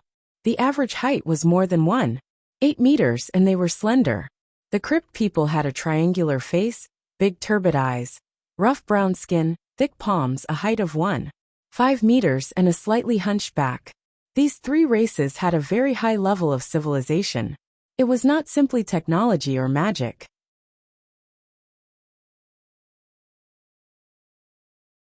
At this time, the Earth's chaotic force was very rich, and the people of Earth had developed an advanced interstellar civilization. That's right, they could travel within the stars. In fact, the crypt people came from Mars. The long-legged giants came from outside Pluto. When the celestial bodies converged, they migrated from another world. Many years ago, their civilization was destroyed in the white frost. Perhaps, in the billions of years of history of the solar system, countless civilizations had been born, and countless civilizations had migrated. When Dani arrived, the normal primitive people had already died out. Long before the white frost arrived, the giant civilization, like the elves, had experienced a great decline. At this time, they had lost the ability to migrate across planets and could only hide in mountain cities to survive. The hope of survival was very slim. The slender people built cities at the bottom of the sea and prepared a full set of space launch systems in advance. When the white frost cold air, covering the entire solar system dissipated, some of their people would escape from Earth by spaceship. The crypt people did not choose to evacuate. Instead, they dug holes in the ground and prepared to build an underground world. Whether it was the crypt people or the slender people, it should not be difficult for them to survive this cold wave. According to the rules that Dani originally set for herself, as long as the civilization was not completely extinct, she would not interfere with that world. She would not save, plunder, or destroy. But after landing on the surface of Earth, Dani was shocked by two things on the spot. First, the will of the world of Earth was like a child welcoming home. It could not wait to accept her, and even directly gave her the control of the heavenly axiom. Even if she gave the Song of Ice and Fire world the first fire, even if she ended the long night and became the savior, even if she sang the Song of Fire, even if she became the God King, the will of the world of Song of Ice and Fire was not so affectionate. Dani forcibly extracted the will of the world from the depths of the world's origin with her strength and cast it into the Book of Fate. After being crowned the God King of Earth, without knowing anything, Dani immediately discovered another amazing secret. Through the resonance of the origin of this Earth, she could find other Earths or civilizations related to Earth. It was like telling the password of the bank vault to a peerless thief. How did Laura transmigrate? She first locked onto a world, which was often a star visible to the naked eye, and then used her mental projection to inquire about the information and determine the coordinates. When she thought it was appropriate, she would transmigrate physically. How did Ciri transmigrate? She had not received the special training of the Elven royal family about the ancient blood. She blindly transmigrated, opened the gate of the worlds, and went inside, where the next station was all based on luck. Before the inheritance of the ancient blood was cut off, the main task of the wild hunters was the same as the rangers: to search the nearby area and determine the location of the enemy and the resource points that could be occupied. To put it bluntly, the wild hunters were responsible for finding the coordinates of a different world for the Elven King of the ancient blood. How did Dani transmigrate to this Earth? When she was chasing the source of the white light, she happened to come here. Dani was still thinking that when she chanted the Song of Law contained in the ancient blood, her descendants would also evolve with the bloodline. In this way, she could specially select a group of Targaryens who had awakened the soul transmigration talent and imitate the wild hunters of the elves.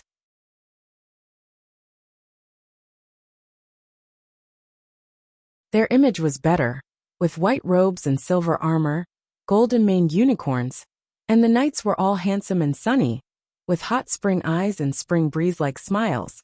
They were the representatives of the holy light and beauty. They could not be like the elves, ghost knights who brought nightmares to the living. On one hand, they acted as Dani's honor guard, helping her raise her status, and on the other hand, praising the name of the 7 gods in the universe, and on the other hand, helping the grand ancestor Dani collect information about other worlds. Now it seemed that before the Targaryen male model group was formed, Dani could already transmigrate on a large scale. The will of the Earth world was forged into a 3-legged cauldron by Dani. In the future, after the birth of new humans, it would also take on the role of the Sea of Law. Sitting cross-legged and floating above the 3-legged cauldron, Dani first found the world of the Song of Ice and Fire through the resonance of the origin. This was not surprising, as she was already the king of gods in the Song of Ice and Fire world. It was normal for her to find her home. However, she was shocked to find that the Demon Hunter world was also within the resonance range. This was just the beginning. Among the hundreds of resonance worlds, she found 3 real worlds derived from movies and TV series that she had watched in her previous life. Worlds related to Earth, could it be? But I have no impression of 99% of the worlds. Dani was pleasantly surprised and puzzled. Then, she left Earth and went to the resonance worlds, picking out 20 smaller dead worlds that had been completely destroyed by the cataclysm. For smaller worlds, she could lift them up like a brick.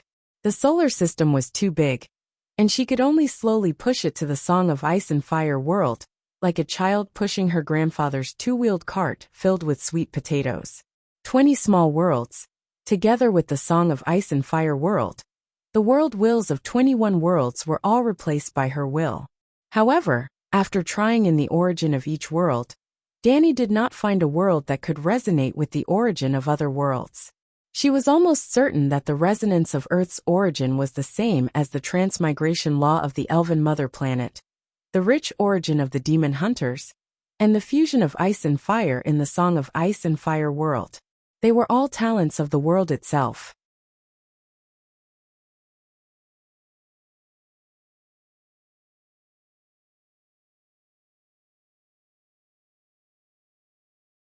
Chapter 1154.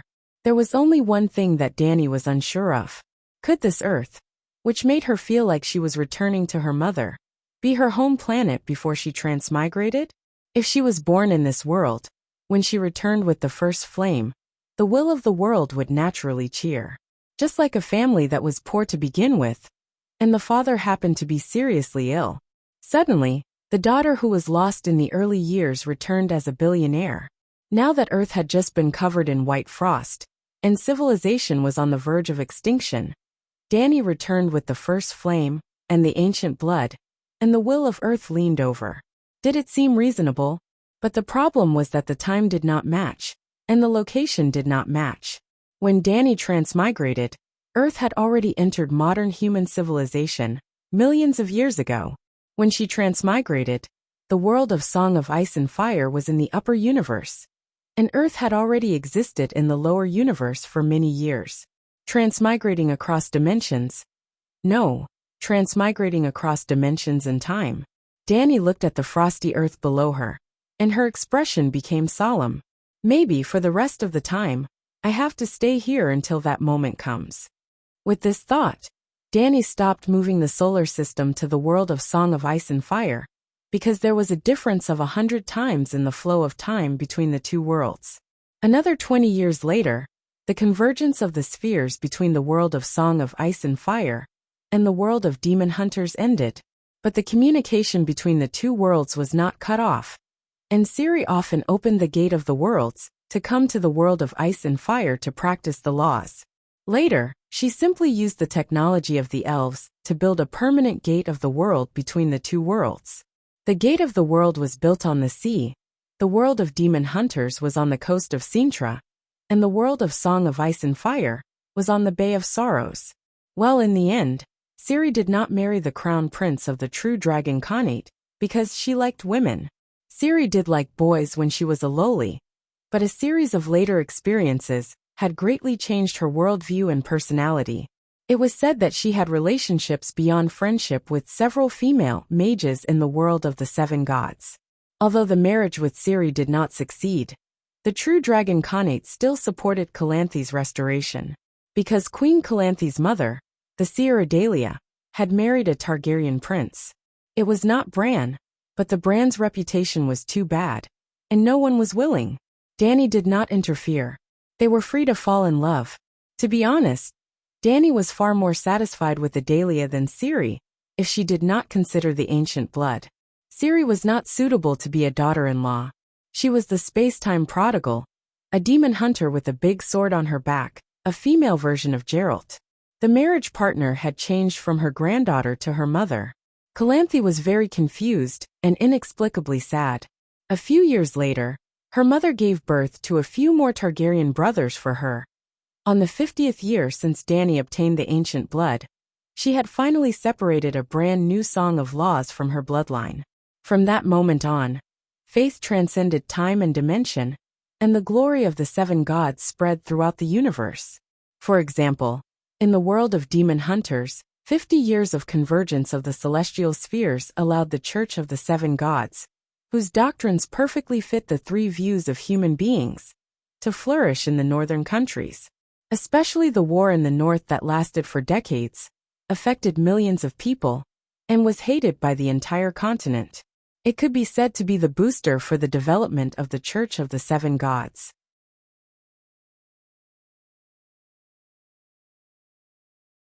In the world of demon hunters, the one who contributed the most to the development of the Church of the Seven Gods was none other than Ciri's father Imhir. Although he was a heretic who did not believe in the seven gods, through the oppression of the northern countries and the instigation of the relationship between warlocks and royalty, he made the royal families of the various countries turn to the economical, safe and efficient priests of the seven gods.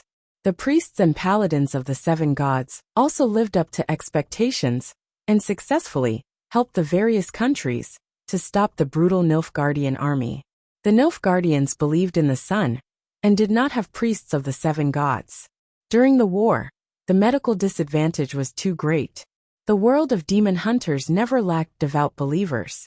In fact, before the appearance of the Church of the Seven Gods, Meritlay already had a church organization all over the northern continent. They were all public welfare organizations such as orphanages, hospitals, shelters, and the like. The three views and behavior of the people in charge were often very consistent with the teachings of the seven gods. When they changed their faith, or slightly adjusted their doctrines, believing that the seven gods and Meritlay were the same gods, it was very easy to change their profession to a priest. After 50 years of development, the seven gods became the mainstream religion of the northern countries. But with the end of the convergence of the celestial spheres, the distance between the two worlds grew farther and farther, and the priests and paladins began to lose levels, and their power gradually declined. Fortunately, the seven gods had always stood at the top of the lonely peak, and there were no competitors. Or rather, there was no one who could fight. No matter how weak the priests of the seven gods were, they were still stronger than the priests of other churches, who did not even have divine spell slots. For example, Aunt May's New Sun religion. When she was there, she really developed a group of extraordinary priests who could borrow her power. But when the convergence of the celestial spheres ended, the priests instantly turned back into muggles. When Danny began to understand the law of space-time travel, the believers of the seven gods in the world of demon hunters once again clearly felt the power of the seven gods. Their power was even stronger than when the celestial spheres converged earlier. The islanders' goddess Freya is also Meritlay.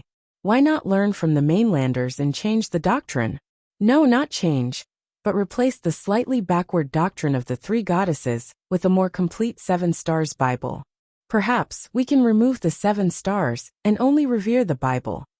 The prince of the Skellige Islands said to the nuns on the island, "We can try."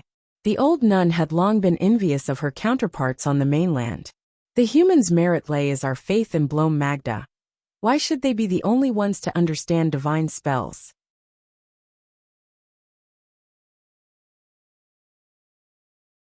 The dwarf king in the corner of the mountain was unbalanced. "My king, I think we can give up on Blom Magda and directly believe in the seven gods.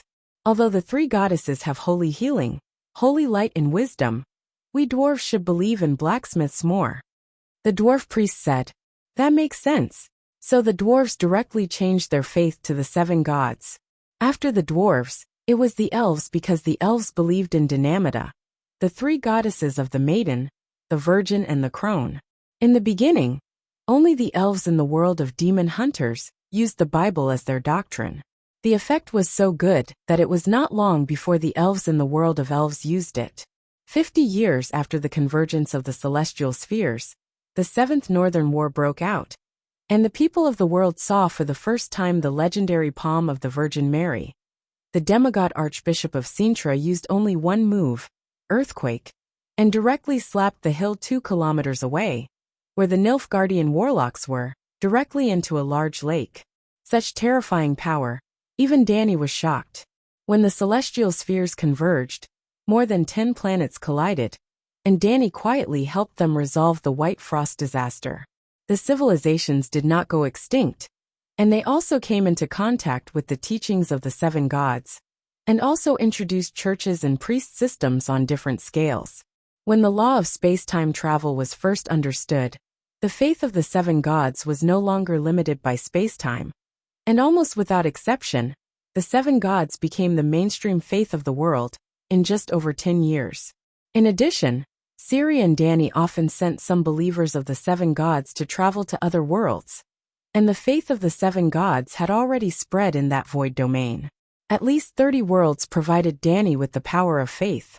Unknowingly, the believers evolved, and there was a qualitative change. When the believers used the palm of the Virgin Mary again, they could borrow a part of the physical power of the Virgin Mary. It was equivalent to the clone of the Virgin Mary personally attacking, and that power, after resurrection, the Virgin Mary's palm became the second forbidden spell to be restricted by Danny. In the early years, as long as one was promoted to a level 4 great priest, there was a certain chance of understanding the Virgin Mary's palm. After the long night, it was changed to a level 5 demigod. At this time, angels below level 3 could forget about it. Killing an entire warlock group with one palm was too domineering, and it affected the balance of power too much. It did not conform to Danny's plan of the Seven Gods Church to be gentle, harmonious, low-key, and down-to-earth. When Danny was 500 years old, she finally stopped interfering in the mortal world. She gave up the title of Empress, and did not let her successor rule the world as Emperor. In fact, when Danny was 100 years old, the world's population had recovered to 60% of what it was before the long night. In fact, she had gradually given up her rule of the world. When she was 500 years old, the celestial emperor was no longer around, and she was only the divine king. Even Slave Bay and Astapor's hometown were handed over to her nth crown prince. From then on, Christmas was really Christmas. If one wanted to celebrate Grandmaster Danny's birthday, they had to have the ability to go to the astral world. Another 500 years later, the Dragon Queen completely became a legend, and there was no trace of her in the world. In this 1,000 years, the celestial spheres converged twice in the Song of Ice and Fire world. The first time was very small, and the worlds only approached without colliding. It lasted for a few months, and a group of otherworlders migrated in. The second time was huge, and dozens of worlds collided.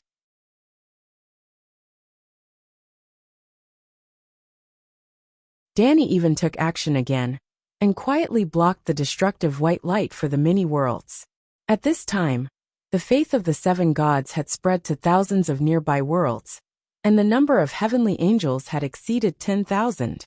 After 1,000 years, Yinni finally started with the Song of Fire, and Siri started with the Song of Wind.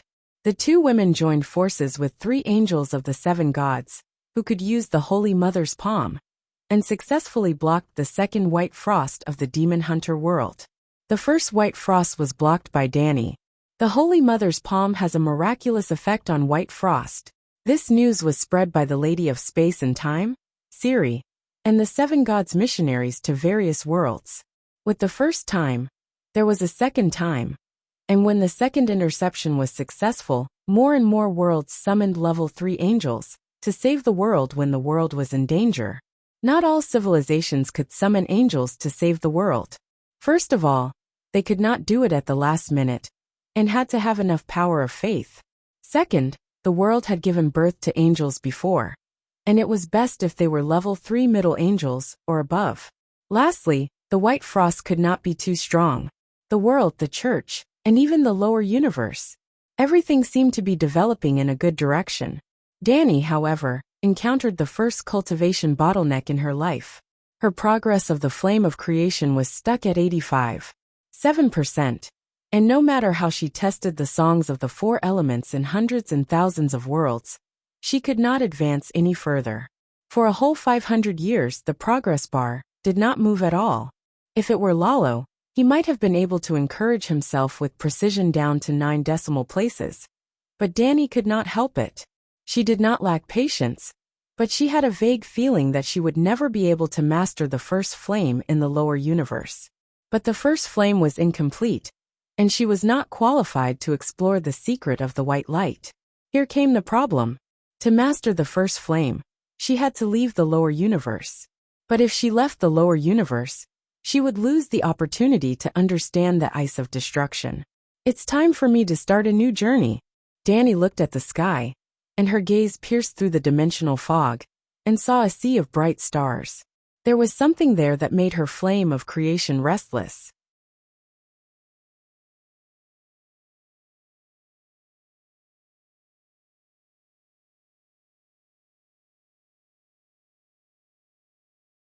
Chapter 1155. Dragon Calendar Year 1600 Spring. In the 5-Dragon Cave south of Astapor, the originally spacious white jade square seemed especially small today.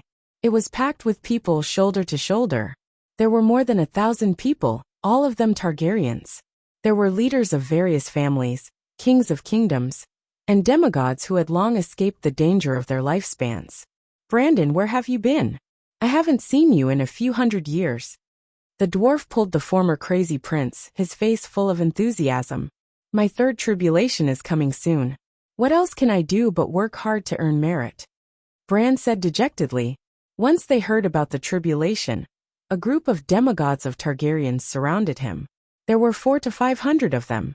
So soon? Bran, didn't you just go through your second tribulation 500 years ago? Yeah, why are your tribulations so frequent? Bran, are you confident? I've been feeling uneasy recently. I often wake up in the middle of the night, sweating profusely and gasping for breath. Is the tribulation coming soon? The dwarf used his high status to push the juniors aside and said to Bran with a forced smile. In about 20 years, my first tribulation will come. Bran, if you have any tricks to go through the tribulation, you must teach me. Looking at those who have gone through the tribulation in the past 1,000 years, more than 70% of them have died in the first tribulation. It's terrifying. Yeah, it's terrifying. The soul disperses, the cultivation disappears, and only the life imprint is left to reincarnate, the nearby Targaryen said sadly. Bran, you're the first to go through the tribulation, the first to go through the tribulation, the first to encounter the second tribulation, the first to go through the second tribulation, and you're about to go through your third tribulation. You must have a lot of experience, right? Yemont with the scar also came over. There are 4 main essentials to going through the tribulation. Looking at the hopeful and respectful gazes around him, Bran's heavy heart relaxed a little. First of all, the tribulation can only be resisted, not evaded. Those who fled to the other world, after sensing the impending tribulation, are completely brainless. Why don't you think about what realm the old ancestor is at? If even you can go to the other world, is it difficult for the heavenly tribulation to follow? The power of the heavenly tribulation will be doubled for those who flee to the other world. Thus, the failure rate of the tribulation is now as high as 74%. You also ran away back then, right? Dany asked. Ahem, I escaped. That's why I'm deeply moved. If it weren't for the fact that I'm a triple demigod in my cultivation of magic, body and sword, and even borrowed Gerald's sword of space-time, there's an 80% chance that I wouldn't have been able to withstand it, Bran said awkwardly. The sword of space-time? Is it the divine sword that the ancestor gave him in Ciri? Someone asked. Yes, that's the sword. This is the second main point of the heavenly tribulation. Bran raised 2 fingers. The heavenly tribulation artifact. Powerful divine artifacts could help the cultivator withstand the heavenly tribulation. Actually, the sword of space-time wasn't very effective. If it were in the shape of an umbrella or an iron shield, the defensive efficiency would be higher. For example, the human crown of Westeros has its own merit and destiny. It should be able to block the heavenly tribulation. Looks like I'll have to find a divine craftsman to create a heavenly tribulation armor for the next 20 years, the dwarf said thoughtfully. The third main point of the heavenly tribulation is strength. Needless to say, at the end of the day, the heavenly tribulation is a test of your cultivation progress. It's no different from the final exams in school.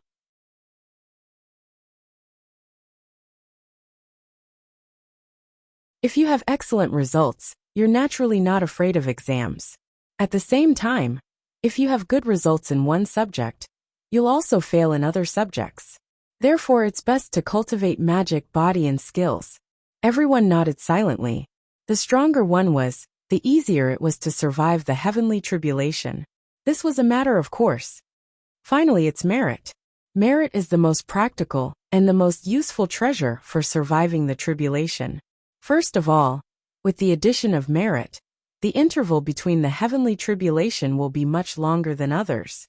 No wonder you, Bran, are going to undergo the third heavenly tribulation in a short 1,500 years. Everyone was enlightened. That's why I've been thinking of ways to earn merit recently. Bran sighed. Other than prolonging the interval between the heavenly tribulation, merit can also offset the power of the heavenly tribulation. It's too useful. Devil power is easy to obtain, but merit is hard to earn. I've been a herdsman in a poor mountain village for 300 years. I've saved thousands of people and helped countless children open up the path of cultivation. I've never collected any fees, but I've only accumulated 40 merit points. It's too bad that when I was king in my early years, I got drunk and whipped 2 mates to death. A total of 20 merit points were deducted. After that, if I'd known this would happen, I wouldn't have become king even if you beat me to death, someone lamented. I'd like to continue being king. I've been king for 40 years and earned 800 merit points. After I abdicated, I cultivated for 1,200 years and did a lot of good deeds. Instead, I lost 150 merit points, someone disagreed. Cousin, you're talking nonsense. How can you lose anything? The king from before was full of suspicion. Why can't I? When I was king, I had people following me everywhere. No one dared to offend me, and I didn't have the chance to kill anyone. After I abdicated, I traveled the world alone. Those bastards didn't know who I was. They thought I was putting on airs, and was an old man who liked to show off. The cousin's handsome face was full of grievances. I'm just used to fine clothes, good food, and good service. Is it too much to hire 8 beautiful female elves to carry a palanquin? I've lived like that my whole life. But those fellows just couldn't stand it. They were jealous and wanted to provoke me. You guys know that I have a bad temper. I can't tolerate sand in my eyes. So I started a fight.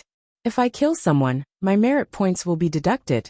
You don't deduct merit points from killing people in battle, right? Danny asked doubtfully. Everywhere I go, people provoke me. I've killed a little too many. The cousin sighed.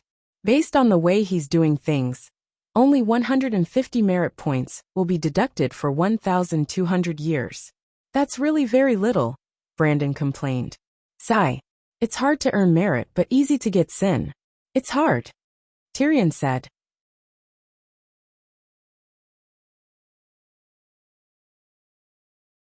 Bran smiled proudly. You guys haven't found the right way. What way? Everyone asked anxiously. Missionaries from another world. TSK. And here I thought it was something else. The onlookers were disappointed. Missionaries from another world have been around for 1,000 years. I've been one too. I only earned 98 merit points in 400 years. It's better than being a herdsman at home. But it's dangerous to preach in another world. The mortality rate is as high as 25%. Someone lamented. Hee hee, you guys haven't found the trick. Bran's smile was smug and mysterious. What trick? Tyrion asked curiously. This. Bran hesitated again. There are too many people here. Let's talk later, he said softly. But the people around him were all demigods. No matter how soft he was, they could still hear him. Bran, are you going to cut yourself off from the Targaryen family? Bran, the old ancestor is coming. I'm going to complain to her. You don't respect your elders, you don't love the young. You betrayed the family. Fuck, do you have to be so ruthless? Bran's face was pale. Bran, everyone here is Targaryen. There are no outsiders, Scar Ymont said sternly. Bran glanced at his uncle and sighed. Actually, it's very simple. Find the destined person to be your backer. Be more specific. Before we met another world, our merit came from the Holy Mother. But in another world, the will of the other world will also reward those who help the world. Following the will of the heavens is the greatest merit. How do we follow the will of the heavens? There's nothing simpler and more rewarding than helping the destined person complete the will of the heavens, Bran said solemnly. Fuck. The dwarf spat out the word dragon, a dragon swear word, and slapped Bran's butt hard. Kid, you're so smart. Why didn't I think of that? Hee, you've been avoiding Ciri all those years ago. But I've been following Geralt and Ciri to the end. Guess what? Bran raised his right hand proudly. 500. a total of 500 merit points. Holy shit. The eyes of the Targaryens turned red. That's not right. If you have so much merit, why do you have to go through heavenly tribulations? Dany raised a question. Sigh. Choosing the destined person is even harder than buying stocks with potential. In a world in a period of time, there's only one destined person. Buying the wrong stock will result in a loss. Choosing the wrong true dragon will result in a loss of merit. In the early days, I used the ancestors and Ciri as a template, and habitually chose people of noble birth, who met with misfortune. In a world dominated by Western civilization, it was still considered smooth sailing. Even if I was wrong, they were the destined person's friends or subjects. There was always a small profit. But in a world dominated by Eastern civilization, I was wrong to choose those with noble status. Wrong to choose those with brilliant literary talent. Wrong to choose those with handsome looks. Wrong to choose those with elegant temperament. They're all the destined person's rivals. I've lost so much, Bran wailed and said proudly. But it's the same as trading stocks. I've lost so much. I've gradually figured out the trick of choosing the destined person for different civilizations. Big brother Bran, the next time you preach in another world, bring me along. Grandpa Bran, I'm your biological brother's great-grandson. Remember to invite me to join your group next time. The juniors looked envious and surrounded Master Bran to flatter him. Bran was proud and waved his hand casually. We'll talk about it next time. Bastard, why didn't you tell me earlier about such a good method? Ymont with the scar had a ferocious look on his face. He grabbed his ear and twisted it with all his strength. I loved you so much back then, you unfilial grandson.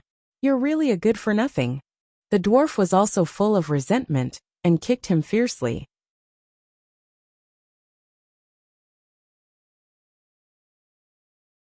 This kid had kept him in the dark for more than 2,000 years. How much merit should he have earned in these 2,000 years? If he didn't earn, he would lose. He had caused him to lose a few thousand merit points. How much hatred was there? Seeing the resentment in his elder's eyes, Bran said bitterly, I knew it. If I didn't tell you, you'd admire me. If I told you, you'd hate me for not telling you earlier. Why didn't you tell us earlier? Why should I tell you earlier? When I was full of sins, did you contribute any merit to me? Bran said angrily. Leg saw the commotion and walked over. He said calmly, Mother is coming. What's with the commotion? Have you forgotten the Targaryen family's teachings? Cultivation and life are very personal matters. No one has the responsibility to pay for Bran's sins. Similarly, he has no responsibility to disclose the opportunities he discovered to you. After today's assembly, demigods are not allowed to leave. Follow me to the Moon Palace and be confined for 200 years. Father, I'm not making any noise, Ymont with the scar said anxiously. No, master, my heavenly tribulation is coming. Bran wailed. Old ancestor, I know I'm wrong. But I have to prepare for the heavenly tribulation. Hee. Tyrion laughed happily at the side. Leg glanced at his uncle and said nothing. You still have the cheek to laugh. You haven't sung the Song of Laws even now. Jon shook his head and laughed bitterly, arguing with a group of juniors over the heavenly tribulation. Aren't you ashamed? The dwarf's face turned red. He straightened his neck and said, You can sing the Song of Laws, but you'll also have a heavenly tribulation. A demigod who has comprehended the laws will have a heavenly tribulation of 100,000 years. Within 100,000 years, I'll definitely be able to sing the complete Song of Laws, Jon said.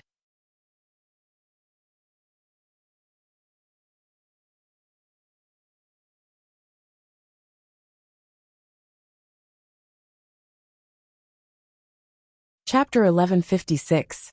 You have no idea what I've done for Targaryen.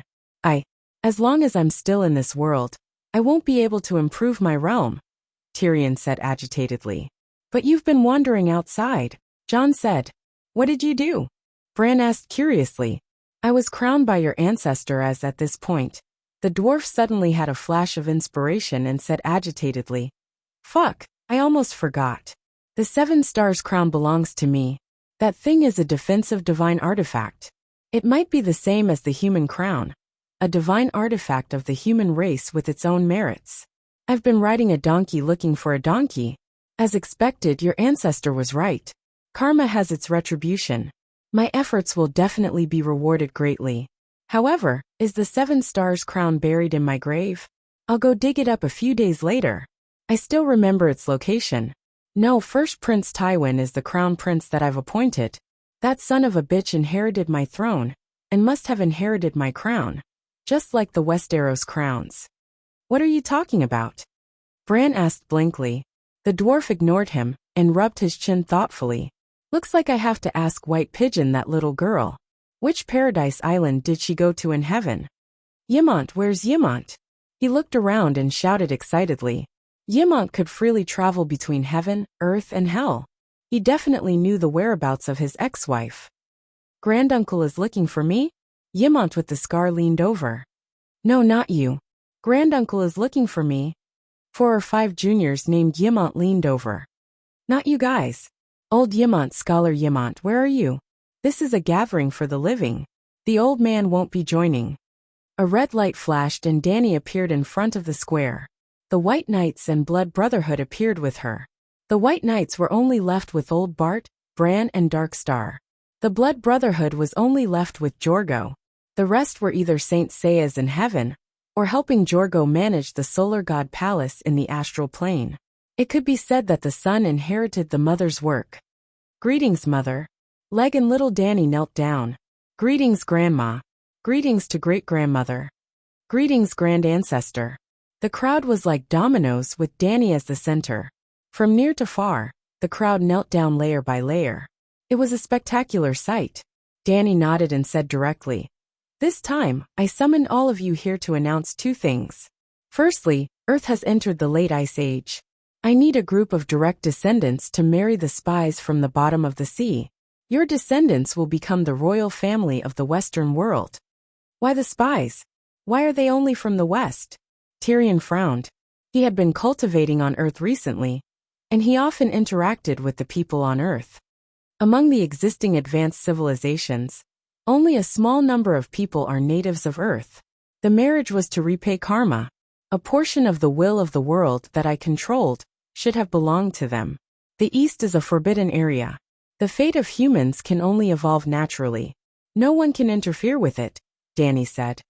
Why is the East a forbidden zone? Tyrion asked again. Just be obedient. I don't need to explain my arrangements to you. The dwarf rubbed his nose and did not ask any more. Grand Ancestor, I am willing to serve Targaryen. I can provide 8 sons. Grand Ancestor, I have 3 daughters and 2 sons. You can choose as you wish. A group of Targaryens shouted. Grand Ancestor Dany nodded in satisfaction and continued. The second thing is that I will fall into a deep slumber in the coming days. The world will be completely under the control of the 7 gods. The 7 gods were Dany's believers. The Targaryens knew almost all of them. This news was like an earth-shattering clap of thunder, exploding everyone until they were dizzy and terrified.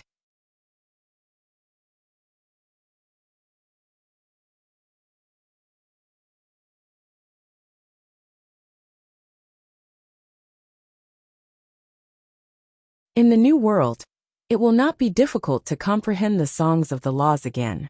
In fact, giving up my power will make it easier for me to integrate into the new world. The immense power will only arouse the vigilance of the other world's will. After you leave, the world will probably undergo an unprecedented change, said Tyrion with a sigh. The 7 gods can control the situation. After a pause, Dany advised. From now on, continue to do what you should do. Similarly, don't do what you should not do. I am easy to talk to, but the 7 gods are difficult to talk to. Its rules will be stricter than when I was here. Targaryen will lose a large part of its privileges outside of the rules. The Targaryens had grim expressions. Let me give you another piece of advice. Good and evil will eventually be repaid. Accumulate more merit and do less evil. We will follow the teachings of mother, grandmother, and ancestor. The Targaryens bowed in agreement. Dany's gaze fell on her cheap son. Seeing the worry and confusion in his eyes, she sighed. Leg, after I leave, you will be the Targaryen leader. You have to restrain the actions of the younger generation. The rules of the clan must not be abolished. The laws of the country must not be violated, and the teachings of the 7 gods must not be forgotten. Mother, don't worry. I will take good care of the clan. The tall man's eyes were red. A man does not have 1,000 days of happiness, and a flower does not bloom for 100 days. The Targaryen dynasty has lasted for more than 1,500 years. Perhaps the world is developing very quickly. Now even the concept of a floating city has been brought up. While the convergence of the celestial bodies has brought us new technology, powerful and vibrant new ideas and new bloodlines have also come with it. New ideas represent the budding of change. Talents similar to the elven race's ancient blood, and the Targaryen true dragon's blood, are rare in all the worlds. However, when there are many powerful foreign bloodlines, it represents the power of change. There are hundreds of kingdoms in the world, large and small, and all the royal families come from the Targaryens. It is too conspicuous and too ostentatious. In the future, if something happens to certain kingdoms, you do not have to mobilize a large force. You only have to protect the people. Do not use the power of the entire clan to oppress the other party. When I was here, the will of heaven was always with the Targaryens. When I leave, the 7 gods will control the book of fate. It will only make the choice that is most beneficial to the world. It will not indulge you. The birth of a new child of destiny is inevitable. The Targaryens had terrified expressions. Dany sighed and said faintly, "Do not be too attached to the change of worldly power. Humans are the foundation of a family." Leg did not expect his mother to say such words. He was stunned and did not know how to react. "Is there a need for this?" Tyrion frowned. "Only you are allowed to create revolutions and experiment with new ideas in other worlds.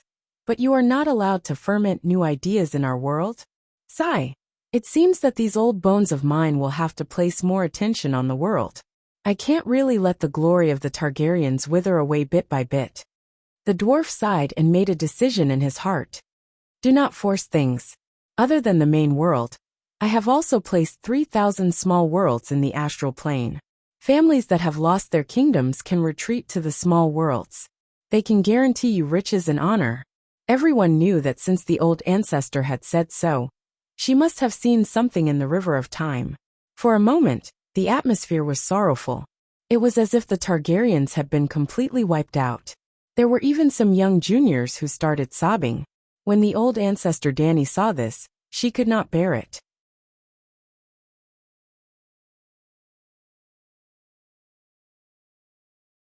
With a flip of her right hand, she took out a golden parchment and said, "The cycle of karma in this world, and the rules of good and evil being repaid, are set by me.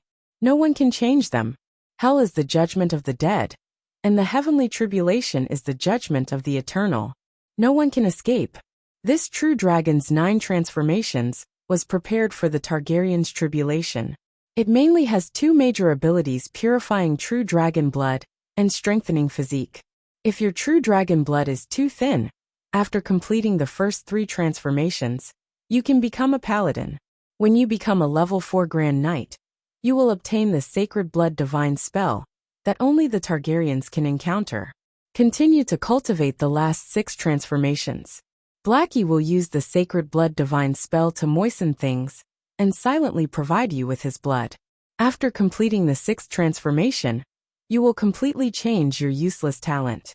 You can freely switch between human and megalosaurus. You can also partially transform your body into a dragon. It sounds very powerful, but the process is a little complicated. "Can't you just ask Blackie for his blood?" Tyrion asked. "After I leave, Blackie will obtain all of my power. He will leave the mortal world and become the guardian of time and space. You won't be able to see him at all." At this point, Dany glanced at White Knight Bran and threw the parchment to Tyrion. She said to him, "Bran, let's talk in private." Barristan and Dark Star looked at each other in confusion and stayed outside the quiet room with Jogo. "You touched the timeline," Dany said. Bran thought for a moment and said, "Are you talking about the time I visited Robb in his dreams?" Chapter 54. "Yes, you borrowed my power and successfully changed the past." "I didn't succeed," Bran said bitterly. "You successfully changed the past, but the result was not what you wanted," Dany said calmly. "I can't compare to you. I was just trying to change a person's fate. Bran sighed. I can pay the price of changing the past, but you can't pay the price of the result you want, Dany said. What price? Bran was confused. About 500 years later, you'll understand. From today onwards, your ability to travel the timeline will be completely sealed. This is the punishment of the 7 gods. Bran was silent. Continue to guard the world gate. Barristan, Jogo Jello, follow me outside of time.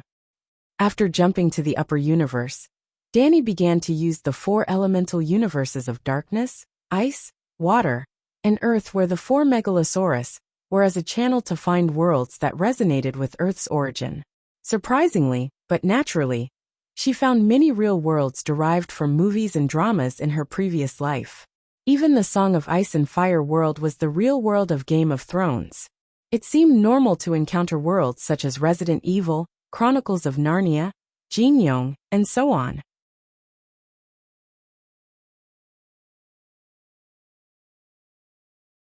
Unfortunately, those worlds were of no help to Dany. She was not willing to invest too much of her origin, and only used a thought to reincarnate randomly. The end of a lifetime, the end of transmigration. For example, in the Resident Evil world, she became a researcher in Raccoon City.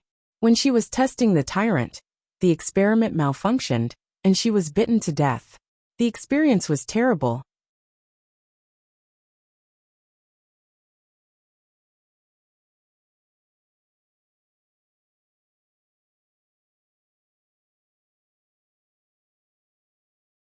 Chapter 1157.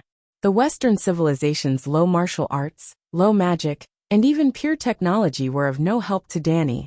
On the other hand, although she didn't get anything from the Eastern world, she had a lot of fun. For example, in the world of the Heaven Sword and Dragon Saber, she split a part of her consciousness and randomly reincarnated into Nun Miju.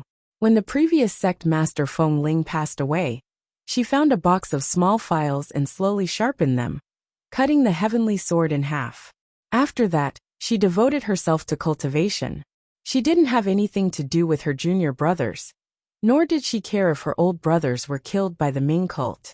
She didn't even watch the good show of Zhang Chuishan and Yin Susu fighting for the dragon saber. When she was 30 years old and reached a bottleneck in her martial arts cultivation, she went down the mountain. When she reached the foot of the mountain, she saw the Mongols slaughtering a Han village. It didn't matter if she didn't see or hear, but after seeing and hearing, she couldn't help it. She killed and killed. She killed the small ones and the big ones. Finally, she killed the Dog Emperor and several important people in the imperial court, including Prince Ruyang. At that time, Zhao Min's fertilized egg hadn't formed yet. After this battle, the name Divine Nun Miju resounded throughout Jianghu. When she was 16 years old, she followed Master Feng Ling to travel Jianghu. She even used the Ame sword technique, and her white clothes fluttering in the wind. She was called Fairy Jin Xia by the people of Jianghu.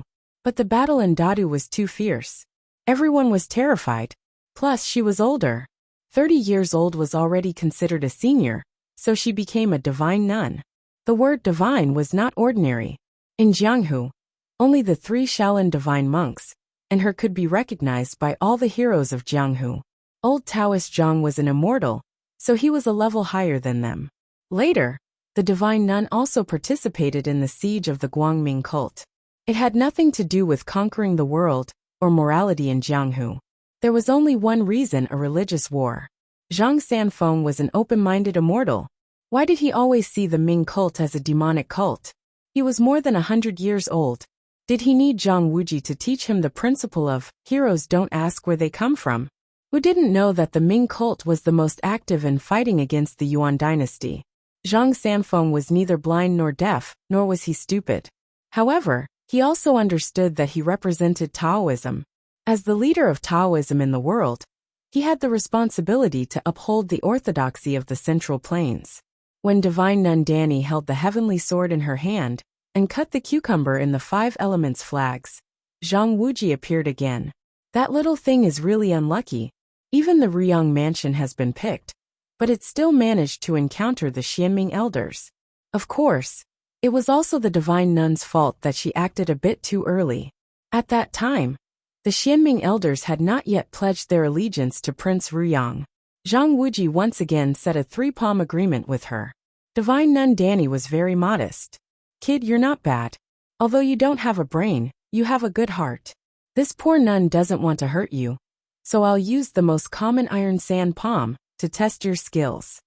The iron palm was a third-rate secret technique, but it was a fire attribute technique. In Danny Shurtai's hands, it was even more powerful than the 9 white bone claw and the 18 dragons subduing palms. With just one palm, Zhang Wuji's internal organs were charred, even though he had activated the 9 yang divine art. No one knew the true identity of the dead Arnyo. Zhou Zhirua was still chopping firewood on Mount Amei. Reality proved that even without the Ming cult and Zhang Wuji, the Han people could still revive China.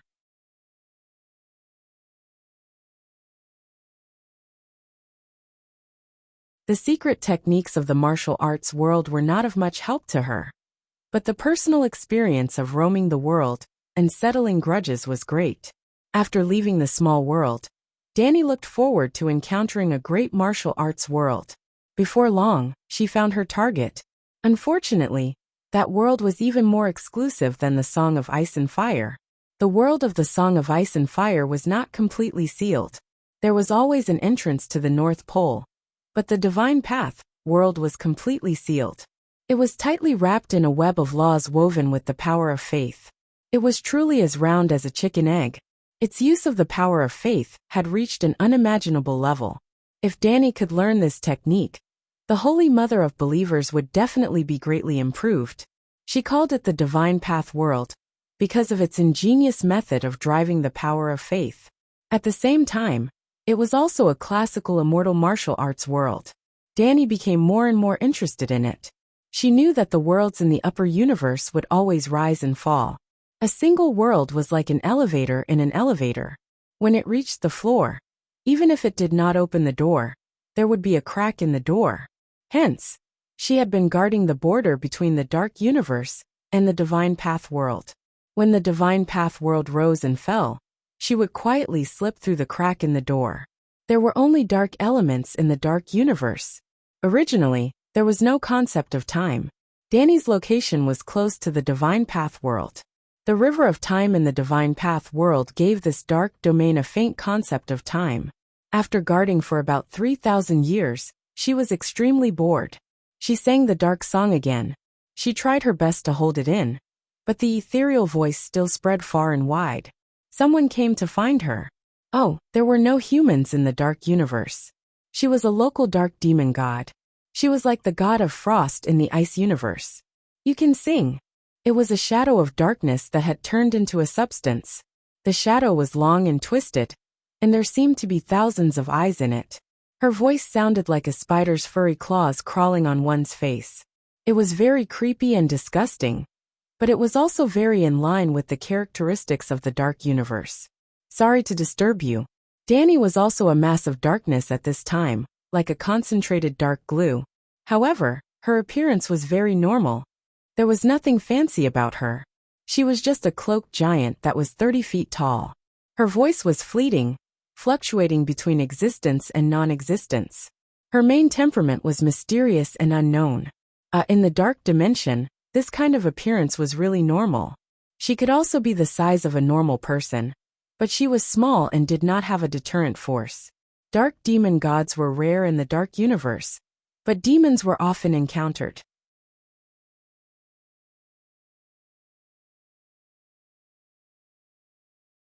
The bigger the size, the stronger the power. Little things did not dare to provoke her. Why can you sing? Thousands of eyes were filled with doubts and suppressed greed. Can't you sing too? Danny could see that the other party was also a true god. But you are so young, and you can even sing the universe's original song. She seemed to be very simple. The jealousy, greed, and fear in her heart could not be concealed at all. People's hearts were complicated. Danny did not care about what others thought, but she liked simple people the most. I was lucky. When I was wandering around, I accidentally swallowed a weak dark demon god that was expelled by the world, and I advanced. Now, I am waiting here for the second demon god to be expelled. Dany pointed at the divine Tao world and made a solemn vow. There was also unconcealable greed in her voice. It just happened to be a weak demon god. The shadow was unable to hold back its excitement and gradually approached her. If it wasn't weak, I wouldn't be able to defeat it. Dany's figure rose again by several feet, and a powerful aura seeped out of her body. The distorted shadow stopped and stared at her for a long time. Fear overcame its greed, and it said, "The ruler of this world is a light god. Why was there a dark demon god born? It should be a foreign demon god like me. I plan to sneak in. Is that so?" The other party seemed to be somewhat suspicious. "You know this world?" Dany asked curiously. She found the divine Tao world through the resonance of the origin, but the resonance of the origin could only find the general coordinates of the world. She knew nothing about the world. A long time ago, a light god entered it. When it became the ruler of the world, it immediately sealed the world completely, the shadow said. Solitary yin doesn't grow, solitary yang doesn't grow. It's impossible for the world to only have light and not have darkness. In fact, this world's umbilical cord is connected to the dark dimension, Dany said. This is a sealed world. It doesn't need to draw energy from the outside world. Impossible. Dany shook her head. I can feel that there are many powerful beings in this world. The strongest among them are not inferior to you or me. It nurtures so many extraordinary people. If it doesn't draw energy from the elemental dimension, how can it survive? Every 10,000 years, tens of thousands of years, or hundreds of thousands of years, the light disappears, and the world falls into complete darkness. The dense darkness is equivalent to the total amount of light in the past 10,000 years. No powerful being can escape the fate of becoming food for the light god. In this way, light and darkness are balanced, and energy is balanced. The world will always fluctuate back and forth on a line. It will neither fall nor rise. It will be eternal and immortal. The shadow's knowledge was far beyond Dany's imagination. She was stunned for a moment before she exclaimed, "You know so much. I've been guarding this place for a very long time." Her voice was faint, as if she wanted to stick her spiky spider claws into Dany's throat. "But I've never seen a dark demon god break in." "You're unlucky. I've been guarding here for 3,000 years, and I've only seen one. Soon I'll be the second one." Dany laughed. The shadow was a little hesitant. "Should I stay here and wait for you to be kicked out in a weak state? Are you very free?" Dany laughed awkwardly. "Yes, I smelled the scent of the secret flame, and was about to look for an opportunity. When I passed by, I heard your song," she said. "Secret flame?" Dany was shocked. "I'm young, so I don't know what a secret flame is." "Secret flame is the flame of creation. You don't even know this?" She didn't hide her disdain. Dany was excited. "That fire, is it ownerless?" Greed made her dark demonic body swell up again. "Secret flame has never had a master."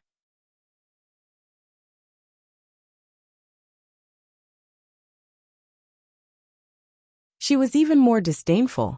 "Secret flame has no master. Secret flame has no master." It was a simple sentence, but it was like a morning bell. Dany was shocked, and she was stunned on the spot. "Ha ha ha, yes, you're right. How can a secret flame have a master? The secret flame is everything." After coming back to her senses, Dany laughed crazily. A moment of enlightenment had increased the progress of the first flame by 1%. "What's wrong with you?" The scent on Dany's body disappeared in an instant, and the shadow was terrified and eager. "Nothing. I chewed on that dark demon god and digested its head, so I sang the song of darkness. Just now, I digested its body, and it seems like there's another mysterious power?" "I don't know," Dany said casually. Gulp. The shadow swallowed. "Is it delicious? Do you still have 4 limbs left?" "It's okay. Digest it slowly." Dany's body shrank, and she lowered her aura and pressure. She said softly, "When I saw you, I felt that we were fated, like old friends reuniting." "Is that so?" The shadow was a little confused. "By the way, I'm a stranger. What's your name?" Dany asked in a friendly manner. "Angorian." "See, I said we were fated. Targaryen and Angorian are like sisters," Dany said excitedly. "Aren't you a stranger?" Angorian was puzzled. "Moke Targaryen. Oh, Angorian had little interest in sisters, friends, and so on. Feeling that she was close, Danny began to make a request. Big sister Angorian, can you take me to see the secret flame? I'm going to guard you here, Angorian said. Knowing that you're guarding me, I definitely won't go in, Danny said. Angorian seemed to be stunned. After a while, she said greedily, I can take you to see the secret flame, but I'm very hungry. Give me one of the demon god's hands in your stomach. Danny gritted her teeth and gave her a small ball of her origin. Ah, it's delicious. Angorian smacked her lips in satisfaction. The two walked along the dark universe for a long time. She stopped and stared at Danny with longing. Stranger, I'm hungry again. Give me another leg. Danny gritted her teeth and gave her another ball of origin. Angorian followed the black driver and began to take a detour. I'm hungry again, she said. Danny sighed and said, how about this? You swallow me into your stomach. When you're hungry, take a bite. When you see the secret flame, spit me out, okay? Okay. I've thought of that for a long time. Stranger, you're so smart. Angorian opened her mouth wide and swallowed Danny. You're tuning in to the Limei's Wuxia Whispers YouTube channel. We're so grateful for your support. And don't forget to subscribe to join us on this incredible journey through captivating stories. Your generosity through donations truly makes a world of difference, as it's the primary source of revenue that allows me to expand and enhance this channel for you. Thank you from the bottom of my heart for being a part of this adventure.